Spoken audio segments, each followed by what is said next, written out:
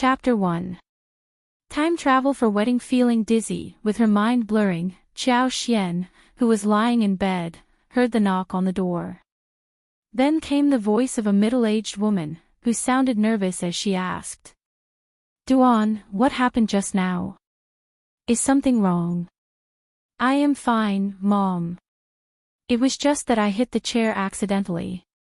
The woman instantly got nervous. What? Are you hurt? No, I am fine.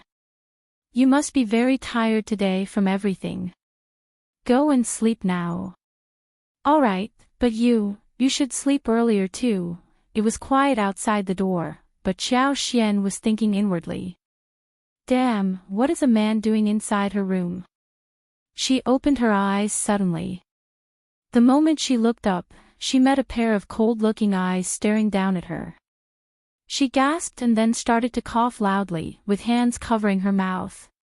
She glanced at the room, which was full of red decoration as well as the sticker of double happiness. It was a room meant for a wedding night. You, Xiao Xian sat up quickly and shrunk herself to the corner of the bed, glaring at the man with her eyes widened. Stay away from me. The man sneered slightly and snapped at her with gritted teeth. You mad woman, you are totally unbelievable. You didn't have to marry me if you didn't want to. But for my sharp discovery, my bride would have hung herself on the wedding night. That would ruin my future, and my family's too. Xiao Xian was dumbfounded and eventually saw the hanging white scarf dangling over the beam. The whole scene looked quite scary, especially when the background in the room was in full red. Below the white scarf was a chair that had been upturned. It must have been this cheap husband of hers who came to save her, when a strange sound arose, causing his mother to come over and check what was going on. Suddenly, Xiao Xian felt dizzy and turned pale, as the memory of the original host emerged inside her mind, stirring crazily inside her head. Boxen OVL. The original host wasn't born lowly, compared to this husband's family which was only a farming household. Instead, she was the miss of the county magistrate's family, daughter of a concubine. This daughter of a concubine had been engaged to someone when she was young. That was when her mother was still alive. Her fiancé turned out to be an excellent man, who passed the imperial examination and was ranked third. He even got the chance to practice to become the county magistrate in a neighboring county. Theoretically speaking, the two families should have held the wedding in utter happiness. But Mrs. Dong, the lineal wife of the family, disliked Xiao Xian's birth mother. So she stopped Xiao Xian from marrying an excellent and promising man like that. Therefore, she abducted Xiao Xian by luring her to visit the temple, and got someone to push her into the water. However, this plan, which should have been done secretively, did not work out. Xiao Xian was saved by Xiao Yunduan from Xiaoding village, namely this bridegroom standing in front of her. Since the two of them had some skin-to-skin interaction, a wedding had to be hosted just to keep the girl's reputation as pure and innocent. That made Mrs. Dong extremely cheerful. What a wonderful end it turned out to be. On one hand, she did not have to be burdened with the possibility of killing one person, and on the other hand, Xiao Xian was able to marry a farmer's family where she was going to suffer throughout her whole life, having no chance of turning the table of her own destiny. Therefore, Mrs. Dong informed her husband about this, and swiftly ordered the engagement of Xiao Xian to be broken off. Later, she got Xiao Xian to marry the Xiao family within no time. Xiao Xian, who was feeling furious and sad, lost all her hope. When she was under heavy guard and monitoring, she could do nothing about her life, but still, she still held some hope. But when she got married this time, she secretly lifted the red veil over her head and saw this shabby-looking, dungeon-like place. She suddenly felt coldness casting over her body. Feeling that she had no future to look forward to, she decided to hang herself in extreme despair. However, Xiao Yunduan came and saved her right on time. But, actually speaking, the original host was already dead. It was a new Xiao Xian when she woke up again, a time traveler. Chapter 2. No divorced Xiao Xian could not help but feel sorry for Xiao Yunduan, who looked furious as he sat on the chair with his hands on his knees, and a straight back. Honestly, it was a misfortune for any family when their daughter-in-law decided to hang herself on wedding night. If the bride really died, the whole family would turn into a laughing stock in front of numerous households, and would be looked down upon by everyone around. Anyone would get very angry and get furious. But that was not her business. Xiao Xian was groaning inwardly. What a shitty business she found herself in. Xiao Yunduan, who looked seriously annoyed, said coldly, "If you don't want to marry me, fine. I will send you home early tomorrow morning. Don't worry, I will tell the county magistrate that it is we, the Xiao family, who don't deserve you. I will mention that clearly on our divorce paper, so you won't be blamed in any way." The couple had already exchanged the dowries and gifts, and done the wedding proceedings. In the modern world, it basically meant that the two of them had already got legally married at the Civil Affairs Office. Although one night had passed and nothing happened, Xiao Xian would either divorce on her own or get divorced by this man. Startled, Xiao Xian shook her head. No, no. I will stay. She must not leave. If she was divorced by the husband the following day after the wedding, she would never be rid of the fact that she had been rejected by her husband, no matter how well written the divorce paper was. Also, maybe her selfish and ruthless father would not accept her to the family either, claiming that no one from the Qiao family would ever be divorced. After all, she was married off and basically given to her husband's family. She believed that Mrs. Dong and her father would definitely do something like that. When that moment came, her future would be nothing. Even if there was the slightest possibility that her horrible father and Mrs. Dong decided to accept her, would she be able to live a good life? Would she have a completely new life ahead of herself? It would not be a matter of whether there would be a whole new life, but whether she would even have a life. Boxen OVL.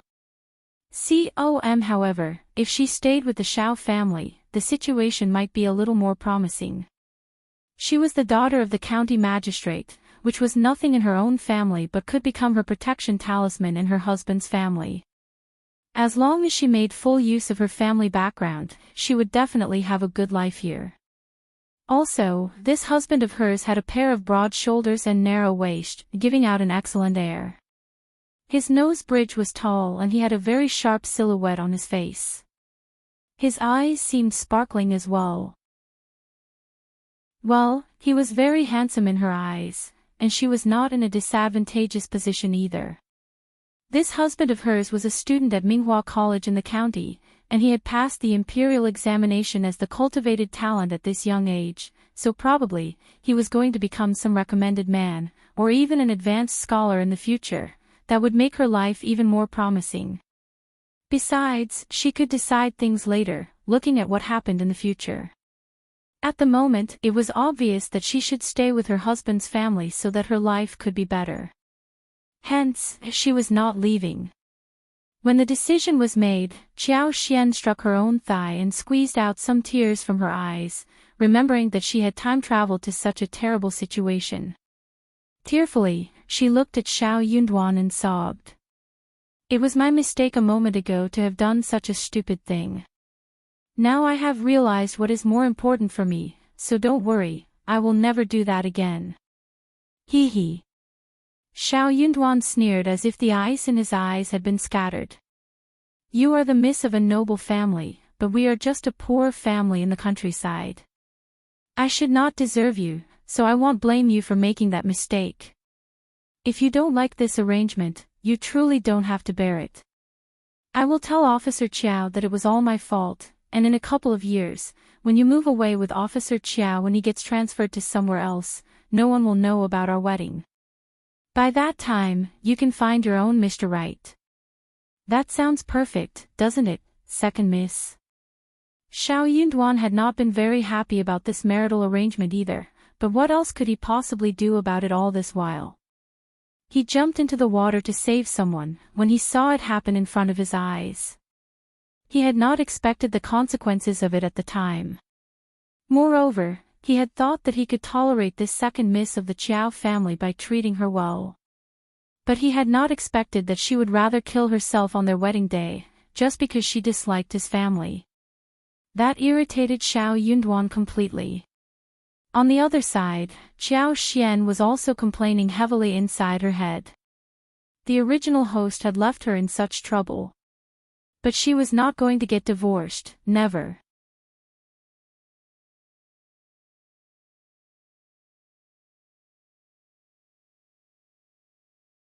He did not think that she understood anything. But it was the only way to deal with the situation right now, and that was what they had to accept. Well, what about the future? Suddenly, Xiao Yunduan had some anxious thoughts crossing his head. Well, he had to stop thinking about the future at this moment.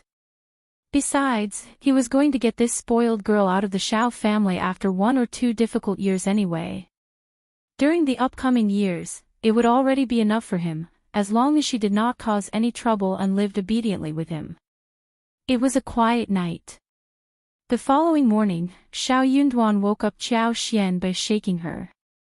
She drowsily opened her eyes and saw Xiao Yunduan standing by the bedside, looking properly dressed. He said as he saw her waking up, "Time to get up now." Xiao Xian let out a small sound, blinked her eyes, yawned and then nodded slightly. Okay, getting up now. No daughter-in-law of any family should sleep in. She was well aware of this point. Actually, when the original host was residing at her own home, she was a pitiful little girl who was forced to get up earlier than the morning roosters. Only she understood how miserable her life was. After all, she had been a very ordinary girl in the modern society in her previous life. But even if that was the case, she had never gotten up so early. She was a newly wedded woman, who was supposed to serve tea to the elderly people in the family and had to address them differently henceforth. After she washed herself up, Xiao Xian went for the meeting with the Xiao family, officially. Chapter 4. First day of wedding. The Xiao family's old master had 3 children. Xiao Yunduan was not born as the eldest one. His grandparents had already passed away, and old master Xiao as well as his 3 brothers were already separated from the family. Xiao Yunduan's father was called Xiao Dakuan, and his mother was addressed as Miss Fang. His elder brother was called Xiao Yunlian, the eldest son amongst all the siblings. Xiao Yunlian's wife was called Miss Su and they had a boy and a girl together. Xiao Yunlian's son, namely Xiao Yunduan's nephew, was called Xiao Junyan. He was 6 years old and his niece Xiao Qing was only 3 years old. Xiao Yunduan had named both his nephew and niece, which pleased the children's parents completely. They believed that their children's names sounded better than those of other children in the village. Also, if the children were named by a person who could read, then it would mean a good beginning, which might bring in more auspiciousness. Xiao Yingguang was the second brother, and he was yet to get married. But the reason why Xiao Yunduan, who ranked the 5th in the family, got married first was only because he saved Xiao Xian who fell into the water, and that basically hastened the wedding to take place, to keep the girl's reputation clean. Xiao Yunhui was the 4th brother, ranking the 7th in all the siblings. He had a twin sister called Xiao Tao Tao, who was only 13 years old this year. The old master's second child was called Xiao Delo, and his wife was addressed as Miss Niu. They had 2 sons and 1 girl together, namely Xiao Yunshan, who ranked 2nd among all the siblings, and Xiao Yunqiao who ranked 4th. Xiao Yunshan married Ms. Zhang and they had 1 son and daughter together, namely Xiao Wan and Xiao Xianwen. Xiao Yunqiao was not yet married and he was seeking a proper suitor at the moment. Their daughter Xiao Miling was only 15 years old this year. Xiao Dashi, who was the old master's 3rd child, married a woman called Ms. Ma. Their eldest daughter, Xiao Meiji was already married whilst the younger daughter Xiao Xiaoji was just 3 months younger than Xiao Tao Tao. Boxen OVL. COM. Their son Xiao Yunjiang was 15 years old, ranking 6th among all the siblings. He was yet to get married and was studying in the county. At this moment, Qiao Xian only got to meet the eldest family, whilst the second and third families would arrive by evening for a family reunion dinner, when they would all meet. Qiao Xian bore everyone present in mind. Luckily for her, not many people were there yet. The Shao family were very curious and nervous about this well-born daughter-in-law of theirs, and they looked quite ashamed too. Her in-laws looked as if they were trying hard to press down their anxiety. Qiao Xian greeted them politely and said with a smile, "Dad, Mom." That put the burden off their shoulders totally. Good, good. This daughter-in-law had a nice temper. Xiao Yunduan, who knew what Qiao Xian was like in the past, let out a sigh of relief as well. This woman was not going to make a fuss here, and was even behaving better than he had anticipated. Had she really thought everything through?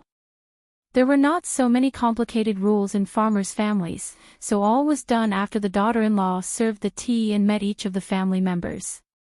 Ms. Fang, her mother-in-law, passed on some auspicious and encouraging words, before everyone was dismissed and went down to their own business. Qiao Xian thought for a while and followed Ms. Fang directly. In this era, it was very important to get a good impression from the mother-in-law. As long as the mother-in-law stood by the daughter-in-law's side, she would have a firm status at home. Otherwise, there would be endless trouble and problems coming onto her unexpectedly. The Shao family were sizing her up on the sly when she served them tea. So did she. Moreover, she paid extra attention to her mother-in-law, who was the key. As far as Qiao Xian could tell, her mother-in-law was generally a nice woman, which made it much easier for her to carry out her own plan. "Mom," Qiao Xian caught up with Miss Fang, showing a nice smile and looking rather obedient. "Please, tell me what I should do, and teach me if I am not familiar with anything." "Oh," Miss Fang smiled brightly and looked at Qiao Xian with a friendly gaze. "It is okay. Just take good care of your husband, so that he can concentrate on studies. You don't have to worry about family affairs."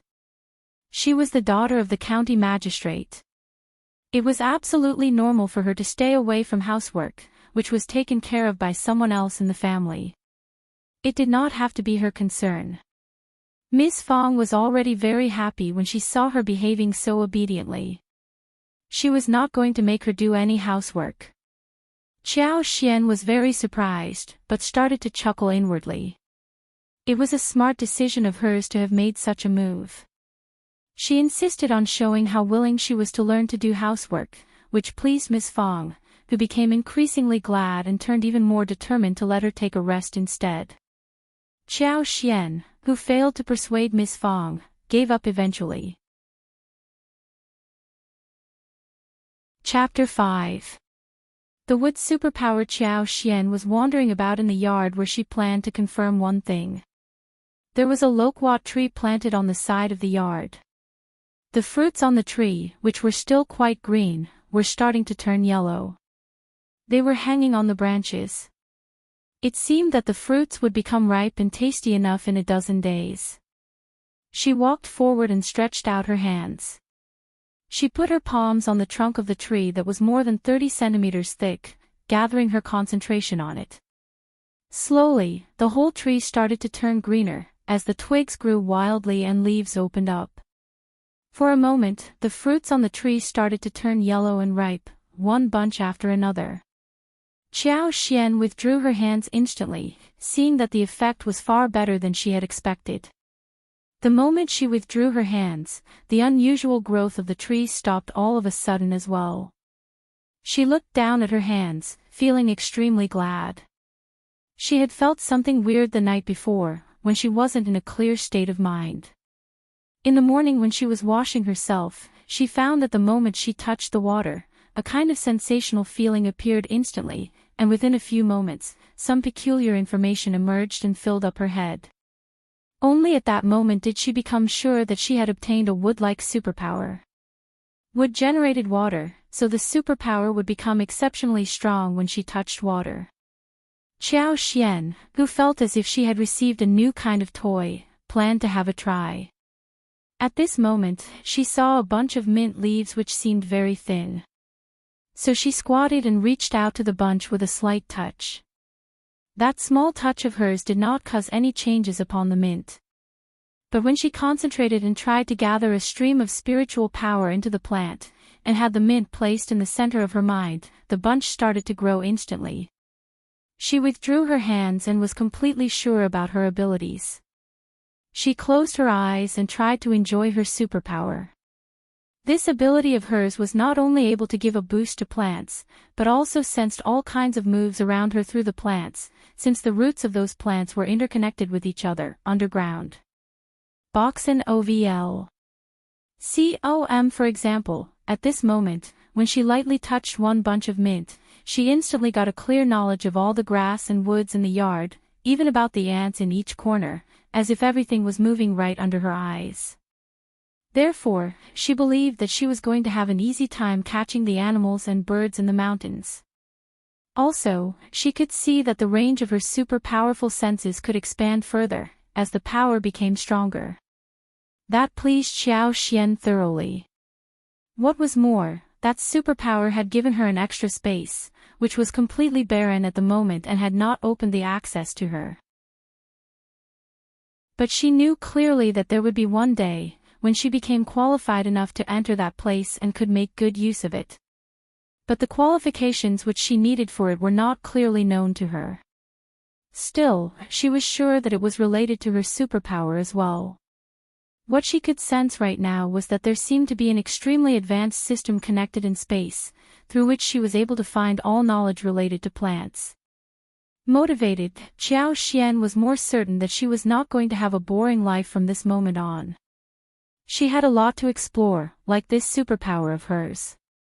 At around 9 or so, the breakfast was ready for the family. After she finished the tea-serving step, her father-in-law, the elder and second brother as well as Xiao Yunduan, all went to the village to work as laborers. At this moment, they just returned home.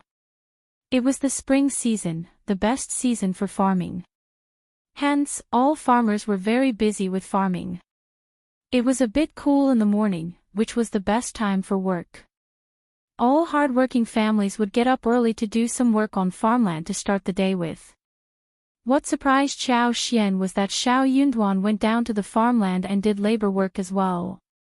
Wasn't he a man who only read books? Suddenly, she had a nice impression of this man. He seemed like a good person. Chapter 6. A surprise scene soon after breakfast, the family found that the loquats in the yard had ripened. And the mint, which had just been planted a couple of days earlier, was now flourishing vividly too. They all spoke highly of this magical scene and held a heated discussion among themselves. But no one was able to draw a conclusion of why that happened, so they all agreed to believe that it was because this patch of land was in a rich environment. Maybe the water and the soil had turned better, causing the loquats to ripen faster, and for mints to flourish more wildly. Xiao Xian had a smile on her face, feeling very proud. These were her achievements. Xiao Yunhuai, the seventh brother of the whole family, was nicknamed Little Seven. He was physically agile and loved to explore the woods and valleys whenever he had time. Therefore, he always brought back home some wild roosters, birds and rabbits for the family to eat. When he saw the yellow loquats, he could not help but climb onto the tree quickly and picked a large bucket of the fruits for the family to eat. Ah, the loquats seemed to taste sweeter and have more tender flesh than those in the past year. Xiao Yingguang spoke in a praising tone, as he grabbed an armful of them. Miss Fong glared at him. You are talking nonsense. You don't even remember how they tasted last year. Xiao Taotao smiled and said, Mom, I am not sure if other people might remember, but I am sure that third brother should definitely remember the taste. He loves all sorts of fruits, he must be right about it. Xiao Yunguang really loved food. He was a very persistent foodie, who would even hold the hive tightly in his arms and run for as far as one whole mountain, even when he was chased by wild bees after he tried to get the delicious honey. That experience of his made him the object of laughter in the whole village for half a month. Hearing what Xiao Taotao said, everyone could not help but laugh. When they were done with tasting loquats, they went down and continued with the labor work. Ms. Fong stopped Xiao Yunduan and glared at him. "Where are you going?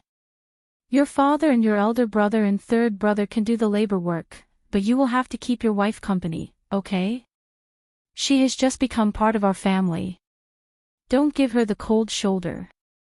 Then Miss Fong turned to Qiao Xian with a sweet smile. "Miss Qiao, your husband is a very nice person, but he is a little bit careless. Men are always like that, right? If you are unhappy about anything he does or says, just tell me, and I will seek justice for your sake." Qiao Xian smiled brightly. "Mom, my husband is a good person and he is very careful too. Don't worry, I won't be unhappy. It is my fortune to have met such a nice husband and mother-in-law." Well, she knew pretty well how to behave at this moment. A mother could criticize her own son, but she as the wife could not say anything bad about him. Boxen OVL. Qiao Xian suddenly felt that she was making a smart move. Sure enough, Miss Fong smiled even more brightly after hearing her exaggerated praises. She chuckled. "You are such a nice girl. It is our fortune to have you as the daughter-in-law, and Yunduan's fortune too, ha ha ha. I feel so honored to have been praised by you, mother-in-law. No, it is all because you are a nice child. I will definitely learn from you and become a good daughter-in-law for the Xiao family."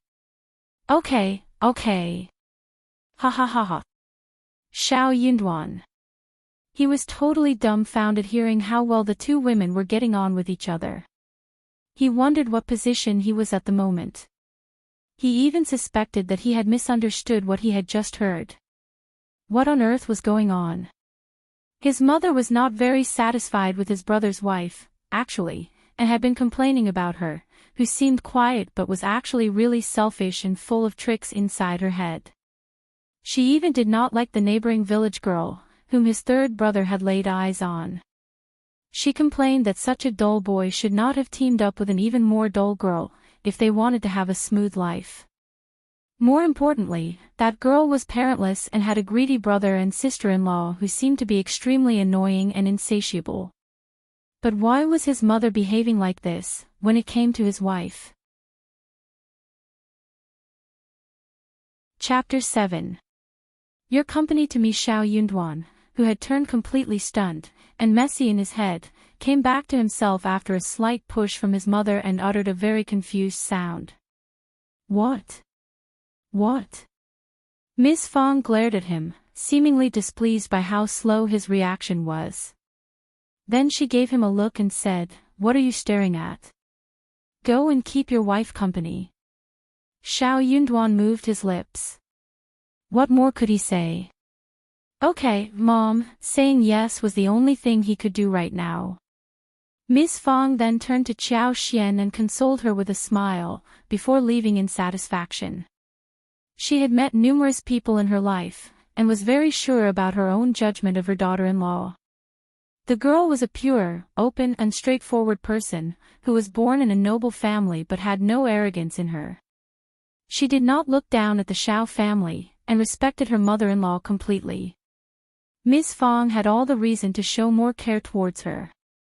Also, her son was a man with a gloomy personality, who was really suitable for an open and easygoing girl like her.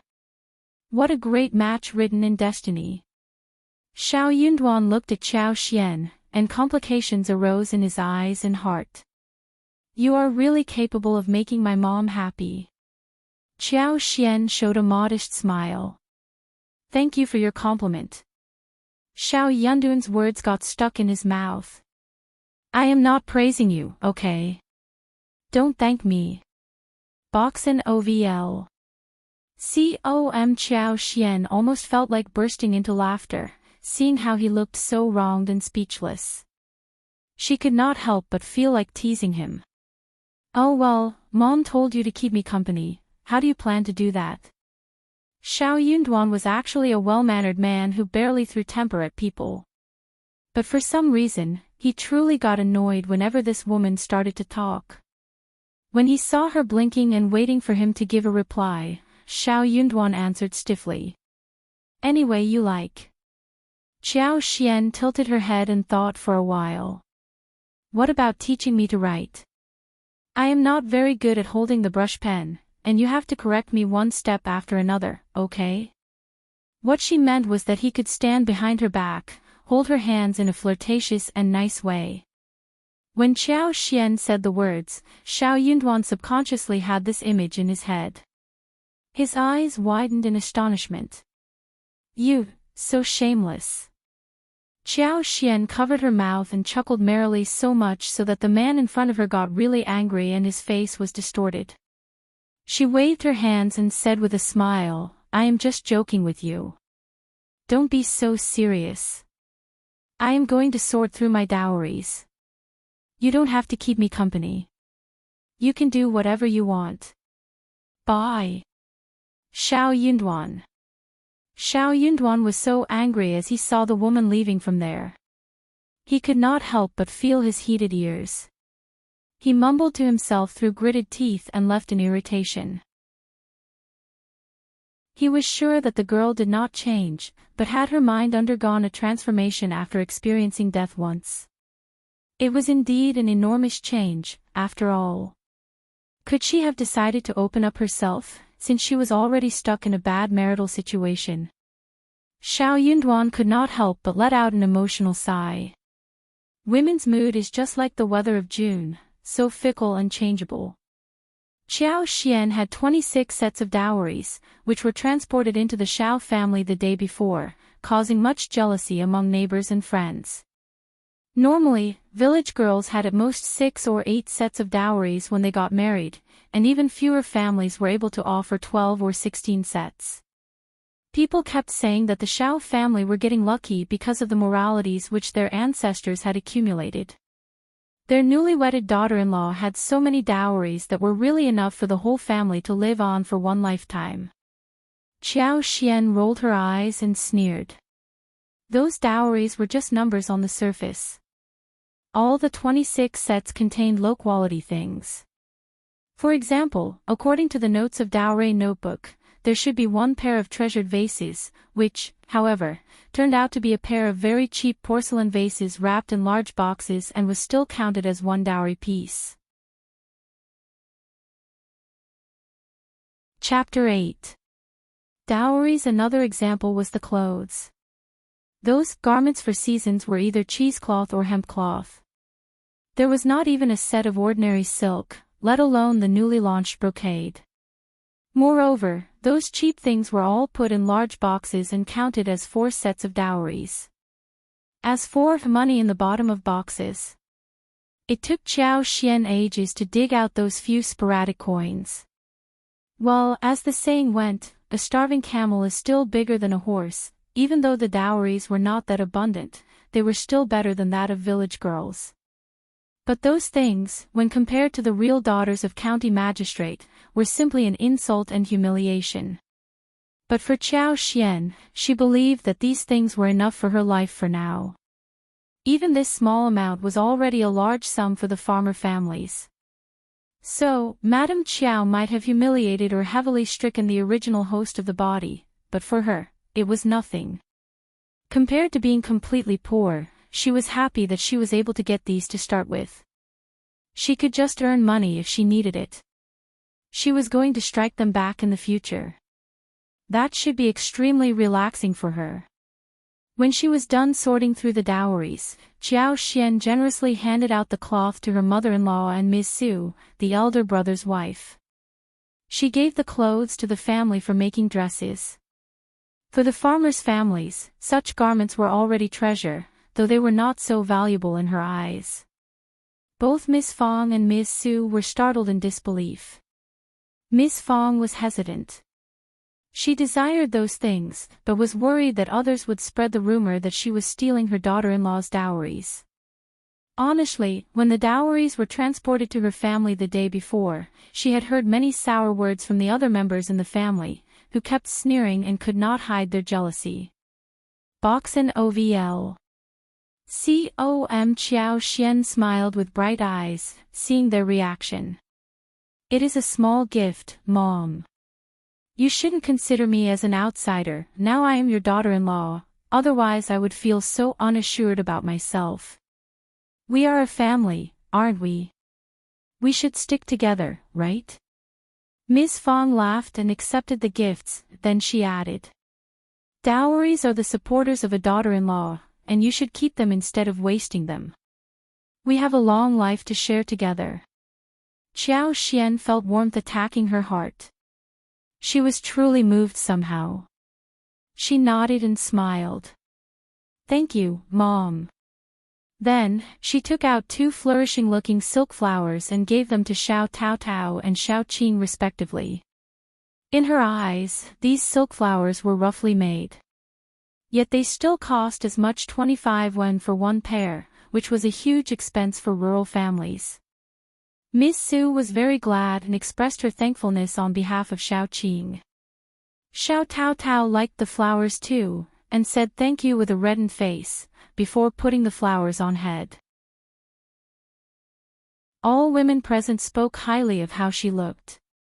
Xiao Xian felt a bit guilty after she gave out the garments and silk flowers, since she did have a selfish purpose. So, she made more effort in trying to give compliments, which led to a happy laughter among all the women. She was actually testing how her mother-in-law, brother's wife and husband's sister were like, when she gave out so many gifts.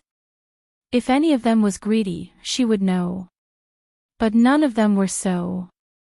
Even though Miss Su might seem to have some selfish thoughts, she still believed that her thoughts were reasonable. At this moment, Xiao Xian felt totally assured. What she did not know, however, was that it was Miss Su's turn to feel guilty.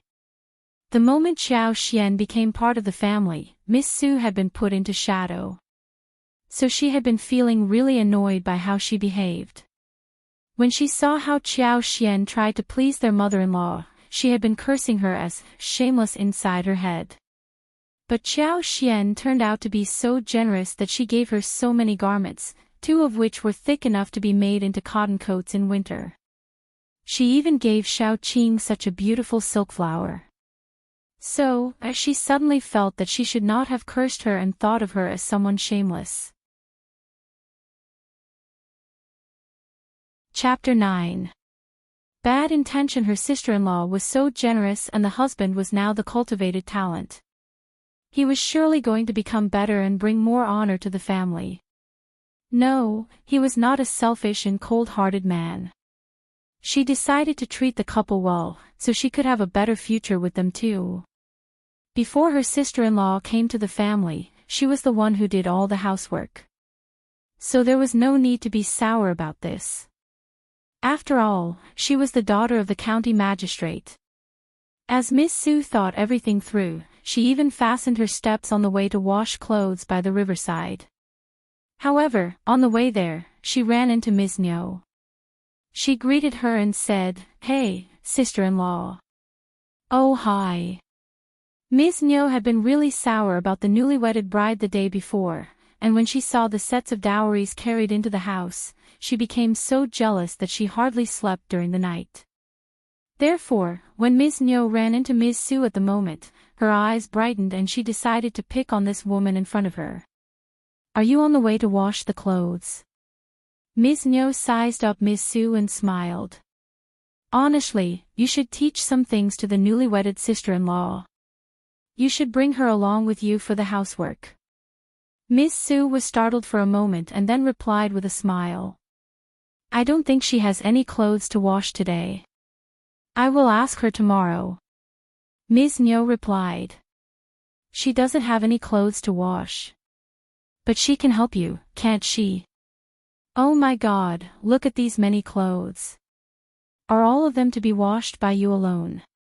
You were doing the housework all by yourself in the past, but now you have a helper, who should share your burden, right? Doesn't your mother-in-law say anything? It is such an unfair move for you. You are just too conventional. You are her elder sister-in-law, and also the senior member of the family. Now Miss Chow is married to our family, so no matter which family she comes from, she should still respect you. Well, I think that she is looking down on you. You should build an image for yourself and tame her. Otherwise, she will act over the top and cause you trouble. You won't like it. Trust me, you are too honest and you will be bullied. I care for you, that is why I am reminding you. Ms. Nyo was in the middle of her happy talk, when suddenly a loud voice arose from behind. What are you talking about? Ms. Nyo and Ms. Su were both startled, as they turned around and saw Ms. Fong coming their way. Ms. Su was surprised and was about to give an explanation. Mom, Boxen OVL. Stand aside. Ms. Fong snorted as she threw a cold glance at Ms. Su. She sneered at Ms. Nyo. What are you sharing with my daughter-in-law? How about repeating it in front of me, so I can also learn something from you to see what mistakes I have made, which you are trying to teach my daughter-in-law. Ms. Su flushed, not knowing what to do. Ms. Nyo panicked but soon calmed down, thinking that her sister-in-law was talking louder and looking excited. Could it be because they got the daughter of the county magistrate as the daughter-in-law? The thought made her feel even more sour. As jealousy arose into her head, Ms. Nyo felt even more envious and she responded with a strange smile. Look at you, it seems as if you are interrogating me. People might think that I have made a mistake. You are now the county magistrate's in-laws, and you have suddenly become very arrogant. You don't even think of me as part of your family anymore, do you? Stop spreading your nonsense. Ms. Fong snapped at her and cursed heavily. I know you are just jealous. I heard those disgusting words you said yesterday, but it was a happy and auspicious wedding scene where friends and families were all around, so I decided not to argue with you at the time. Does that make you feel as if nothing was heard by me? Yes, I am arrogant, so what? You can be arrogant too, if you can afford it. If you can't, just shut up. Ms. Nyo's face flushed out of anger.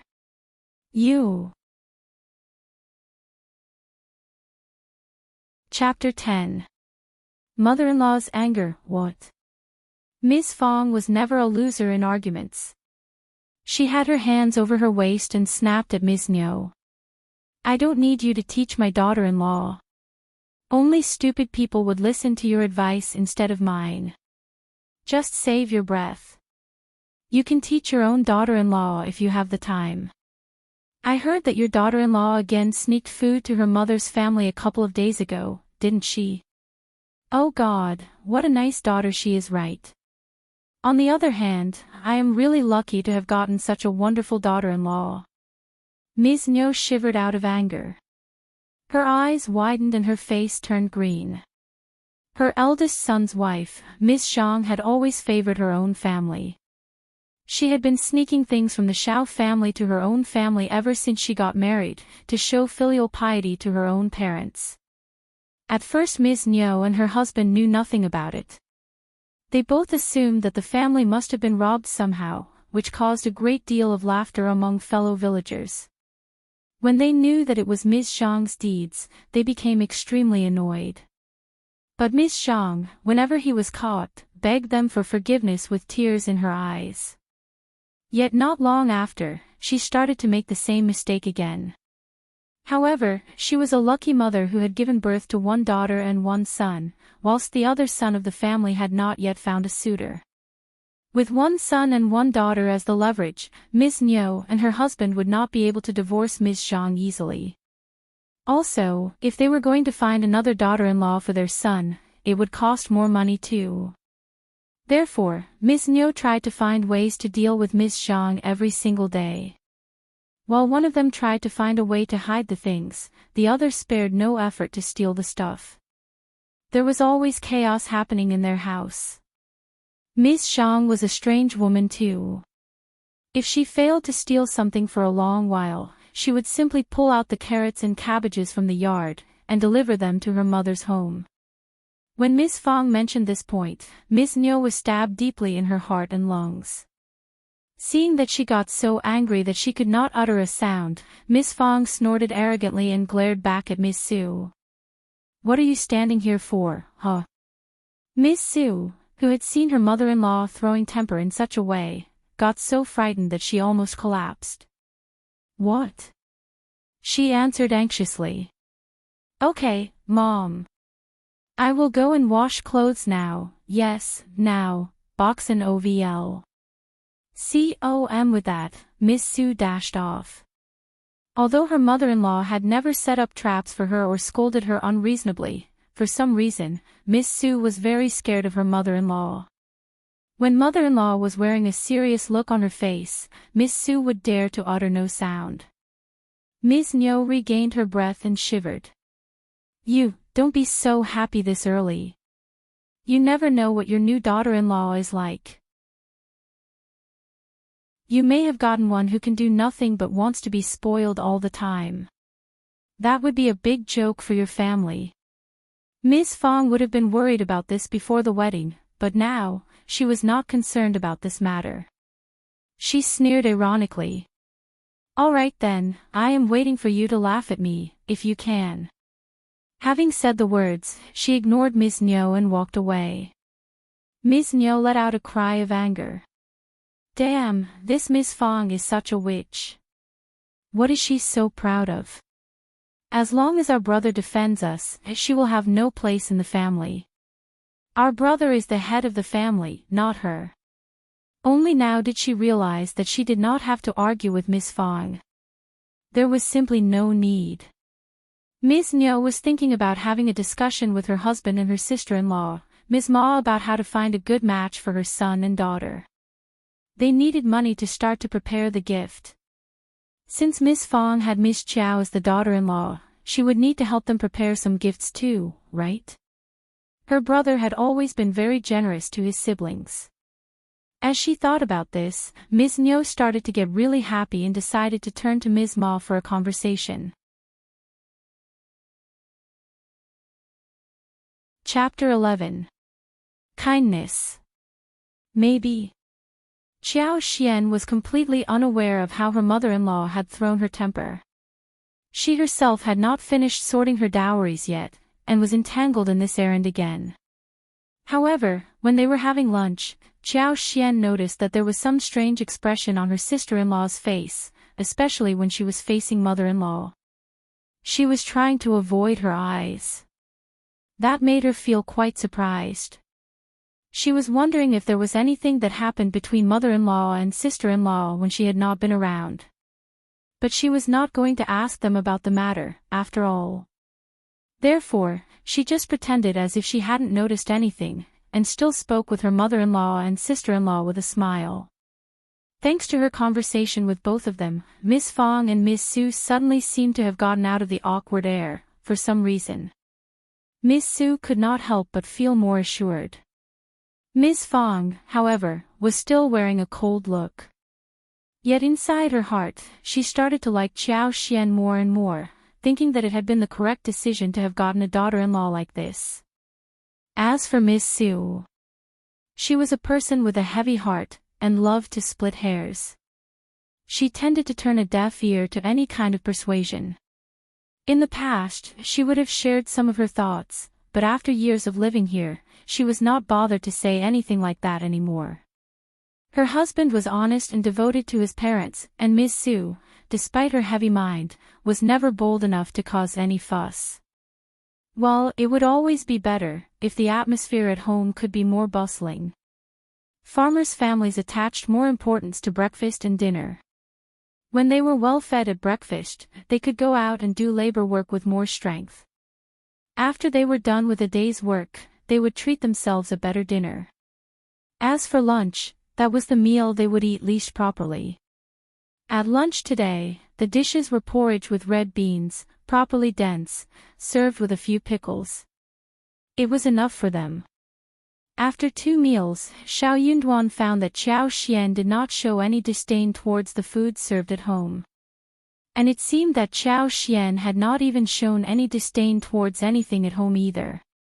Honestly speaking, Xiao Yunduan was very surprised by this behavior of hers, and suddenly, he felt somehow guilty. He had not thought that she would be this good.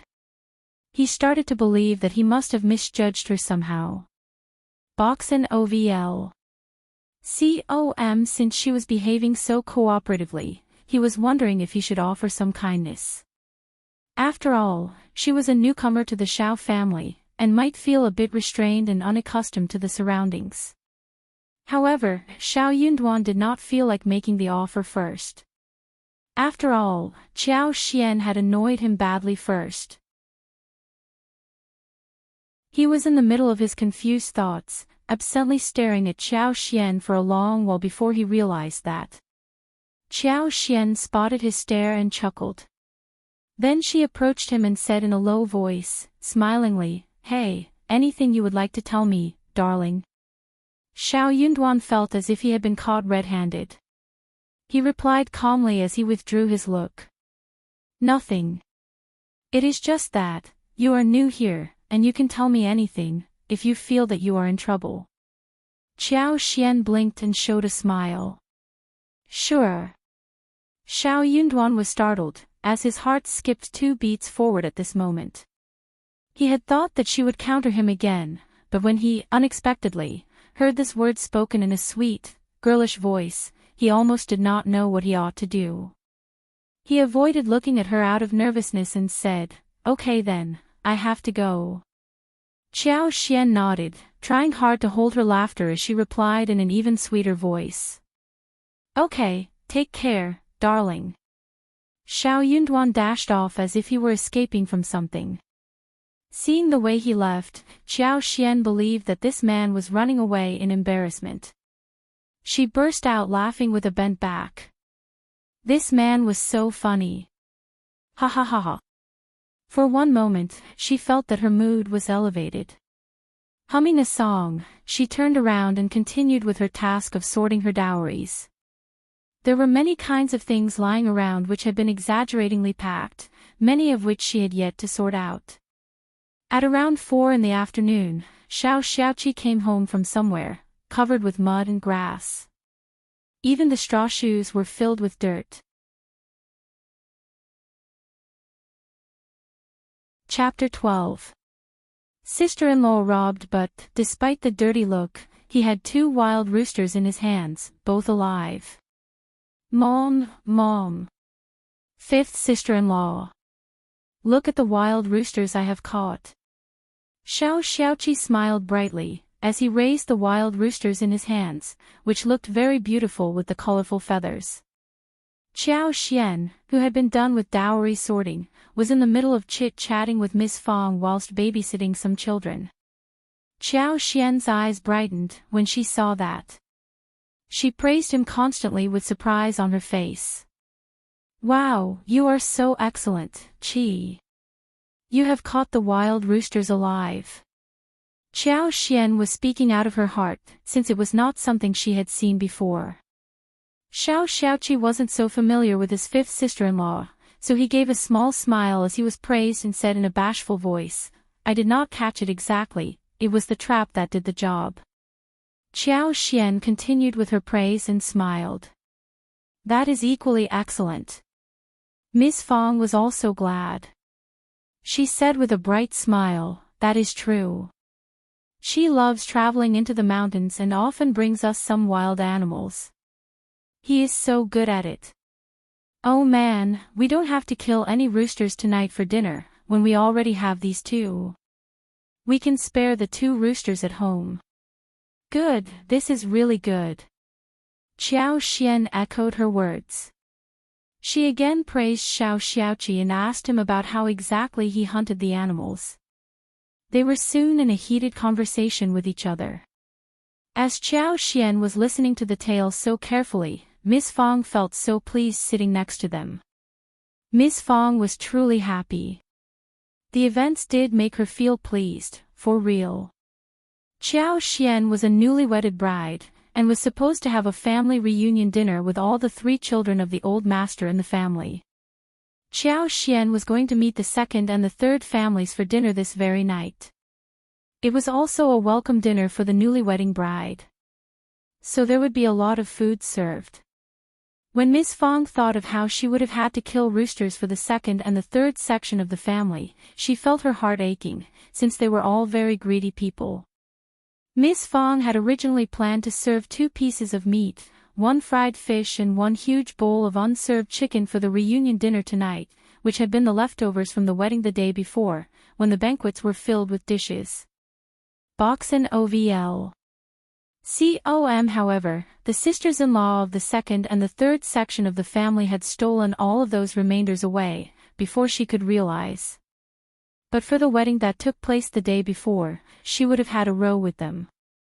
As she thought that she had to kill the well-fed roosters to serve them this very night, she felt even more distressed. Unfortunately, it was a dinner to show her care to the newly-wedded daughter-in-law, so she was going to kill the roosters, no matter how much that would hurt her heart. However, her youngest son caught 2 wild roosters today, instead. These 2 wild roosters looked very well fed, which would save her from killing any more roosters this evening. That was why Miss Fong felt extremely pleased. After they exchanged a few words, Miss Fong believed that it was time to get water boiled so as to kill the wild roosters in the kitchen, seeing that the dinner time was approaching. Qiao Xian offered to help, but Miss Fong turned her down. She spoke a few nice words about her and Qiao Xian dropped the offer, eventually. Qiao Xian returned to her room and felt bored, thinking that she should not go on like this anymore. She should pick up some skills about making the sauls or anything, so she could kill the time instead of feeling so bored. She was just thinking randomly when she saw Xiao Taotao entering. Xiao Taotao was startled at the sight of her, and then she started to mumble in panic, with her head lowered. "Fifth sister-in-law, what is wrong, Taotao?" Qiao Xian walked forward and asked concernedly. "Why are your eyes so red? Did you cry? What happened?" She had to ask what happened to her sister-in-law, who was in such a mess. Hearing what she asked, Xiao Taotao felt even worse. She almost burst out in tears. "Fifth sister-in-law, the silk flower you gave me was robbed away by second sister and fourth sister. I am sorry, fifth sister-in-law, I didn't mean to let it get snatched." Chapter 13. Horrible people. That was the fifth sister-in-law's gift to her, but it was stolen away by her cousin within half a day. Xiao Taotao was feeling both sad and guilty. Second sister and fourth sister? Qiao Xian was startled. She was a concubine's daughter. She had one sister who was born by the madam of the family and one younger sister who was born by another concubine. Neither of them were easy to deal with. Hearing what Xiao Taotao said, she understood mostly what was going on. However, these 2 cousins should belong to the second and the third sections of the family. Moreover, her mother-in-law did not look like someone who was easily bullied, nor did this sister-in-law of hers look like a timid person. What made these 2 cousins so wild? How could they be so unreasonable? It is totally irritating. Xiao Taotao felt even worse and a little annoyed too. She pursed her lips. Dad is always defending them. He says that even though we come from 3 different sections, we are still one family and we should get on well with each other. We are the eldest of the family and should take care of everyone. Moreover, we should not be so critical about everything. They are family, anyway, right? Qiao Xian felt speechless. It seemed that such a thing had happened many times. No wonder those 2 cousins dared to bully Taotao without fearing anything. Her mother-in-law might not be an easygoing person, but her father-in-law was the man of the family. So no matter how much her mother-in-law tried to throw temper and have a row, she could do nothing about the father-in-law who was determined and resolute. After venting out her complaints, Xiao Taotao felt slightly better. She could not help but feel that she was much closer to fifth sister-in-law at this point. She looked up at her and said, "I am sorry not to have defended myself for the silk flower, so it was stolen away." "I am sorry, fifth sister-in-law. Qiao Xian shook her head quickly and said, "It is not your fault. It is they who are terrible." She raised her eyebrows. "But my gift should not be stolen away so easily. You go and trick them into our yard, and I will help you to get back the silk flower." She just could not bear the anger that her gift to her sister-in-law was pulled away, especially when her sister-in-law came to share her grievances with tears in her eyes. Boxen OVL. Com Xiao Taotao was surprised and sounded hesitant. "That doesn't seem right. What if father knows about it? What if?" Qiao Xian consoled her. "Father is a reasonable person too, right? That is the gift I gave you, and it should not be snatched away by other people. It would sound really unreasonable, right?" Obviously, her father-in-law was an honest person, the eldest brother who tried to bear all responsibilities. But she was a member of the eldest section, and now that the people from the second and the third section had developed the habit of stealing and robbing stuff, they would definitely turn to her in the near future. She was not only helping her sister-in-law, but also clearing the path for herself in future life. This was something she was going to get involved in and solve. Hearing her words, Xiao Taotao thought for a while and nodded hesitantly. "Fifth sister-in-law is right, and it sounds reasonable too. But I am not sure if they will return the silk flower anyway." Qiao Xian smiled. "We can talk to them in a nice way, and I believe that they will be able to return the silk flower. Let's have a try anyway, okay?" Although Xiao Taotao did not believe her words, she truly missed her silk flower, and was angry too. So, with a little conviction, she nodded. "Yes, you are right, fifth sister-in-law. I will get them here now." Soon, Xiao Taotao came with her cousins Xiao Meiling and Xiao Xiaozhi. Qiao Xian turned to them as she was in the yard, smilingly. The girls were startled, and after a while, they realized that this must be the wife whom their cousin had married the day before. Chapter 14. Qiao Xian sees it through. Qiao Xian looked very pretty, and she was the daughter of the county magistrate. The soul, at this moment, had been changed, so by this point, she looked confident, calm, presenting an air of dignity. Both Xiao Meiling and Xiao Xiaozhi instantly showed some fear. "Hi, fifth sister-in-law." "Greetings." Fifth sister-in-law, Xiao Meiling was 15 years old, an age when girls loved to dress up well. She could not help but size up Qiao Xian on the sly. Seeing how she was dressed and what she was wearing, she could not help but show some greed. Same went for Xiao Xiaozhi. She couldn't help but think of how her mother talked to her sixth brother about how lucky their fifth brother was, that he ran into the daughter of the county magistrate and saved her. Her mother wished that it was her own son who had gotten involved in the incident. If that had happened, then this fifth sister-in-law would have been sixth sister-in-law on her side. In this way, they would have become rich too, and her own sixth brother would have had a promising future. As she was thinking, Xiao Xiaozhi could not help but place her eyes upon the beautiful hairpin on Qiao Xian's head, thinking that if this woman were her own sister-in-law, then she would definitely have been able to ask her for that hairpin in a fair and open way. Suddenly, an idea flashed across her head. She could ask her uncle for help. Uncle would definitely say yes to her request. If her uncle could help her, fifth sister-in-law would definitely have to obey his order, otherwise she would be considered as a woman without filial piety. Xiao Xiaozhi could not help but feel cheerful, and involuntarily showed a look of joy. Qiao Xian had been sizing up these two girls, who were too young to hide their inner feelings. So, Qiao Xian had a good idea of what they truly were thinking. Boxen OVL. Suddenly, she felt disgust arising inside her head. On the other hand, she felt lucky that the eldest section of the Xiao family was not like this. She replied to them with a smile and said, "You are the two cousins from the second and the third section of the family, aren't you?" Xiao Meiling and Xiao Xiaozhi nodded. Yes, we are. Qiao Xian glanced over their heads. These two cousins were getting on well with each other, weren't they?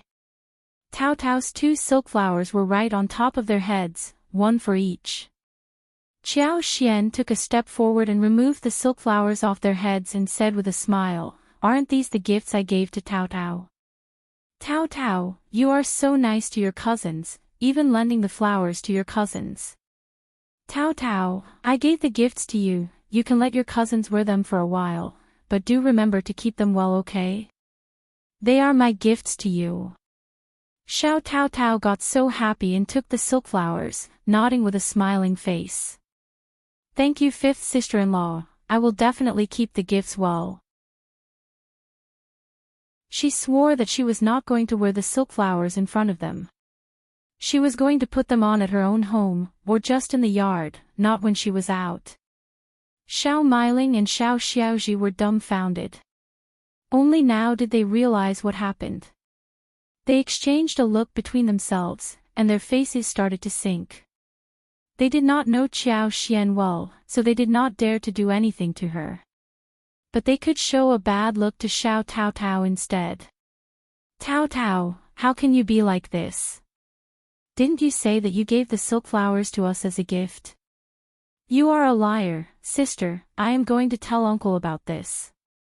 Qiao Xian turned speechless. This justice-filled tone would have generated a misunderstanding towards Tao Tao, if the truth had not been known to her earlier. Xiao Tao Tao's face flushed as she argued. "I didn't give them to you as the gift, you took them on your own." Xiao Meiling said, "But you didn't say no, right? What do you mean by taking them back now?" Xiao Xiaoji spat out. "Bah, you are shameless." Xiao Tao Tao was annoyed.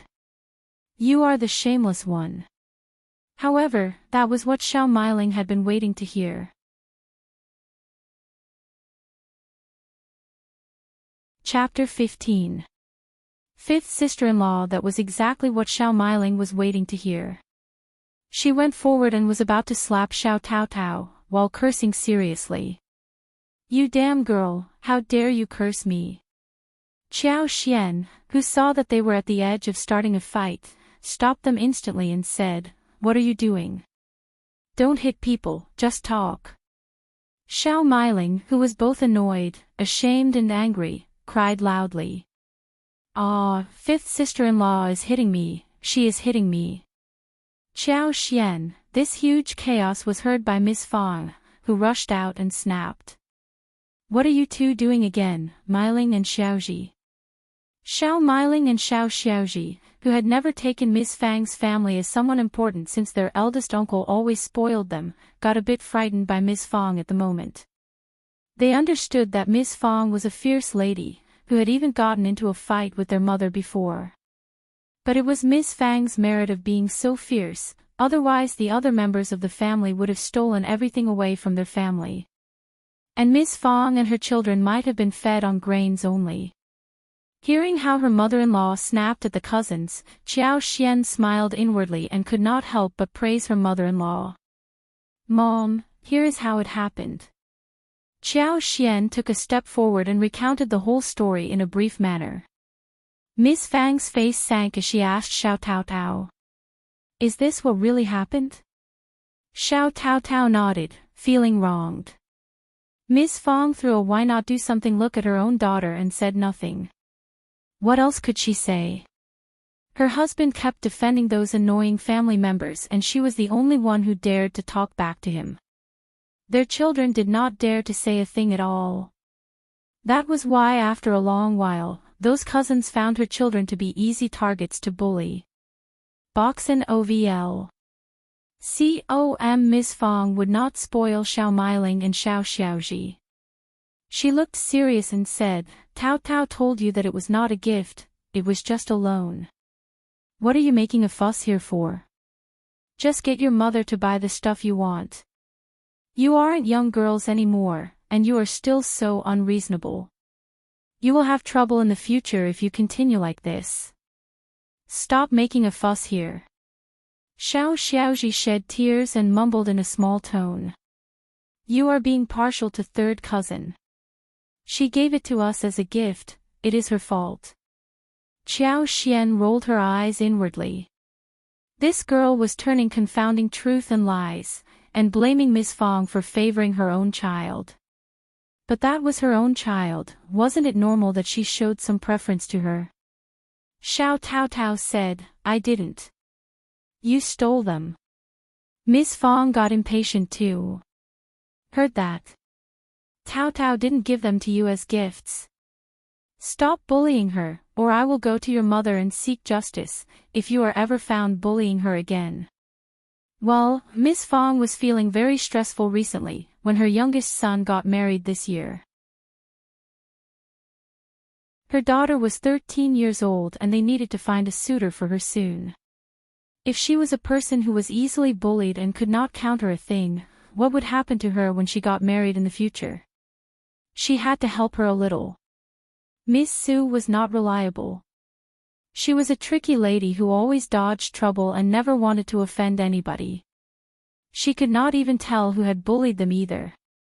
But her son's wife seemed good. She had just come to the family and knew how to defend Tao Tao. That was why she was going to show her preference clearly. Xiao Meiling and Xiao Meiling had a guilty look on their faces when they were snapped at by Miss Fong.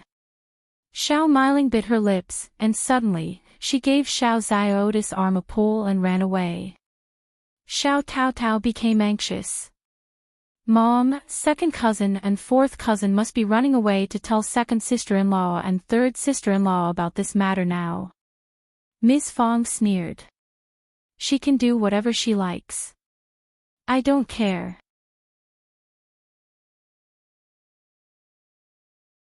Chapter 16.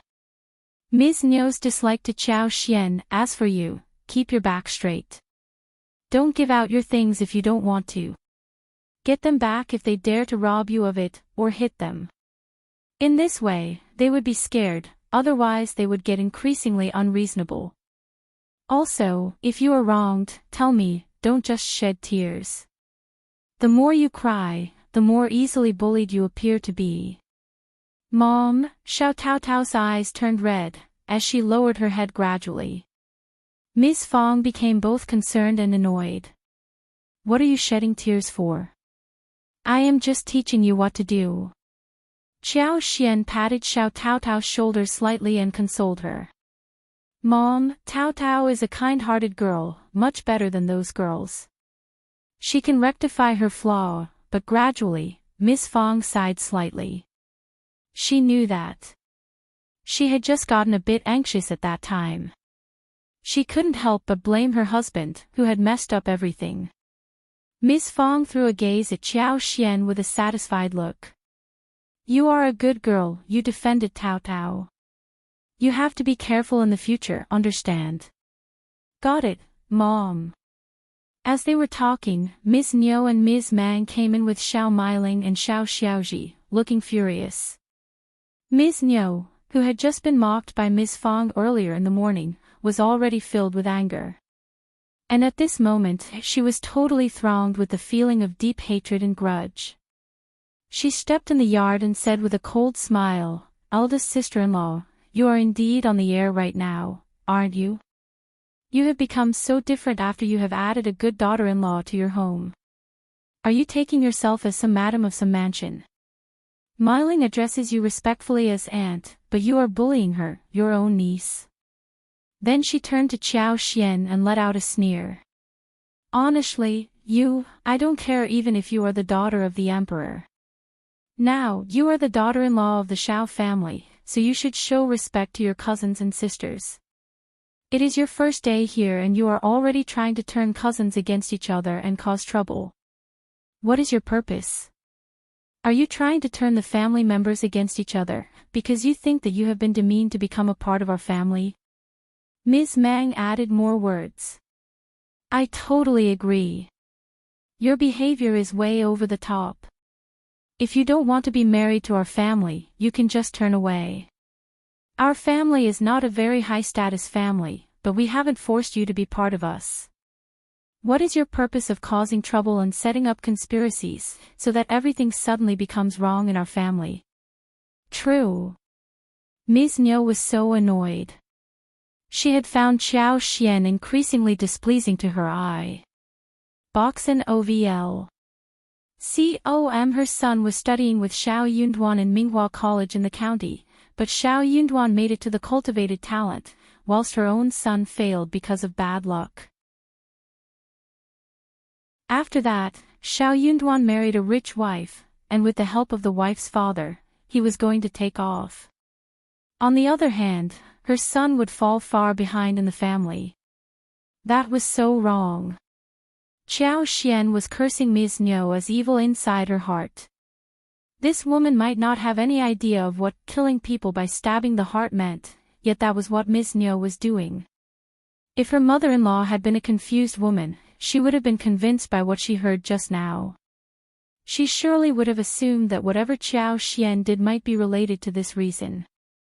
That would make her life difficult here. Luckily, her mother-in-law was a woman with a clear mind. Xiao Xian was no longer anxious anymore. She was the junior member of the family, a newly wedded wife to one of the sons. So, she did not counter Ms. Niu at the moment. Instead, she turned to Ms. Fang with a pitiful look on her face. Ms. Fang squinted at the two women and said, "My daughter-in-law knows how to defend her sister-in-law one day after she steps into this family. I am really happy about that. You two don't have to worry about our family affairs." Chapter 17.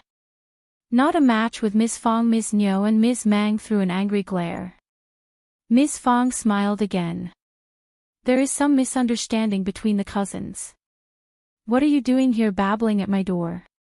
Miss Chiao, tell them what happened?" The more they looked down at Xiao Xian, the more Miss Fang was going to raise her. Miss Fang had sharp eyes. She could tell that her daughter-in-law was capable of dealing with the situation. She had been on her own for years, and now with a helper next to her, she was not going to give up. "Okay, Mom." Xiao Xian nodded with a smile and recounted the incident in just a few words. Miss Fang sneered in satisfaction. "Heard that. Just teach your children well. After all, it is never good to be so intimidating. They are girls, okay?" Ms. Mang showed a terrible look on her face. "This is nonsense." Xiaoji said it differently.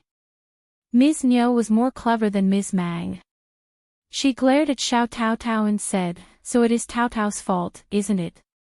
Tao Tao, you gave out presents and said that your cousins bullied you. That is unreasonable. You are not a little girl anymore, don't just lie." Tao Tao was angry. "That is not true. Now you are countering the elder in the family. Just look at her, elder sister-in-law, you must teach her a good lesson." Xiao Meiling and Xiao Xiaoji followed Ms. Niu's lead and kept saying that Xiao Tao Tao gave them the gifts first before regretting it and calling them robbers. Ms. Mang joined them and kept saying bad words about Xiao Tao Tao. All of them combined forces at this moment. Xiao Tao Tao became so anxious that she almost cried. She did not know how to defend herself but kept insisting that it was not like how they were saying it. "No, I didn't. It is not true." But her words were so weak that she was completely defeated. Even Ms. Fang turned pale with anger. Boxen OVL. Xiao Xian said, "Tao Tao won't give out those flowers as presents, because they are my gifts to Tao Tao who cherishes them. Also, she likes silk flowers and she would not give them out to anyone else." Ms. Niu sorted, rolled her eyes and said, "The girls won't have lied." Xiao Xian retorted. "Tao Tao won't lie either. You weren't present there. Why do you think Tao Tao was lying?" Ms. Fang said coldly, "True, I believe my daughter." Xiao Xian added further. "Meiling and Xiaoji are not little girls anymore. Why don't they understand that they should not accept the gifts from Tao Tao, when they know that those gifts are from me to her?" Xiao Meiling countered immediately. Tao Tao did not say that it was a gift to her. Xiao Xian asked her. Why didn't you ask? Xiao Tao Tao said, I did. Xiao Meiling, Miss Fang said coldly, anything else? Just leave if you don't have anything more to say. You will get no dinner tonight if you keep pestering me. Eat at your own home instead. Both Ms. Niu and Ms. Mang were angry. That was not a reasonable thing to say. Only those who knew how to insist and make a fuss of the matter would be the final winner. But obviously, they could not override Ms. Fang. They neither lost nor won. It was impossible to get back whatever Ms. Fang had taken away. And this Ms. Chiao was even more annoying. She was the daughter of the county magistrate, sharp-tongued and not at all well-behaved. Bah! Oh true, she heard from her son that this daughter was just a concubine's daughter whose mother already died. She was not good at all. But she did have 26 sets of dowries. Ms. Niu was really jealous.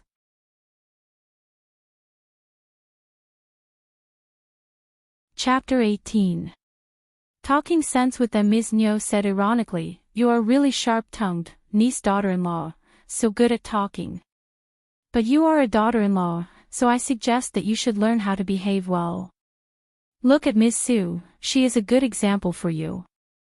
Learn from your sister-in-law. Xiao Xian did not care at all. She did not show any anger but stared at Ms. Niu, who seemed annoyed. She smiled. Thank you, second sister-in-law.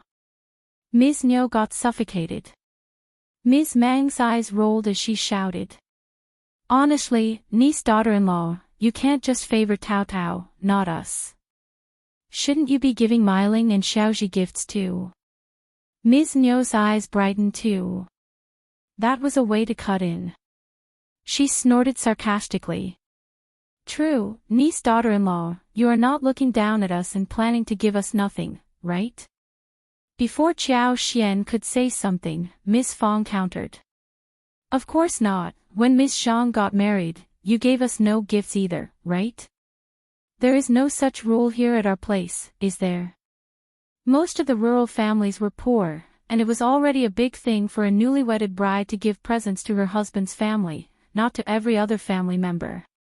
No one from other families would come and ask for gifts. Ms. Mang mumbled, feeling unconvinced. That is different. Ms. Zhang is poor, but you are the daughter of the county magistrate, you should not be stingy. That is true. Ms. Fang smiled coldly. But they are both daughters-in-law of the Xiao family, and they should do the same thing, shouldn't they? Stop babbling here.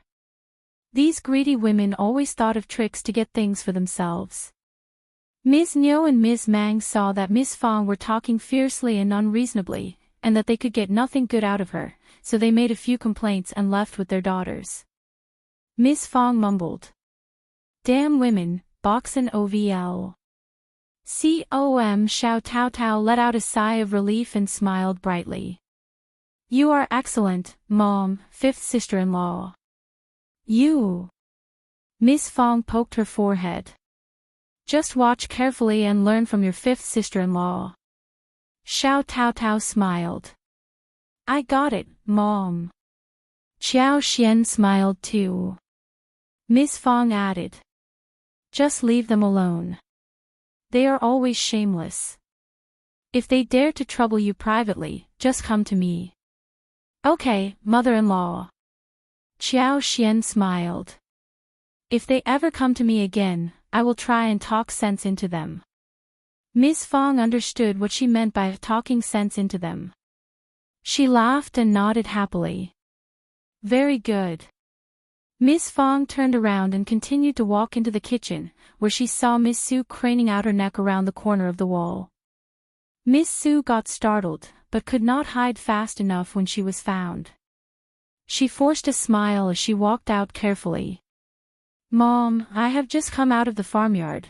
Miss Fang was aware that she had been watching the show standing in the corner for a very long time. She always hid when something happened.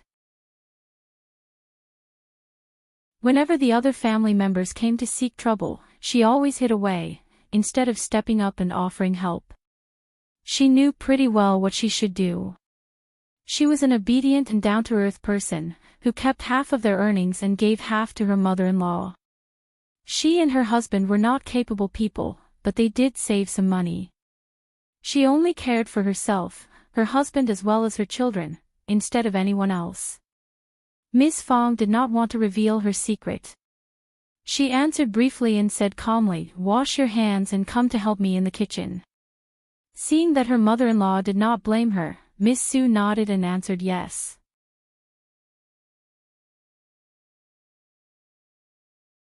Chapter 19.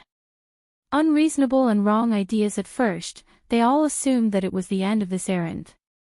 However, when the two families from the second and third sections of the family came around for the dinner, the issue was mentioned once again. Ms. Niu and Ms. Ma kept complaining in front of their eldest uncle, not only about Xiao Taotao, but also Qiao Xian. They kept insisting that Xiao Taotao did not show any sisterly love to the cousins and that Qiao Xian was looking down upon them. Xiao Meiling and Xiao Xiaoji seemed really saddened, sitting next to them. Miss Fong and Miss Su were busy at the kitchen, where Xiao Taotao was giving them a hand. It was only Xiao Yunduan, as well as other junior members of the family, who listened to the narrative with a frown and could not interrupt them.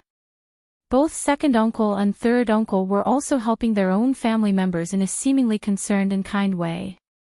The eldest uncle became so guilty that he kept apologizing and started speaking nice words, whilst throwing a look at Qiao Xian and suggesting that she should apologize too.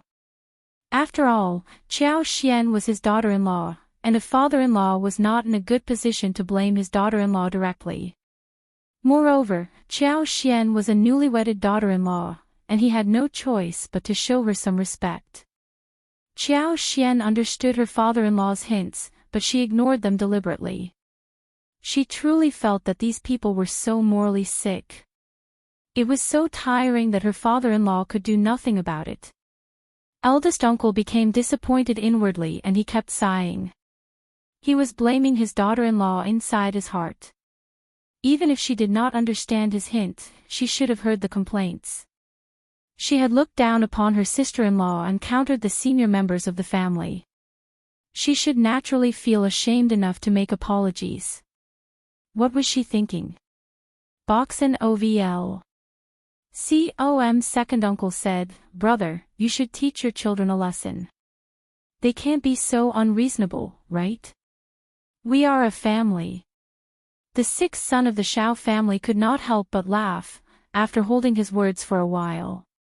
"Elder uncle, you should ask fifth brother if there is any need to become a scholar, when he can't even teach his wife a good lesson. Saint says that a qualified scholar should be able to rule the family and keep peace in the world, right?" The sixth son could not help but glance at Qiao Xian, getting really annoyed inside his heart. Why had it not been him who had saved this girl? Had he married the daughter of the county magistrate, he would have been assured of a promising future. Damn, his fifth brother kept getting good things happening to him and never thought about sharing the fortune with his brother. If his fifth brother had asked him to keep him company the other day, he might have become the candidate for this girl's husband. His brother married the daughter of the county magistrate. What kind of girl should he marry so that he could override him in the future? Eldest uncle did not understand what the sixth son was implying, but he showed a look of admiration towards this boy. Suddenly, he felt that he could give his son a lesson, even if he could not do anything to his daughter-in-law. Eldest uncle turned to Xiao Yunduan and said in a displeased voice, "Your sixth brother is right. Yunduan, we should keep peace in our family. Isn't it good that we live in harmony? Tell your wife to say sorry to second and third sister-in-law. We are all family members, and it is fair if every girl in the family gets the same thing, including Wan." Wan was only 5 years old, the daughter of the second section of the family. Qiao Xian turned to look at Xiao Yunduan. Xiao Yunduan nodded at his father and gave a consoling look at Qiao Xian, asking gently, "Miss Qiao, can you recount what happened?" Qiao Xian felt that she had been repeating the same thing all the time. But she had no choice but to say the whole thing again. Mom and Tao Tao were both present. You should hear their words, regarding whether I was disrespecting the second and third sister-in-law. I am not bold enough to take over the entire blame. Mom also pointed out that when elder sister-in-law and second sister-in-law first got married to the family, they did not seem to give anyone any presents. So why are you treating me differently? Are you looking down at me, or bullying me, or trying to cause trouble to me in particular?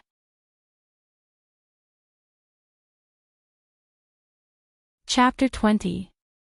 Miss Fang's fury eldest uncle was taken aback.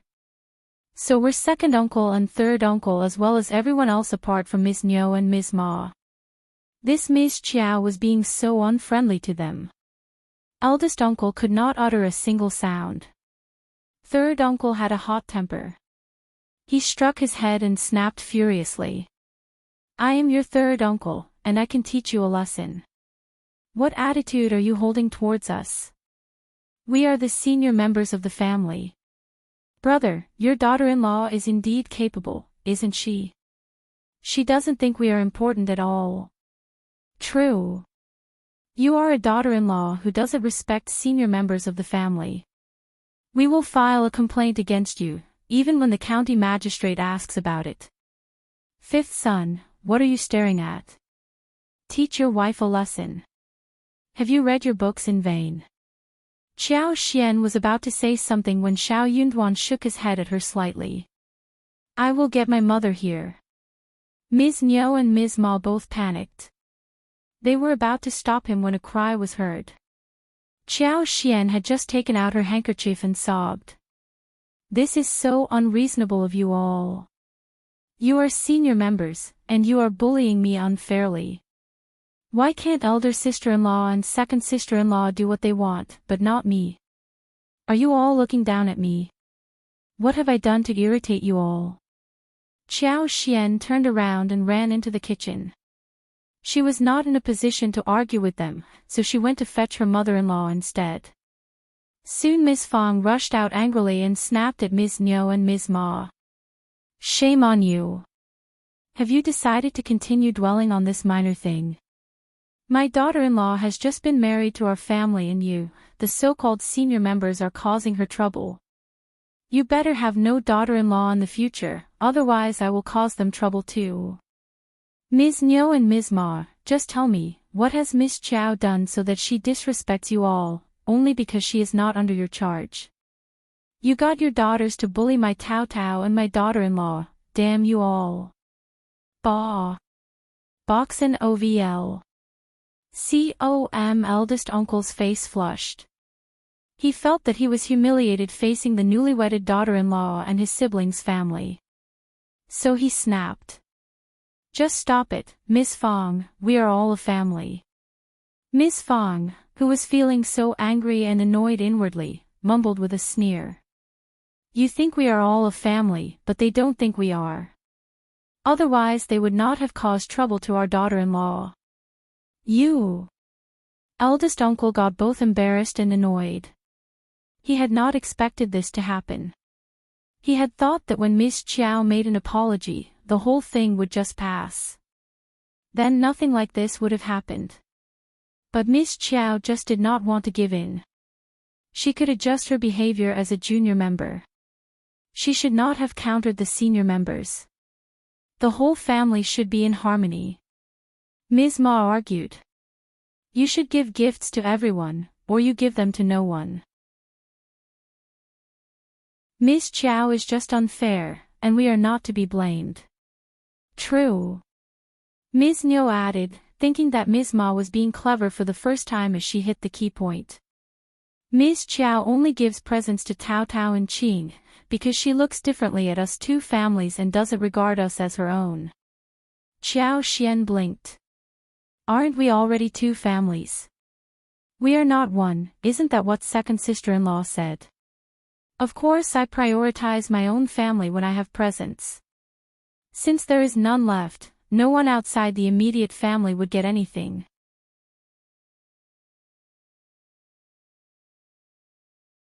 Chapter 21. Second sister-in-law and dowries. The two families almost choked in anger. Xiao Yunduan's reaction almost burst out. He turned around and pretended to cough so as to hold the laughter in. This wife of his seemed like a lot of fun. Eldest uncle's eyes widened as he said, "But we are all from the Xiao family, we share the same ancestors." Miss Fong found that Miss Chiao's words were too good. She snorted. "You are not talking senses. Half of the people in the village have Xiao as their family name and we all share the same ancestor. Should we check with every family?" "Miss Chiao, you are right, we are in different families, and we are all healthy beings, why must someone be so greedy? We have never gotten anything from your families." Ms. Niu said, "Honestly, sister-in-law, we are not that competent, and we always remember the favor you have done for us. When we become capable in the future, we will be of some help to you too. We are all one family, don't get so estranged. It is so hurtful. Ms. Chiao can say whatever she wants, but we wonder if it is true about what she says, or just that she doesn't want to share her things with Meiling and Xiaoji. We are all sisters. What she has done hurts us." Eldest uncle sighed, and threw a guilty look at Xiao Meiling and Xiao Xiaoji. He felt the same way, as he complained that Qiao Xian was too stingy as the sister-in-law. Qiao Xian showed a helpless look. "I am telling the truth. There is nothing I can do, even if you don't believe me." Ms. Niu became even angrier. She was not convinced inside her heart. She should have asked them to check her dowries. If Qiao Xian had said these words, Ms. Niu would definitely ask Ms. Ma to dig out everything from Qiao Xian's boxes. Moreover, she also wanted to see what those 26 sets of dowries from the county magistrate's family were like. Qiao Xian did not follow her lead, but Ms. Niu could not hold the itch, and said, "You have to show us." Qiao Xian turned to her and showed a strange smile. "You want to check my dowries? Box and OVL. Miss Fong became furious. "Ms. Niu, what do you mean? Even I, the mother-in-law, have not seen any of her dowries, what do you think you are doing?" Dowries were private things. No families who had even a little shame in them would do things like this. Ms. Niu pursed her lips. "Don't get me wrong. I just want Miss Chiao to prove what she said was real." Miss Fong sneered. "I don't care if you don't believe her. There is no need to prove anything. As long as I believe my daughter-in-law, it will do." Qiao Xian smiled. "That is fine for me, but I just remember that you haven't given me any gifts either. What about giving presents to me and letting me see your dowries too?" Ms. Ma got annoyed. "What gifts? We don't have such rules in the Xiao family." Miss Fong rolled her eyes. "Then, shut your mouth." Ms. Niu was about to add something, when Miss Fong said, "So, you don't want to have any dinner tonight, right? Are we done or not?" Ms. Niu and Ms. Ma exchanged glances with their husbands and pressed down their anger. They knew that they could do nothing today, so they stopped making the fuss. Eldest uncle had already become very worried, exhausted and embarrassed. He waved at Miss Fong and said, all right, stop talking and go make dinner. It is getting late."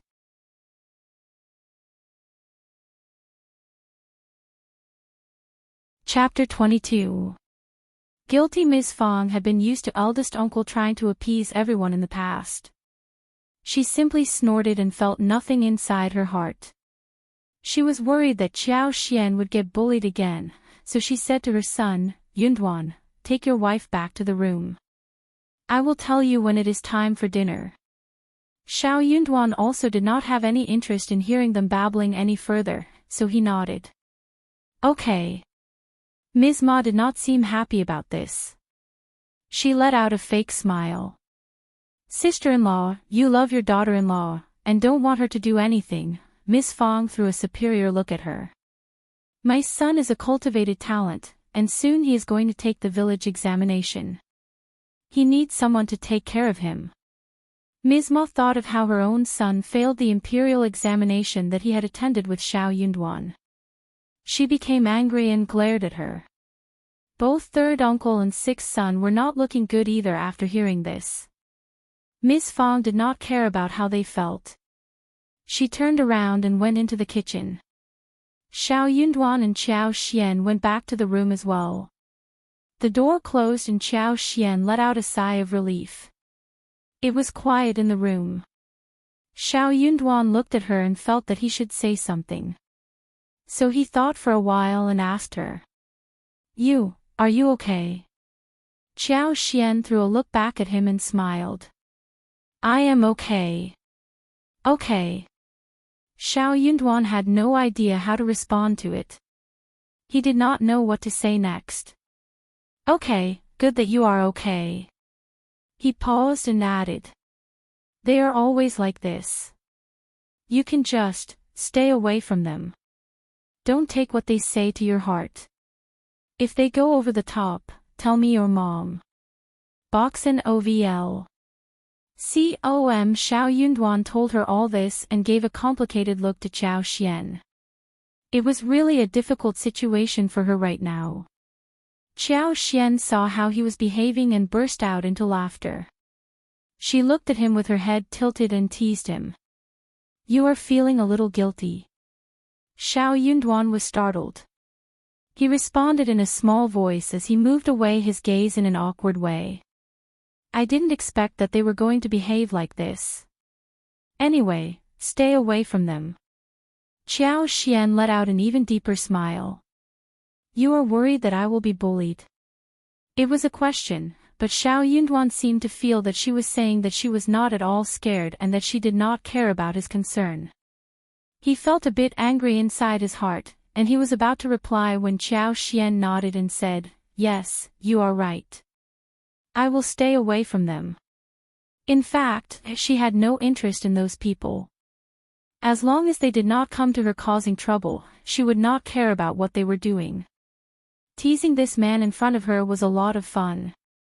So, she turned to him and said with a look of sincerity and expectation, If you are feeling guilty, how do you think that you should compensate me? Xiao Yunduan. He felt as if he had been trapped by her. But he wasn't sure about it.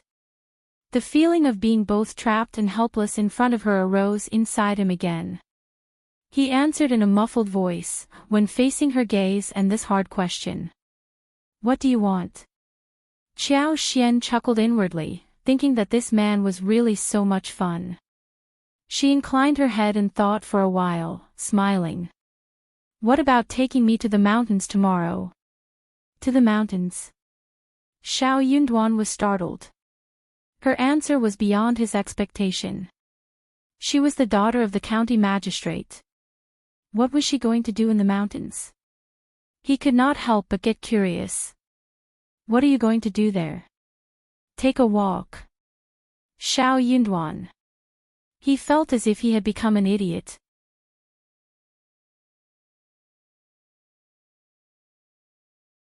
Chapter 23.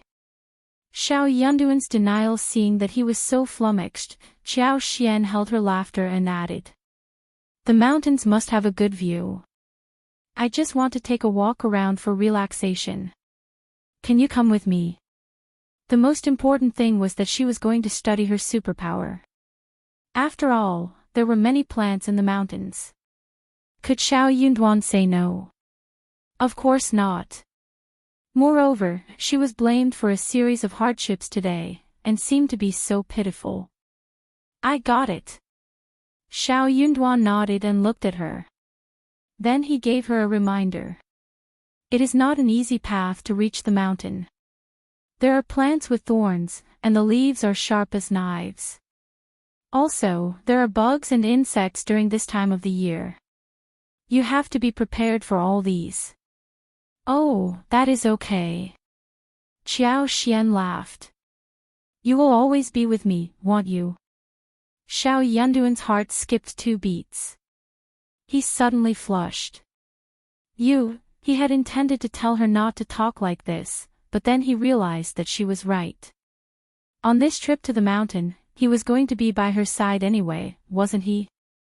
She was a noble-born lady who had never been to any wild mountains. If he did not look out for her, she might get messy and totally lost. Therefore, she was simply talking sense. It was just him who had thought it in another way. Good that he stopped himself from telling her the words, otherwise he would get really embarrassed. Xiao Yunduan could not stand being by her side right now. This unbelievable woman was going to spill out something even more uncomfortable, wasn't she? He got up and replied stiffly. You stay here, I will take a look outside. Before Qiao Xian could give any response, he turned around and dashed off.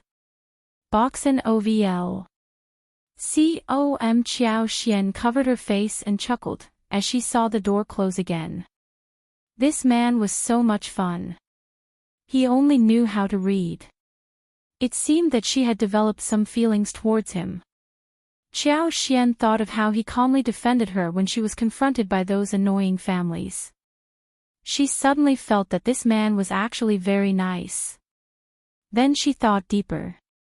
Her mother-in-law was so nice, and so was her sister-in-law.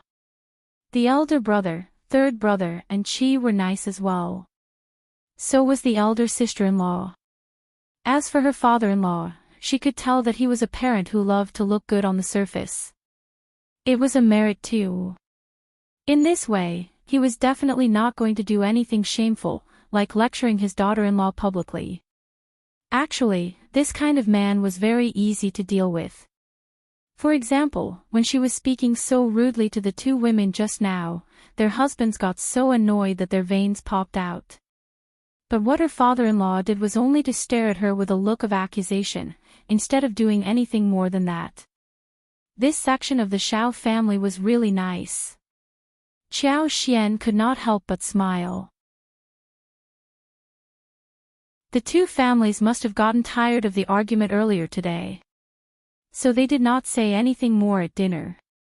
Although they behaved terribly, she decided to tolerate them, thinking that she would not have to spend so much time with them in daily life, as they were in different family sections. The dinner went well. After dinner, the children of the second and the third sections of the family were gone.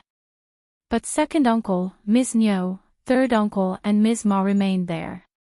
Ms. Fang said that Xiao Yunduan was going to study, so she asked Xiao Xian to keep him company in the room.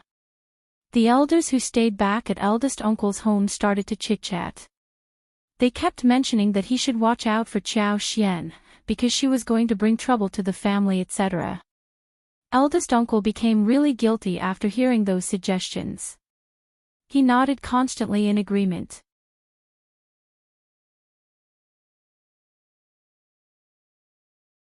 Chapter 24. Qiao Xian's joke. Eldest uncle also felt that Qiao Xian wasn't well behaved as a daughter-in-law was supposed to be. Look at Miss Su. She was honest and diligent. But Qiao Xian did not show any politeness when speaking with the senior members of the family. Instead, she kept countering them. She was the daughter of the county magistrate, true, but she was the Xiao family's daughter-in-law. Hence, she needed to be taught well, otherwise she was going to offend many people. They were one family, and everyone should stay in harmony. On their wedding day the night before, when the original host caused such an accident, Xiao Yunduan got so annoyed and troubled that he did not care about anything else but fell asleep directly on the bed. But tonight, things were different and had started to go into the normal direction, well, at least on the surface. The sharp issue of how they were going to spend the night also came up. Xiao Yunduan just did not know how to mention this issue. They were a poor farmer's family with only one bed in the room. There were no other places available for sleeping. In the end, Xiao Yunduan decided to get some blankets from the wardrobe and sleep on the floor instead. The floor was not paved with wood or bricks, just concrete. The floor was firm but not dry enough to sleep on. Qiao Xian also thought of this issue. But she did not mention it deliberately, and occupied the bed before her husband could. But this man was so honest that he would rather sleep on the wet floor than on the bed. She got both annoyed and amused. Of course she was not going to let him sleep on the floor. It was far too wet and cold. What if he got sick? That would hurt her conscience. What are you doing? Boxen ovl. Sleeping. Xiao Yunduan threw a look at her. Don't worry, I am worried. Qiao Xian replied. The bed is wide. What are you sleeping on the floor for? I will have to take care of you, if you are sick. I am strong and I don't fall ill easily. But what if you get sick? Qiao Xian smiled. Oh, are you afraid of me? I am not. Xiao Yunduan snapped. This woman was so unreasonable. He wasn't afraid of her. Rather, she should be afraid of him. She had said what he was going to say. He was just thinking for her sake, but she, instead of showing him some care, even told him disdainfully that she would have to take care of him if he got sick. Moreover, she taunted that he was afraid of her. Then, come up. Qiao Xian added.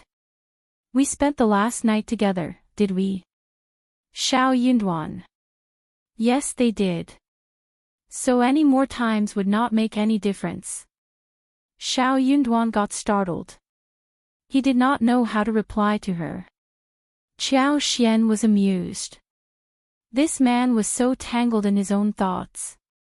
Anyway, she was going to help him out. She summoned him and said, Come up and sleep, we are going to the mountains tomorrow.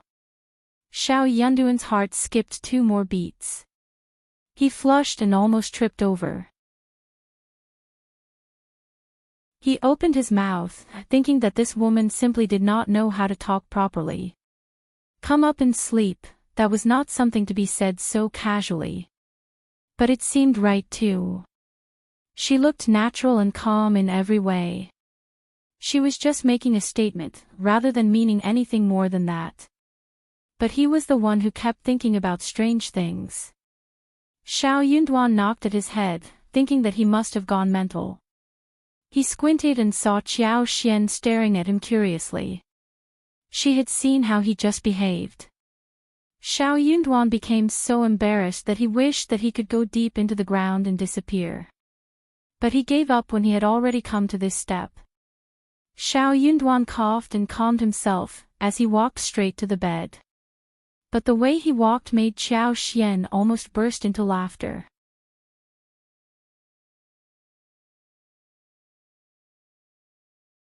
Chapter 25. Anyway, she wanted the following morning after breakfast, everyone got down to their own business.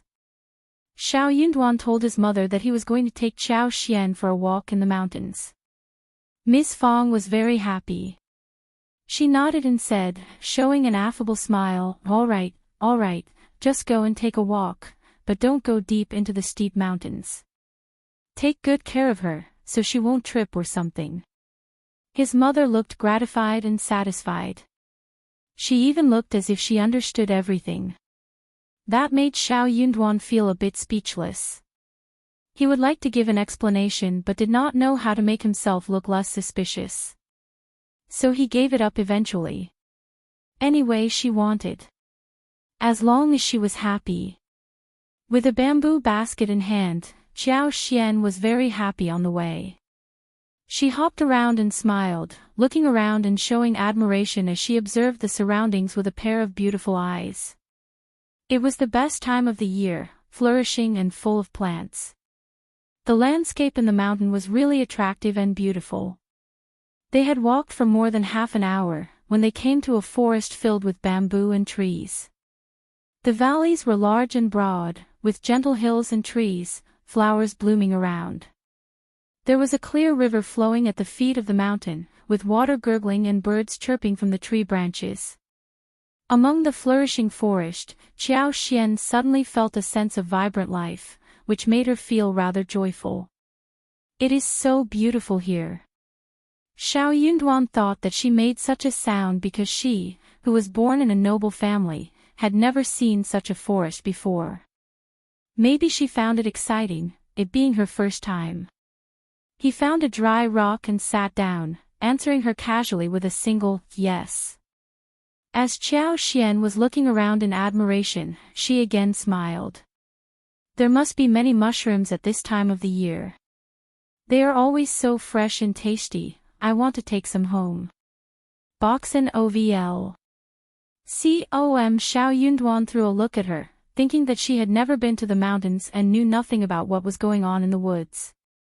So he said patiently, I suggest we do not do that. There are many mushrooms that are poisonous, what if we eat some of them, we will die. Qiao Xian smiled.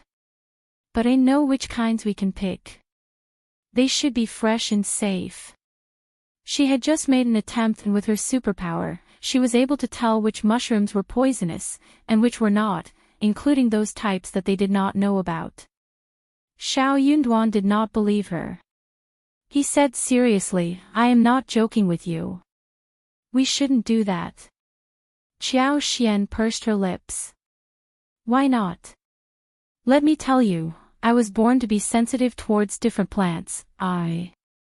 My father has many books about geography and everything, and one of them talked about mushrooms.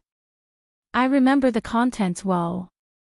I am not going to joke with my life. Xiao Yunduan could not think of any way to counter her. He even showed a look of admiration. The study of the county magistrate's home. That sounded really nice. Qiao Xian showed him a smile. He must be very jealous of her for knowing so much about mushrooms. Let's go, I can teach you something about them. Qiao Xian was very generous, as she tugged his sleeves and pulled him forward. She was not going to hide anything. Xiao Yunduan looked down at the hand that tugged his sleeves, saying nothing more. Anyway, they might as well do that. There were many mushrooms in the mountains, but it was not very easy to get them. If luck went against them, she might lose interest after a while. But what he did not know was that Qiao Xian always intended to get mushrooms for herself. She placed her hand casually on one leaf of a small tree, concentrated inwardly and looked over with her superpower angle.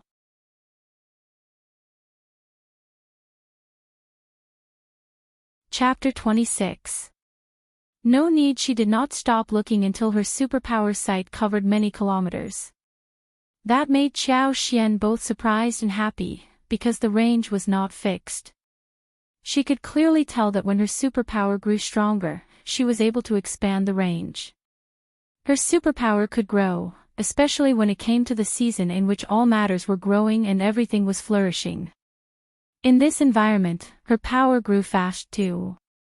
So within this visible range, every tree, every piece of grass, every flower, and even every small ant on the grass root as well as the ground became extremely clear in her eyes. Let's go that way.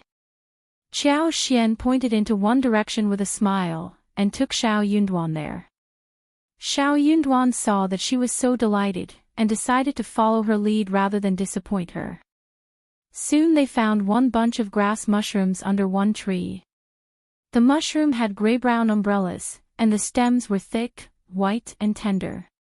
Qiao Xian's eyes sparkled as she said, "We are so lucky." Seeing that she was squatting to pick them, Xiao Yunduan could not help but respond. Are they really safe? Of course. Qiao Xian took a bite of them. Look. Hey, you. Xiao Yunduan had no time to stop her but said, "What are you doing? Spit it now." Qiao Xian spat and said with a smile, "You see, it is safe, right?" Xiao Yunduan. He just had no idea how to react. She did not have to make so much effort to prove the point. He shivered and said, "Don't do this again. Pick them if you want, but feed them to the roosters first before trying them yourself, okay?" Boxen OVL. It was not worth dying because of a mushroom. Qiao Xian burst into laughter and nodded. Okay, whatever you say.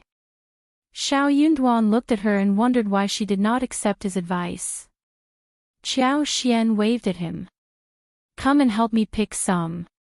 Instead of turning her down, Xiao Yunduan had no choice but to squat down and pick mushrooms for her. Then the two of them found some wild-growing needle mushrooms in brown-yellow color, red mushrooms in dark red color, as well as several kinds of fragrant shiitake mushrooms, fungus, pine milk mushrooms, and many more. Even several rare porcini mushrooms were picked. But for the basket that was too small to hold everything, they were able to get more. They even found some very fat and big brackens on one hill. They picked one armful of that and tied them into one bunch with a long thatch. Satisfied, Xiao Xian smiled brightly. This is a big harvest. We are so lucky today. Xiao Yunduan smiled with slight delight. He nodded. Yes. In the meanwhile, he was totally amazed. There were many mushrooms in the mountains, but they were never so readily available for him to pick all the time.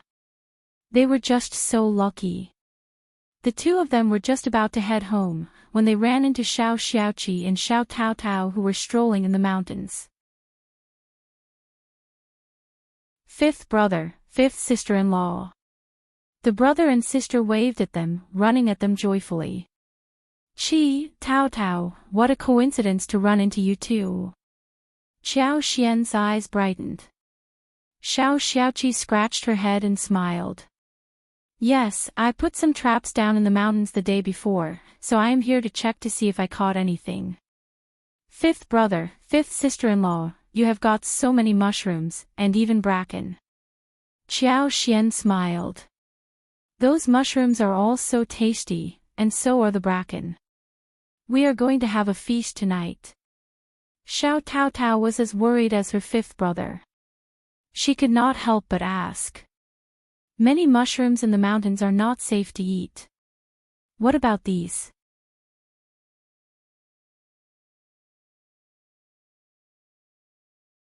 Chapter 27. One problem, of course. Xiao Xiaoqi replied with trust and determination in his voice. Fifth brother would never be wrong. His fifth brother was the cultivated talent, who had learned quite a bit and knew a lot. If he said that the mushrooms were fine, then they were definitely fine. Xiao Xian nodded in agreement and said with a smile, Qi is right. Xiao Taotao showed a look of realization. That is true. Xiao Yunduan. What a blame he had to take. The four of them went home together, as they were talking. Xiao Xian could not help but keep asking Xiaoqi what was happening in the mountains. Xiao Xiaoqi felt a bit regretful. I wasn't so lucky today. I got nothing. I wish I had trapped some wild rabbits, roosters or some other small birds, so that we could eat some meat tonight. This place is too close to the village, and hence, there aren't many wild roosters around. In a couple of days I will go to the Wuxia Mountains, where we are definitely going to get a lot. Few people visit there, so we are definitely going to get many wild animals. He was not only good at setting up traps, but also at shooting arrows. He was good at some kung fu, which was all taught by the deceased Grandpa Zhao. But Grandpa Zhao kept telling him that unless he was defending himself, he should never reveal that he was good at shooting and kung fu. Grandpa also told him not to reveal this secret to anyone in the family. He had no idea why, but Grandpa was very nice to him, so if he made the promise to Grandpa Zhao, he would definitely keep it. Therefore, even though he had made arrows and bows with bamboo, he was not going to do anything like this when he was lingering in the village, fearing that someone would see him. He only showcased his skills when he was deep in the mountains. Xiao Xian was apparently very interested in what she was told. She asked with a smile directly. It sounds very interesting. Qi, next time you go to Wuxia Mountains, take me with you, okay? And fifth brother too. Boxen OVL. Com Xiao Yunduan frowned slightly as he threw a look at her. So, she had become addicted to walking in the mountains? He could not help but caution them. It is very dangerous in the deep mountains, Qi, you, before he could finish his, "You shouldn't go there," Xiao Xian said with a smile, "Are you scared?" "Of course I am not." He was not going to admit even if he was. "Nor am I," Xiao Xian said to Xiao Xiaoqi. "Look, your fifth brother wants to join us too." Xiao Xiaoqi got totally happy and he struck his chest. "Okay, don't worry, fifth brother and fifth sister-in-law, everything will be fine when I am with you. I won't take you to any dangerous places." Xiao Taotao cheered and chimed in as well. "I want to go with you too." Xiao Yunduan. That was another blame he had to take. Anyway, since he could say nothing more, he would just drop the topic here. When mushrooms and brackens were brought home, Miss Fong spoke highly of Xiao Xian. But she wasn't sure about those mushrooms either. Xiao Xian passionately proved that those mushrooms were fine after feeding them to the roosters. Only then did Miss Fong get assured. For dinner, they made fried mushrooms, mushroom soup, pickles with spring baboon and bracken. All were very fresh and tasty, and were highly appreciated. They had never expected that the mushrooms could taste so good. There were many mushrooms growing in the mountains. They would serve as very good dishes, if they were well distinguished. Also, though fresh mushrooms could not stay fresh for long, they could be dried and stored, ready to be eaten whenever, throughout the whole year.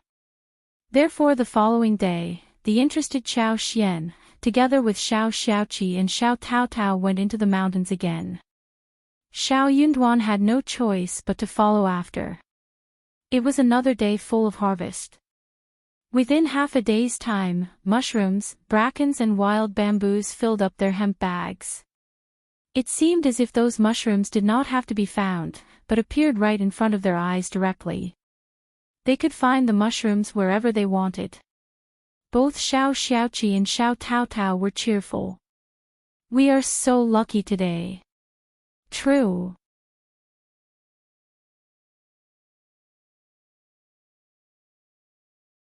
Chapter 28.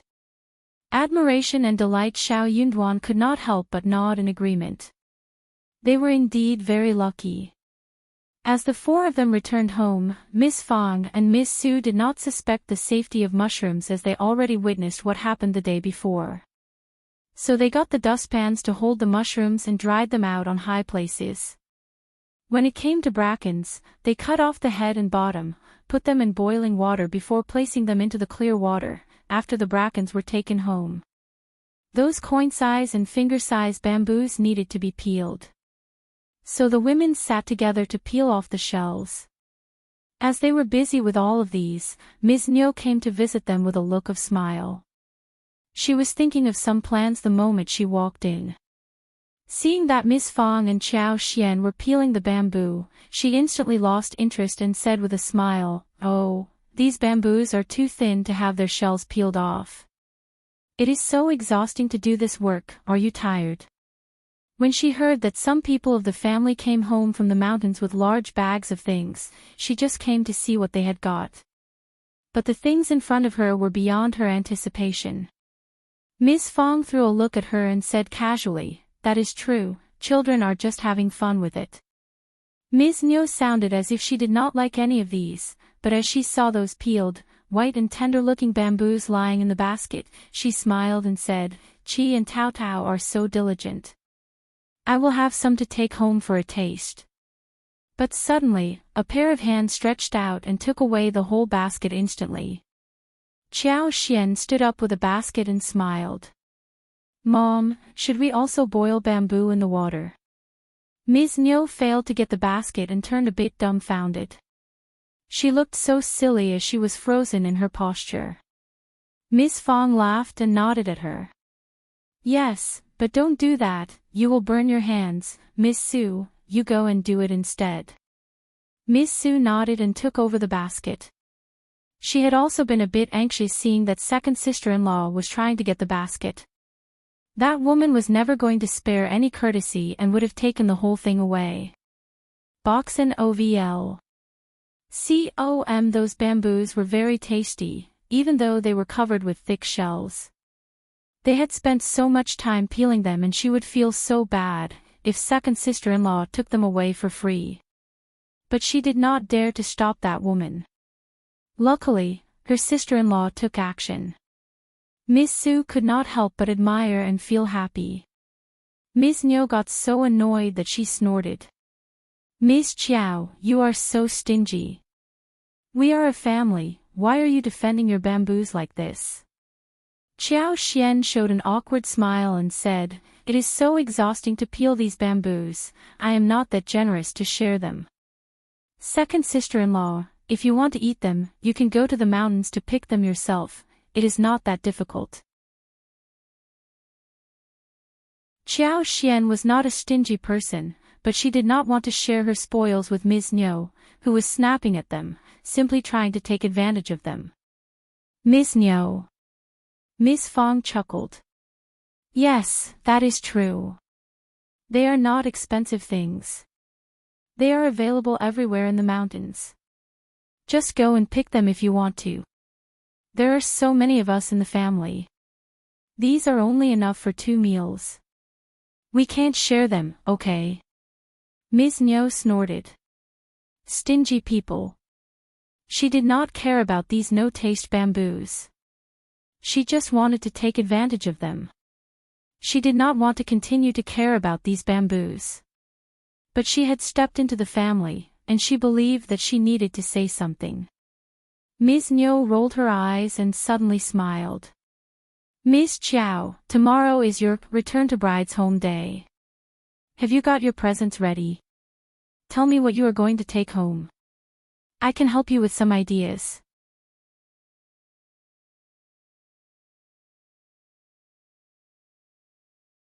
Chapter 29. Glare. Miss Fang's smile stiffened and her face sank. She threw a really cold side glance at Miss Nyo. This damn woman. What a bitch.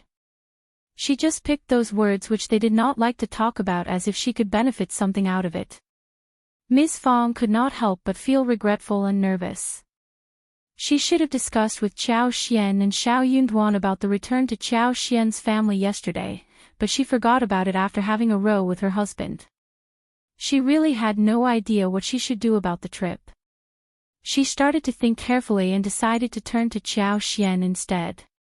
Chiao Xian smiled at Ms. Nyo. "What about you getting 2 hens for me?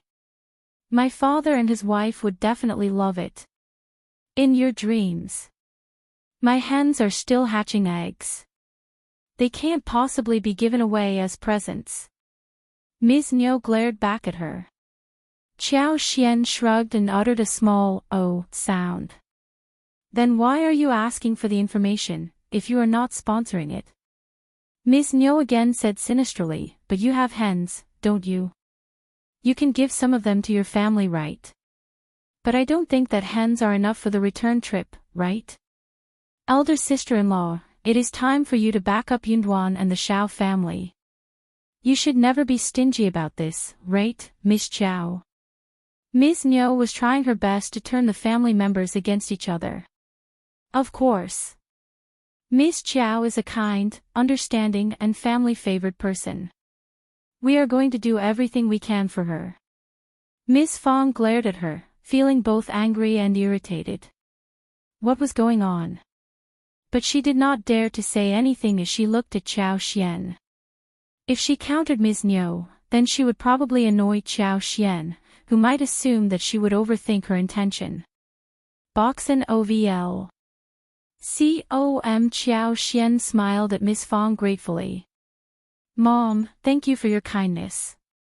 My father and mother once said that the elder section of the Xiao family are kindest of all. For them, just greetings would do. Mom, you don't have to care about this, otherwise I will feel so sorry about your concern. My father and mother will snap at me for causing you trouble if you do too much for me."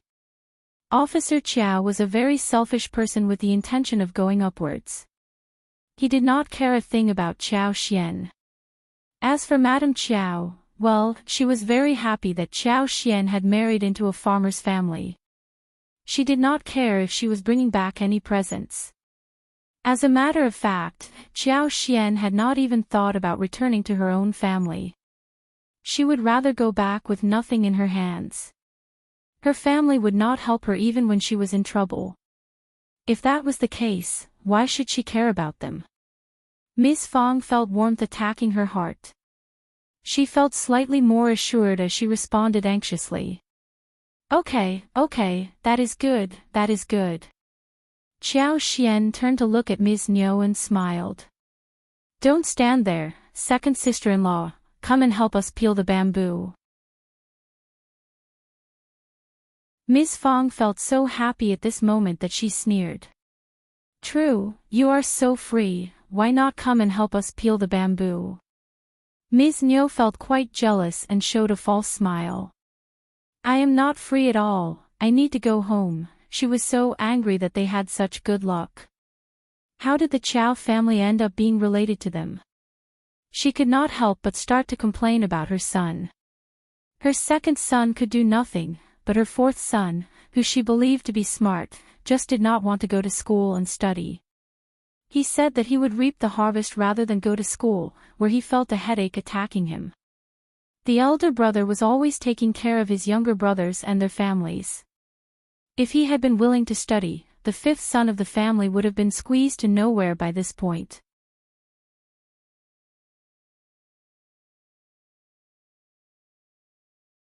Chapter 30. Xiao Yunduan's reaction when Ms. Niu was gone. Ms. Fang could not help but mention the topic about returning to Xiao Xian's family on the next day. Xiao Xian kept consoling her, telling her that her family did not care for presents, so Ms. Fang really felt assured. By this point, Ms. Fang loved Xiao Xian even more. She felt really happy for her.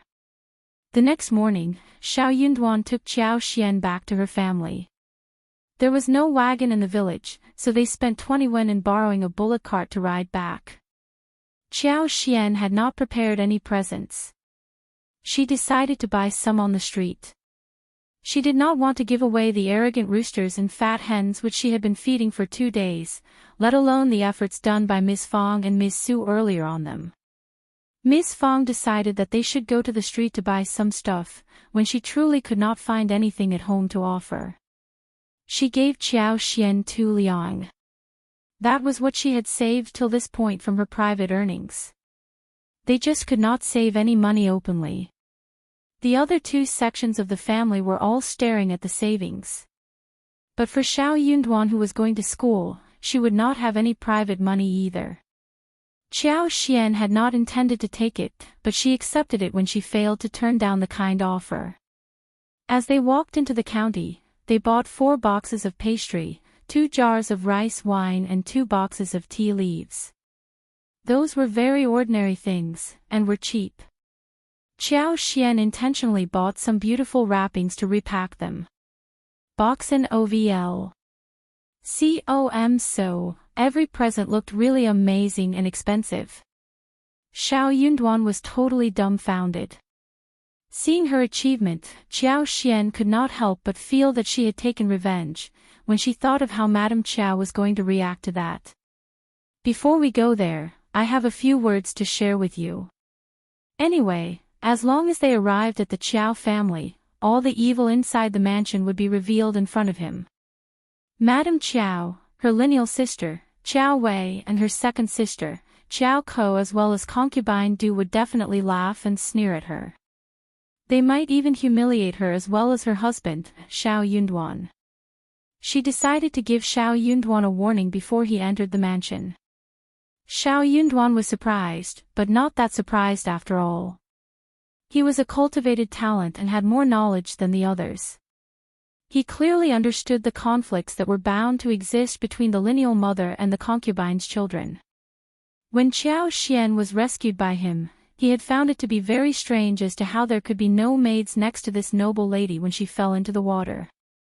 How did she fall into the water so easily?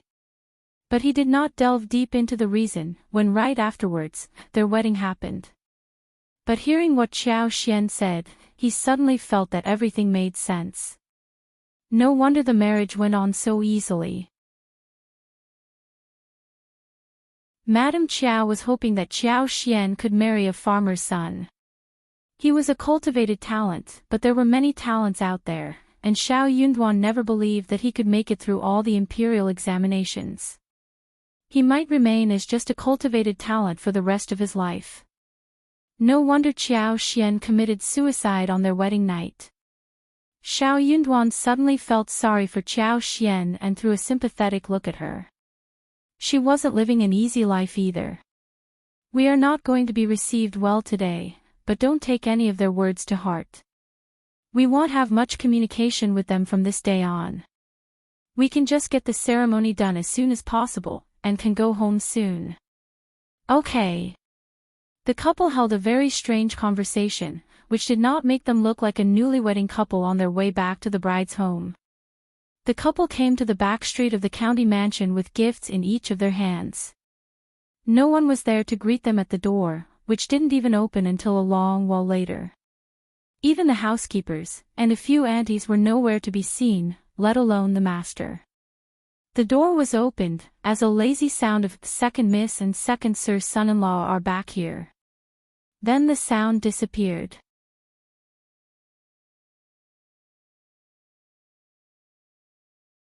Chapter 31.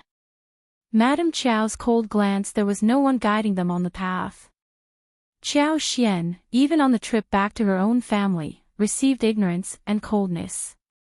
Xiao Xian felt calm. All those servants working for Madame Chiao were just servants, who obeyed what Madame Chiao told them to. There was no point in getting angry with them. However, Xiao Yunduan next to her noticed her calmness. But he assumed that it was because she was pretending to stay composed and trying to force out a smile whilst feeling so ashamed, humiliated and angry inwardly. Xiao Yunduan more or less had an idea of what was going on with Xiao Xian's family, after she had told him about the situation inside the mansion. But only at this moment, when he was inside the mansion, did he realize that what he knew was too little for him to get a full understanding. They were not like a family to her. They seemed to be regarding her even worse than a stranger. While Madame Chiao might not show any passion, but what he had not expected was that Officer Chiao acted the same. Xiao Yunduan sneaked a look at Xiao Xian and said in a low voice, "Don't be mad." "What?" Xiao Xian was surprised. Xiao Yunduan did not know how to console people, so he added awkwardly, "Just, don't be upset." Xiao Xian blinked and realized that he was trying to console her. She showed a smile and her eyes shone. "I am not angry or upset." The couple came to the main hall, where only Madame Chiao and Chiao Wei were seen. Xiao Xian told Xiao Yunduan to put down the gifts they had brought with them and greeted the pair of mother and daughter. Madame Chiao glanced at how the couple were dressed and felt very satisfied. She nodded slightly and said, "Take a seat. Old master is busy today, so he will not be meeting you." "Well, you won't mind it, will you, Mr. Xiao?" Madame Chiao just could not remember what Xiao Yunduan was called. Nor did she have the willingness to call him son-in-law, so she just addressed him by "you" only. Boxen OVL. She was going to humiliate Xiao Xian as well as the Xiao family. She believed how she treated the Xiao family would make Xiao Xian's life even more miserable. Madame Chiao felt even better when she thought of how Xiao Xian would be screamed at and lectured by her husband after this, making her shed tears from day to night. That bitch concubine Yen dared to seduce old master. Hence, she decided to stab her heart so that she would not get to rest in peace even when dead. Xiao Yunduan threw a gentle look at Madame Chiao and replied with a gesture, shaking his head. "Officer father-in-law is a busy man and I am not here to disturb him, so no, I don't mind his absence at all." Madame Chiao was startled. Right after, coldness flashed across her eyes.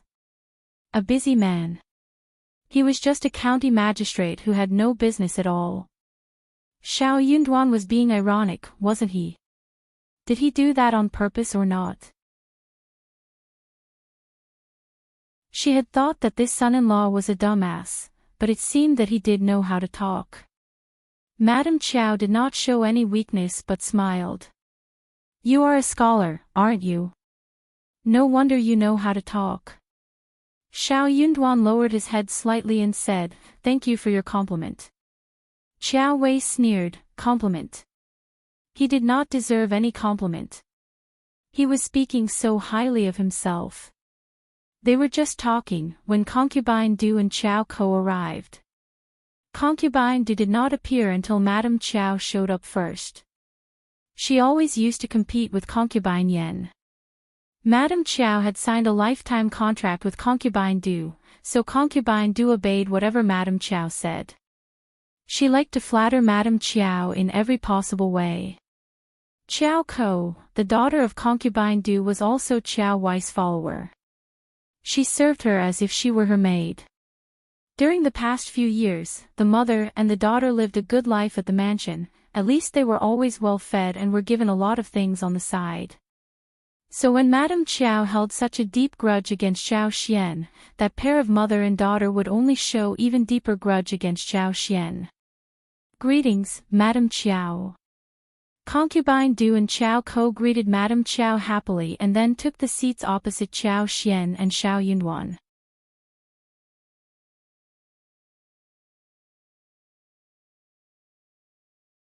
Chapter 32.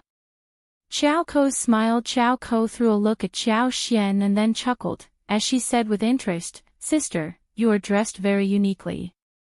I almost did not recognize you. I seem to have seen you far in the distance a while ago, but I did not dare to speak with you. I just could not believe that was you. I should have greeted you, sister, hee hee." Hearing what Qiao Ko said, everyone including Qiao Wei, Concubine Du as well as the aunts and maids laughed. Madame Qiao did not dare to laugh loudly, so she just showed a small smile.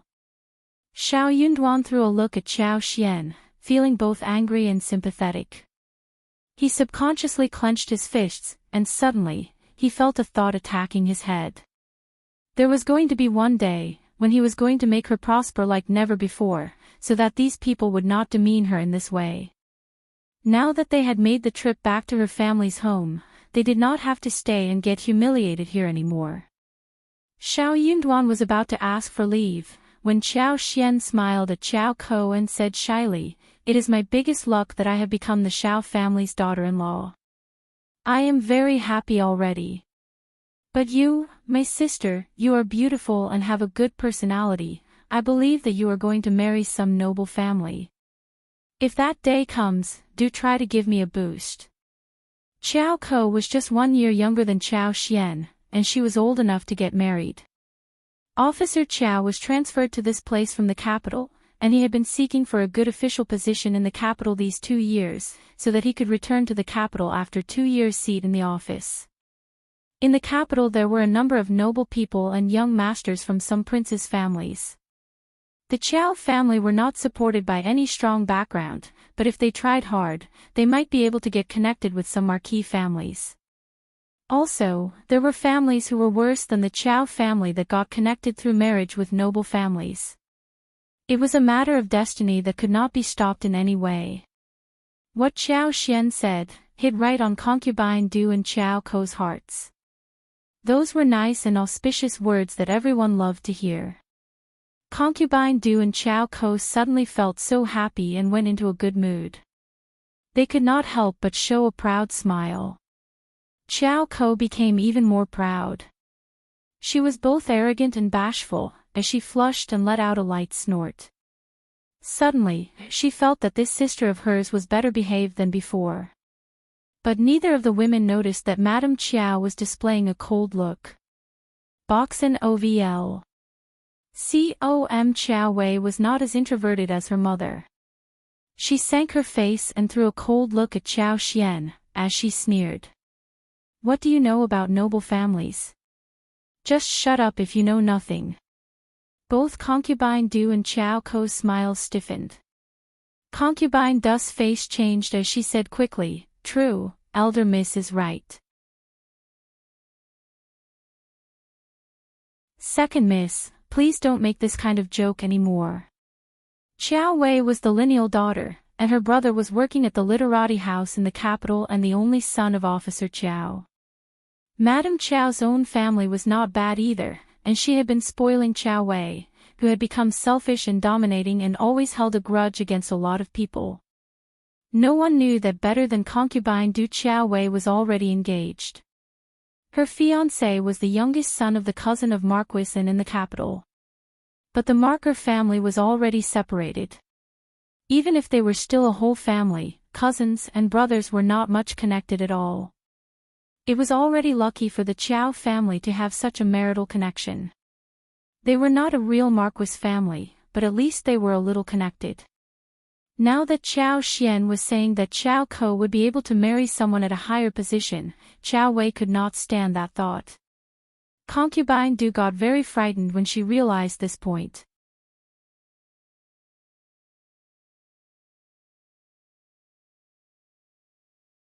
Chapter 33. Madame Chow's irritation. Concubine Du got really frightened as she realized this point. But inwardly, she did have a small hope for that to happen, so she just told Chow Xian not to joke rather than confirm the point. Chow Ko was not as smart as her mother. Hearing what her sister and mother said, she remained unconvinced. Why can't I marry into some noble family? What if someone from the noble family falls for me? Even a narrow-minded person like Chow Xian knew that she was a beautiful girl. Chow Xian smiled and said nothing more. She was just trying to make a small fuss so they could all shut up. If she went over the top, the results would not be as good. She was still a weak person at the moment, and making Madame Chow irritated wasn't an ideal choice for her in this situation now. Madame Chow wasn't very happy as she said calmly, "All right, you sisters can have chit-chat somewhere else. Yuzan, lead the son-in-law of the Shao family to have a seat in the hall." Chow Xian smiled. "Mother, I need to speak with you alone, please. Is that okay with you?" Madame Chow looked at Chow Xian transfixed, and smiled suddenly. "Sure. Leave us." Shao Yunduan, who was about to ask Chow Xian to leave, had to drop his intention. He exchanged a look with Chow Xian and left with the maids. When everyone else retired, only Auntie Ling and Chow Wei next to Madame Chow did not move. Madame Chow had always spoiled Chow Wei, so she said nothing about her being present. Chow Wei raised her eyebrows and sneered. "You are bolder than before. Since when did you develop the ability of being so good at talking? Just spill it, if you want to have a word with my mother."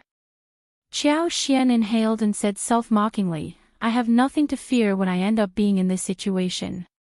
You don't have to dwell too many thoughts on me, because it is how I should be. From this moment on, we will go our separate ways. I don't think that I am going to become someone outstanding in the future anymore, so I will just admit that I am nobody." Boxen OVL. COM. Madame Chow sneered. "You are smart enough to understand where you stand."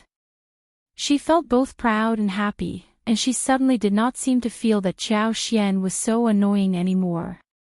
Chow Xian, in her eyes, was just like an ant who was no threat to her. She had many other important things to worry about, so from this day on, she did not have to care about this woman anymore. She was not going to become anyone outstanding in her life. She felt very assured when she realized that this girl was going to be deeply trapped in a poor, farmer's family and never get out of it. However, Chow Xian smiled and confessed. "I am a worldly person, so I am acting like a worldly girl. Madame Chow, you know pretty well what you have offered as dowry for me, so I am here, asking for the dowry that I deserve to get." "What are you talking about?" Madame Chow was shocked. Chow Wei was startled as well. Chow Xian said, "I want the dowry I deserve. Otherwise, you won't have a peaceful day in my life." Chow Wei sneered. "What can you do?" Damn, this bitch dared to threaten her mother. How bold she had become. She had turned so brave after she got married. Chow Xian took out the pamphlet from her arms and chuckled. "Should I read out what is written in the book?" I have nothing to fear when I am just a nobody. Do you believe that I am going to bring the real dowry and what is written in the book to the governmental office for my father to see? How dare you? Madame Chow became really furious.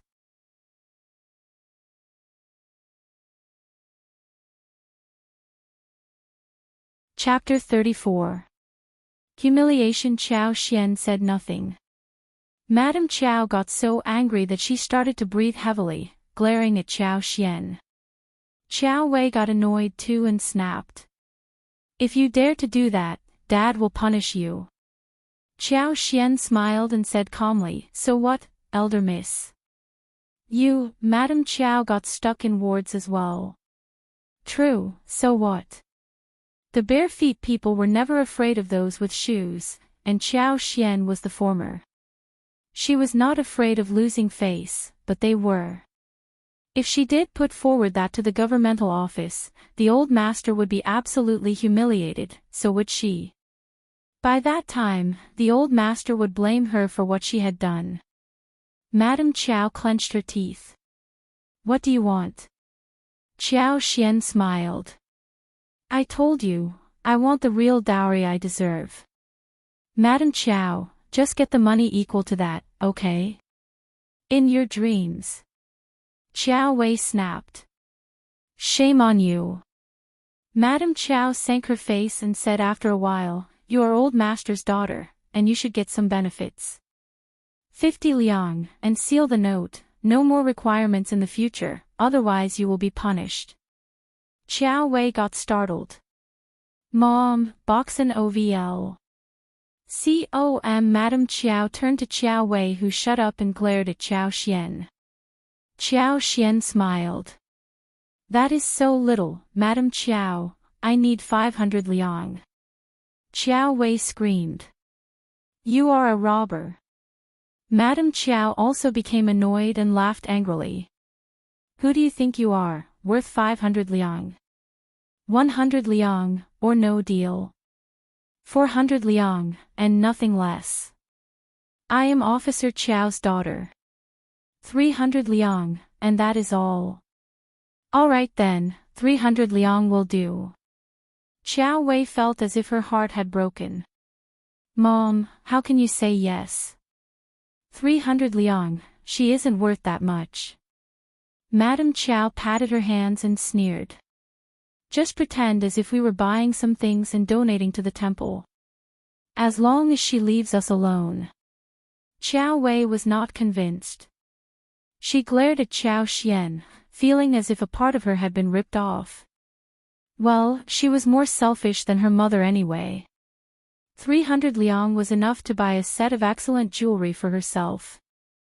Soon, Madame Chow asked Auntie Ling to get the money and asked Chow Wei to write the note, showing that Chow Xian got 300 liang from Madame Chow and they were going separate ways from that moment on, without any more blackmailing or demands. Chow Xian also got one note, sealed on it without hesitation. Madame Chow threw a disdainful look at her and put away the note. Just leave, you can have lunch and go, no more visits from this moment on. Chow Wei added and sneered. No more visits. No one likes you here. Don't worry. Chow Xian said inwardly, I wish you could forget me totally. She got up. I will skip lunch. We will be heading back home. It is not close by. Hearing what she said, Madame Chow and Chow Wei felt slightly better thinking that she had married into a poor family. Chow Wei sneered. You aren't staying for lunch. Honestly, we have hens, ducks, fish and other meat, you won't have this much after you step out of the door.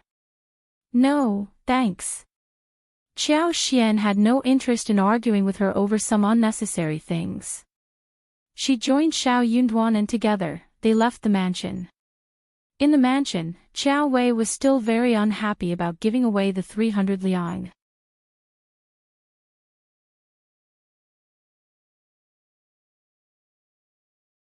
Chapter 35. Chow Xian's understanding Madame Chow consoled her with a smile, meaning to console herself as well. It is just 300 liang. She can't live on that amount for the rest of her life. It is worth the while if we are left alone after this. Just take it that we are driving away a beggar. Qiao Wei snorted, and let it go. When Qiao Xian and Xiao Yunduan left the mansion, they could not help but let out a sigh of relief. Qiao Xian smiled. Darling, I am sorry that you have to go through this. But don't worry, this is the one and only time. We will never come to this place again. Qiao Xian was feeling really guilty, because Xiao Yunduan suffered from this ordeal thanks to her. She had told him a few things before they walked into the mansion, but the reality turned out to be much worse than what she had said. It did not seem to have worked that well for him. Xiao Yunduan was indeed feeling really bad inwardly. But that was mostly because he felt sorry for Qiao Xian, who was the so-called daughter of county magistrate on the surface yet who suffered from such discrimination inside the mansion. He even believed that Tao Tao was living a happier life than she had, earlier at her house. They had gotten married and Qiao Xian was very compatible with the Xiao family these days. She even called his mother Mom passionately, and subconsciously, Xiao Yunduan had already included her into their family.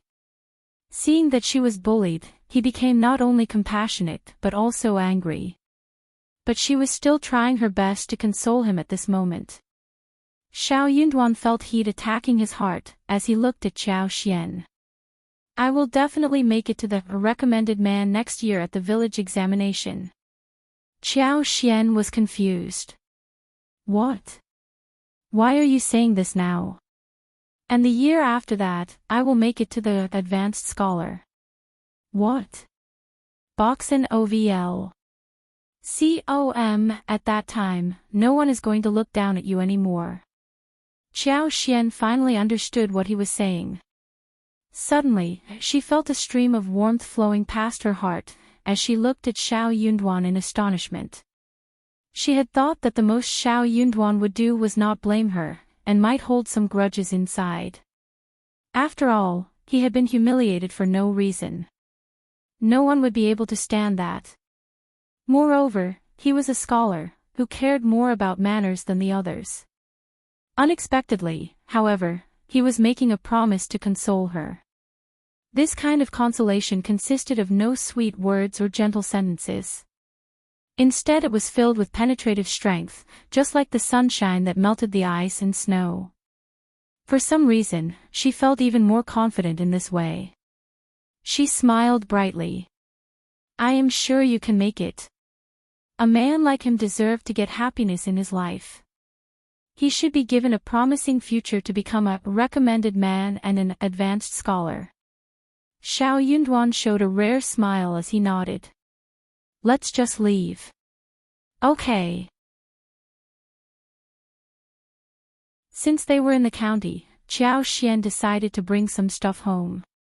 She talked happily with Xiao Yunduan, who wasn't that talkative but gave small responses. Gradually, the grudge they held towards the trip to the Qiao mansion was gone.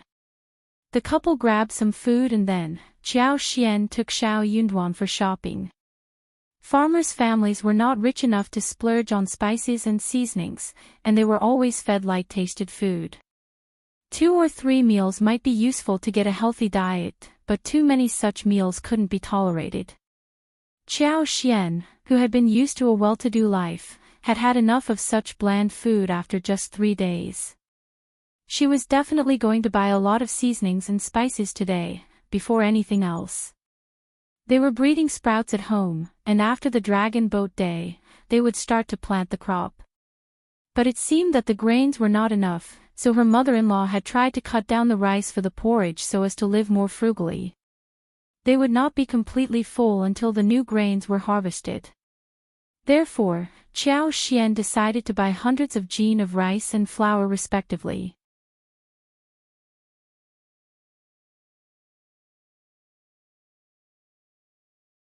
Chapter 36. Presents from my family. After this, she was going to buy some meat and other small things. She had received 300 liang from Madame Qiao, and she was going to learn how to make money, so she feared nothing. The things here were not very expensive, so after buying one wagon full of stuff, Qiao Xian only spent 12 liang. Qiao Xian felt so fruitful when she had bought so much. Xiao Yunduan had intended to ask her not to buy things, but when he was reminded that she had always been living a well-to-do life, he allowed her to buy whatever she wanted for herself. He felt a bit guilty, and could not help but ask her to buy things for herself, not for the whole family. Qiao Xian said confidently, "But Mom treats me so nicely. Qi, Tao, and you as well are always kind towards me. We don't have to be so calculative. Anyway, you can repay me when you become successful in the future." Xiao Yunduan, who was naturally terrible at saying things, could not find words to counter her. The two of them came home with a wagon full of stuff, which startled Miss Fang, Miss Su as well as Xiao Tao Tao. Miss Su could not help but feel very joyful inside her heart when she saw the daily necessities.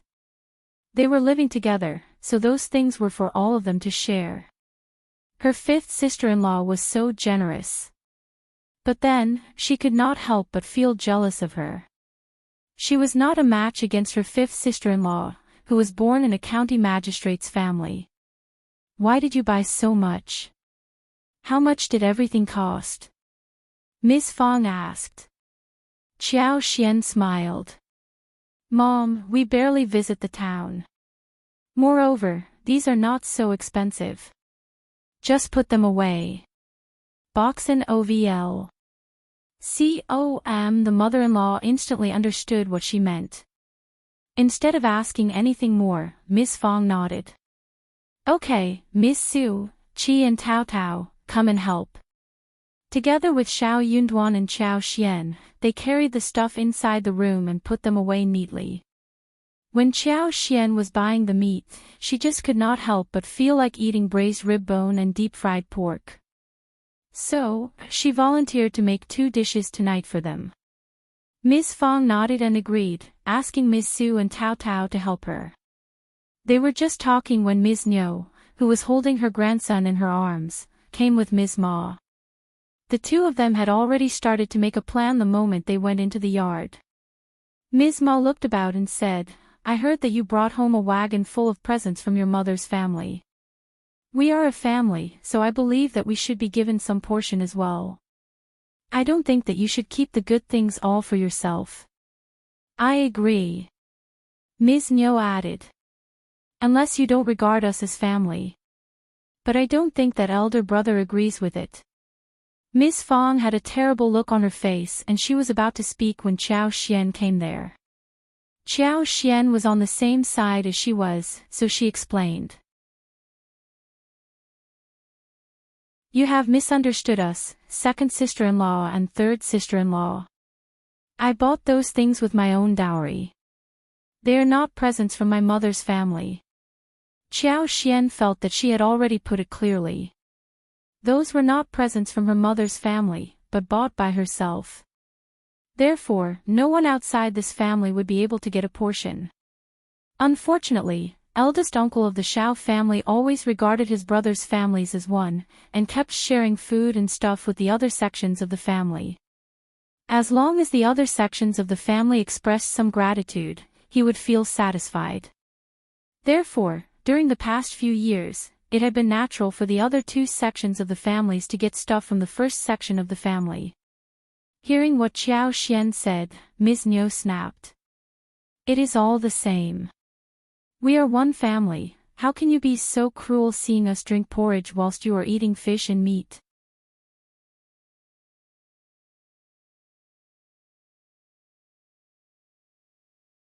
Chapter 37. Pestering Ms. Ma said, "That is right. Our elder brother never does anything so selfish." The two of them complimented and cooperated with each other, spitting and shouting as if they were definitely going to get what they wanted. Soon, they became increasingly impatient and asked Miss Su and Qiao Xian to get them whatever they wanted instead of wasting their time here, claiming that they had many other things to deal with. Qiao Xian turned to look at her mother-in-law. She had already told them that all the things were paid from her dowry, so Miss Fang was not in a position to cut in. She threw a look at Qiao Xian, suggesting that she could do whatever she wanted. Qiao Xian lowered her head and said, I think that you are well aware that my dowry belongs solely to me, and I have a say in how I deal with it. No one can do anything about it, right? So, you two should just go back to wherever you came from. Miss Fong sneered and chipped in. Miss Qiao, don't worry, we are from the countryside, but we have dignity. We don't put our hands in our daughter-in-law's dowry. Okay. Qiao Xian blinked her beautiful eyes and nodded with belief. You are right, there is no one so shameless in our family. Ms. Niu and Ms. Ma got so annoyed that their faces twisted. Miss Fong was alone in the past, and was not in a match against the other women in the family, considering that eldest uncle was always on the family's side. Now Miss Qiao was here, and she was very hard to deal with. Okay, you are so selfish. Oh, but honestly, Miss Qiao, you are counting money for those who are out to sell you. You keep saying things about your dowry, but haven't you noticed that you are buying those things for your husband's family? You are being coaxed to spend all your money. This implicit blame made everyone from the first section of the family turn pale. Miss Fong bellowed. What are you saying? Mom. Qiao Xian laughed. I love spending money for my husband's family. That is not anyone's business. Everyone present. Miss Qiao, Miss Fong was startled. She was so moved that she had no idea what else to say. Boxen OVL. COM Qiao Xian raised her eyebrows. As for people outside my family, I don't care what happens to them. Ms. Ma got so annoyed but she only mumbled. But we are a family, how can you be like this? Miss Fong sneered. We are living in separate homes. Are you too blind to see that every family with many siblings in our village is living like this? Miss Fong had said those words before, but it never worked. Yet at this moment, she felt that it was nice to say these words out loud. When the eldest man in the family was gone, brothers had started to live in separate homes and were dealing with their own business affairs. They even spent Chinese New Year in a separate way as well. Brothers helped each other when they were in need, but that was all. Brothers could offer help if someone was in need. But it was never done out of selfishness. No families would just come to the other's families as if they were still living together. That was like making themselves turn into a laughing stock in front of the entire village. Those from the second and third sections of the family kept telling others that the first section of the family were working for them as if they were their servants. Those words were nothing to eldest brother who just wanted to keep the brotherhood well and fine, but they were annoying to everyone else from the first section. Ms. Niu sneered and pulled away Ms. Ma. Since you are so cruel, there is nothing we can say or do about it. Also, we are not shameless people. We don't care about your stuff, we can live on our own happily.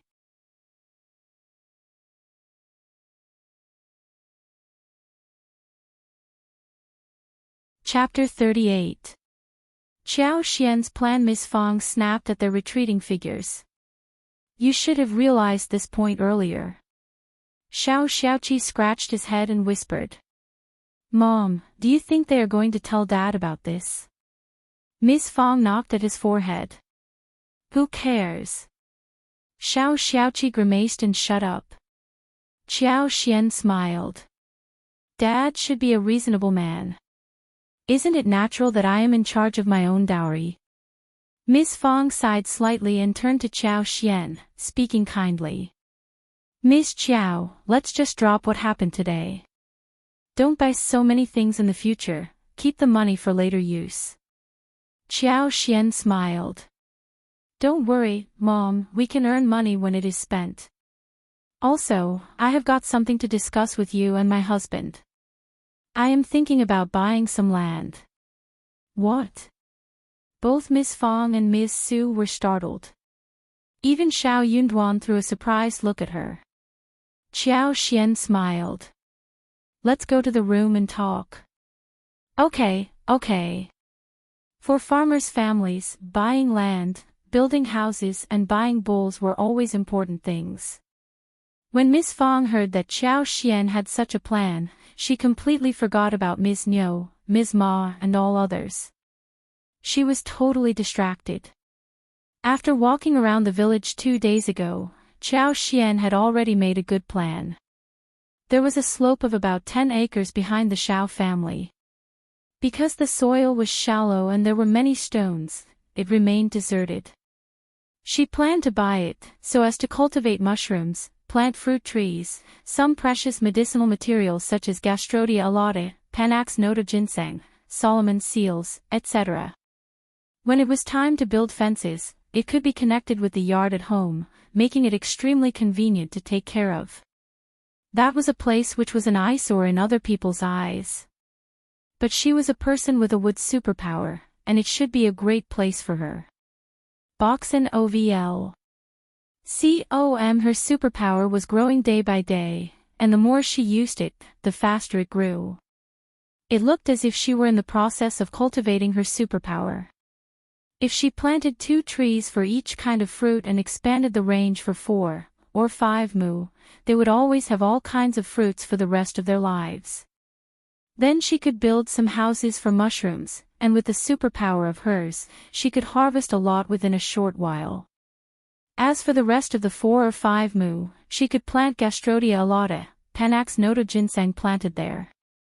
She could use her superpower to make them grow well.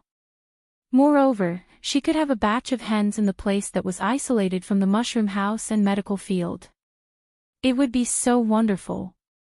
Apart from the small land in the back of the yard, she planned to buy a patch of valleys and land close to the village. That was a huge land, but she could not afford so much, only 60 mu would do. On that land, she planned to plant China roses and multiflora roses, red and blue flowers, pomegranates, sweet-scented osmanthus, lilies, safflowers, gardenia and other safflowers and aromatic flowers and trees. With that, she could feed 20 to 3 beehives. Red flowers could be used to make lipstick rouge, and the essence of aromatic flowers and trees could be extracted to make perfume. Thanks to the superpower she had, all the work would be so easy for her. As long as she could concentrate, she could keep control of the plants and extract stuff out of them. She was very sensitive to the scent of flowers as well, and making perfumes would not be difficult either. She had tried all of these. She picked some mints from the yard and with almost no effort, she was able to extract 2 portions of very pure mint oils. With this superpower of hers, she was definitely going to live a lovely life and make a fortune. But she was going to keep it a secret from Miss Fong and Xiao Yunduan. They would not believe her words either, even if they were told. So what she said was that she was going to plant some fruit trees in the back of the yard, and the crops would be planted in the mountains. She looked forward to seeing what the harvest would be like.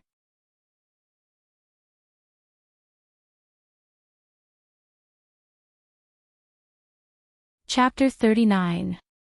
Never too much. The moment she finished her speech, Miss Fong and Xiao Yunduan exchanged a look with each other, falling into silence. Xiao Yunduan threw a sneaky look at her, feeling both helpless and having no idea what to do. He sighed inwardly.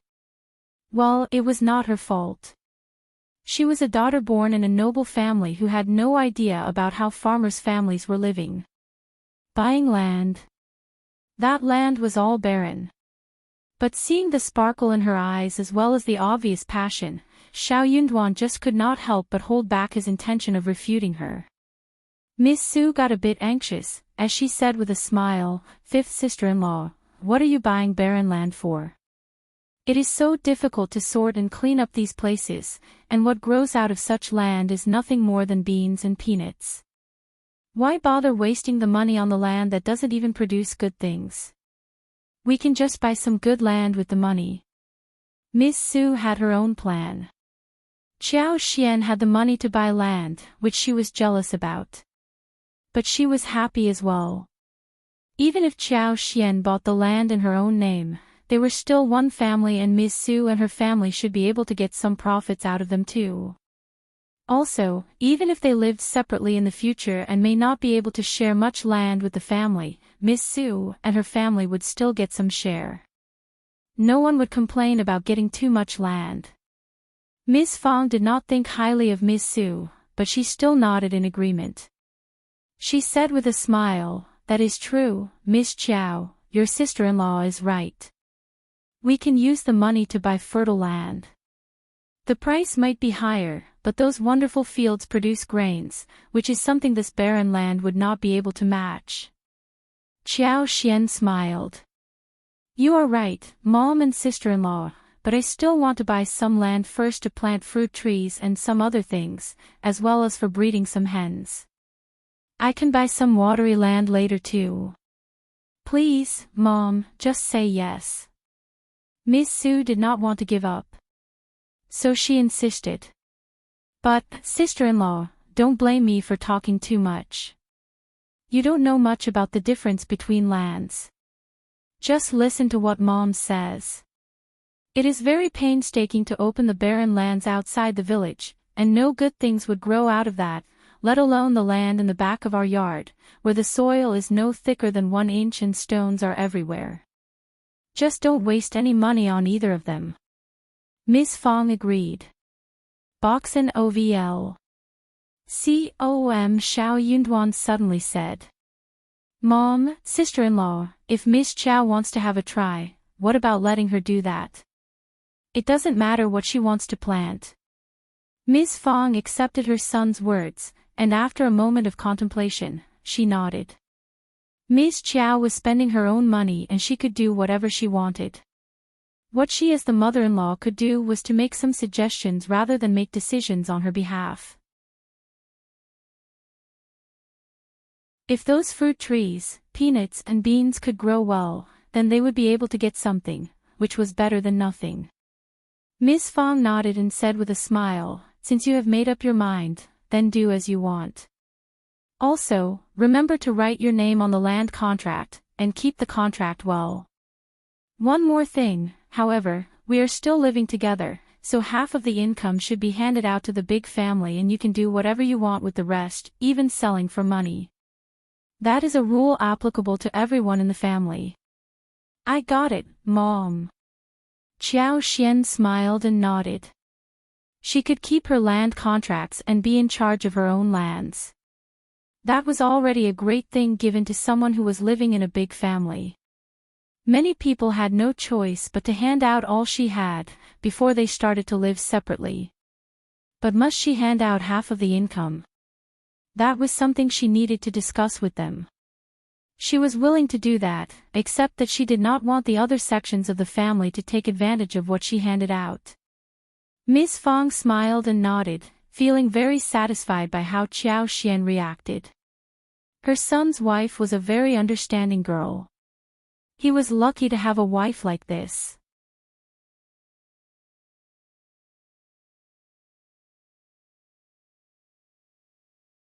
Chapter 40. Laughter. When she was done with the discussion of this important matter, Qiao Xian was very happy. She could not wait for even one moment before taking Xiao Yunduan to visit the land officer's home. When they needed to do some business with land and sign a land lease, the land officer had to help with all of these. Ms. Su felt a bit disappointed when she saw her mother-in-law nodding at Qiao Xian's proposal. But she could not do anything about it. She sighed inwardly. Well, that sister-in-law of hers had money, so she could do whatever she wanted with it. She just would not accept any advice of hers. What more could she do about it anyway? Not everything was fair in this world. The Shao family was located in Shaoding village. That was to say, most of the 200 households in the village had the family names of Shao and Ding. The two name families were always united with each other and they never had infights. They took turns in being the land officer for the village. This year, it was the Ding family's turn. Xiao Yunduan was the cultivated talent, whilst Qiao Xian was the daughter-in-law of cultivated talent, so they were treated very amicably by land officer Ding. He did not dare offend them so easily. Soon, the process was completed. They got 60 mu barren lands at the border of the village, which cost them 180 liang in total at a price of 3 liang per mu. As for the 13 mu at the back of the Shao family's yard, it was worth even less, namely 26 liang in total at a price of 2 liang per mu.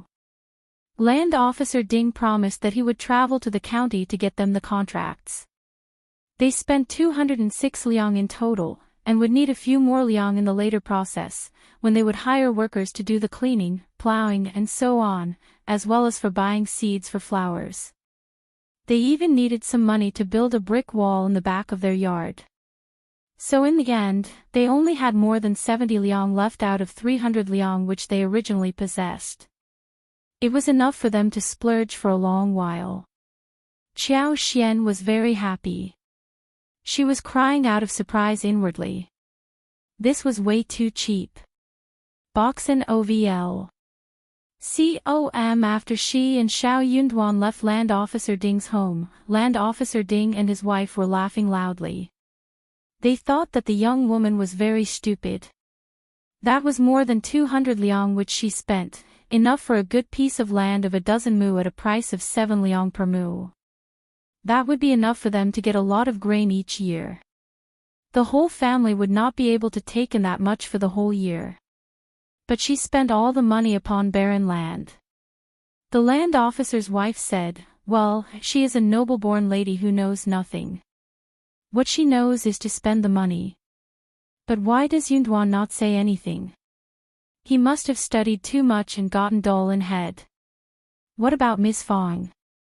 She is a smart one and even she said nothing about this. Land Officer Ding smiled. She is a noble-born lady. Who dares to say any words countering her? The wife laughed and sneered. True, the Shao family has married and brought back one Buddha who should never be offended. The wife went to share the gossip with others, feeling so amused with the whole thing. Qiao Xian was very happy as she walked into the kitchen. She was going to make bamboo with braised rib bone, braised pork with some mushrooms. Those dishes sounded delicious. The fresh and tender spring bamboo shoots were cut into pieces with a hob, a little soy sauce and a little sugar were added to the blanched pork ribs. They were stirred and turned until they became slightly discolored. The spring bamboo shoots were added when the fragrance spread around. Then, they were stirred and fried on high heat, before a little water was added and meat was scooped out of water. The boiled pork belly was cut into thin slices, stirred and fried in a pan with oil. Then the sauce, salt as well as a small amount of washed mushrooms and garlic sprouts were added. The whole thing was fried over high heat until the whole place was filled with its fragrance. A little sugar was added before serving. Finally, the two dishes were served. They looked so nice from all aspects, spreading scent in every corner of the yard. The third son of the Shao family, Shao Xiaoqi as well as Shao Taotao just could not wait to have a taste of them. Miss Su could not help but swallow down her slobber. Those dishes were almost killing her. Her sister-in-law should not be wandering in the kitchen. She was pouring oil as if it were free. Yes, she spent money on buying it, but she should not just be wasting it like this.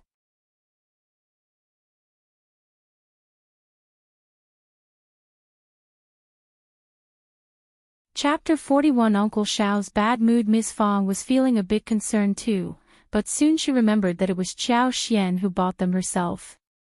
Hence, she stopped herself from spilling out anything more. She was not going into the kitchen every day anyways. She made these two dishes, together with pickles with brackens as well as woke chives, and the dinner was prepared. Everyone was very active about the dinner. Xiao Taotao and Xiao Xiaoqi laid the table and put food into their bowls. In the evening, Uncle Xiao came home from the field with his two sons and accidentally ran into second uncle. They stopped for a moment and started to chat. The two brothers were just in the middle of a conversation, when second uncle asked the two sons to leave and soon, third uncle passed by as well.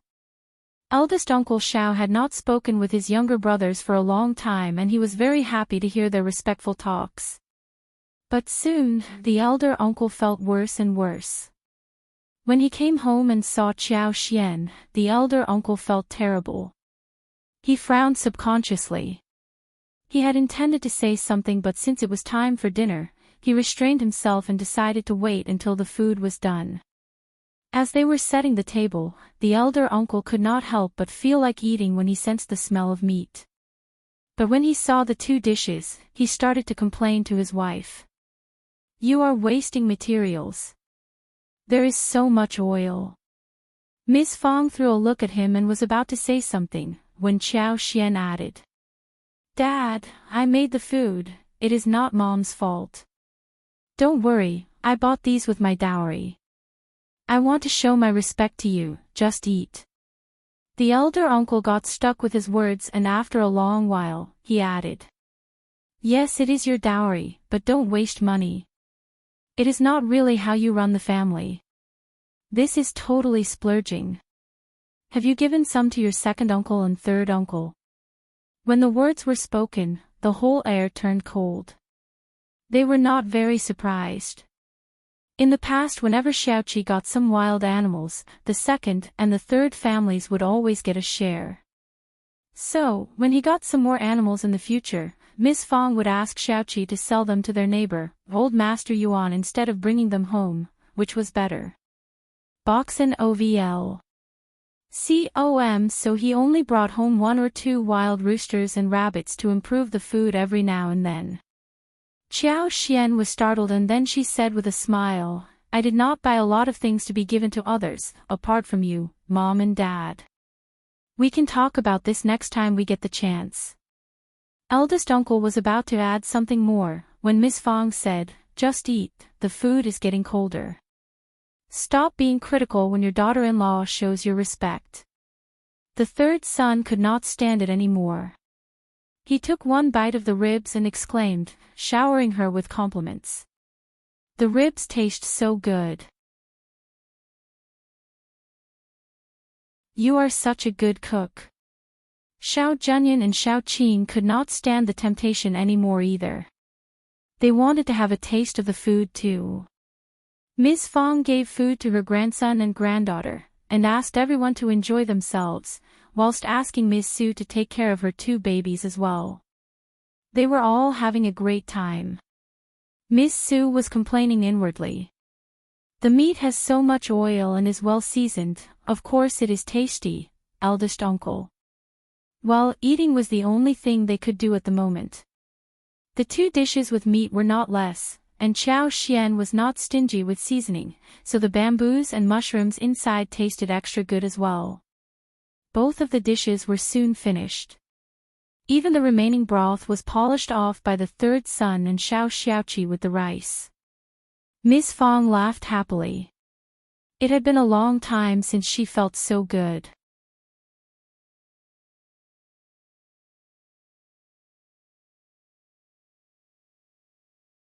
Chapter 42. Daughter-in-law's dowry. After dinner, Miss Su and Xiao Taotao helped to clean up the table and wash the dishes, whilst Xiaoqi and the third son went out for some fun.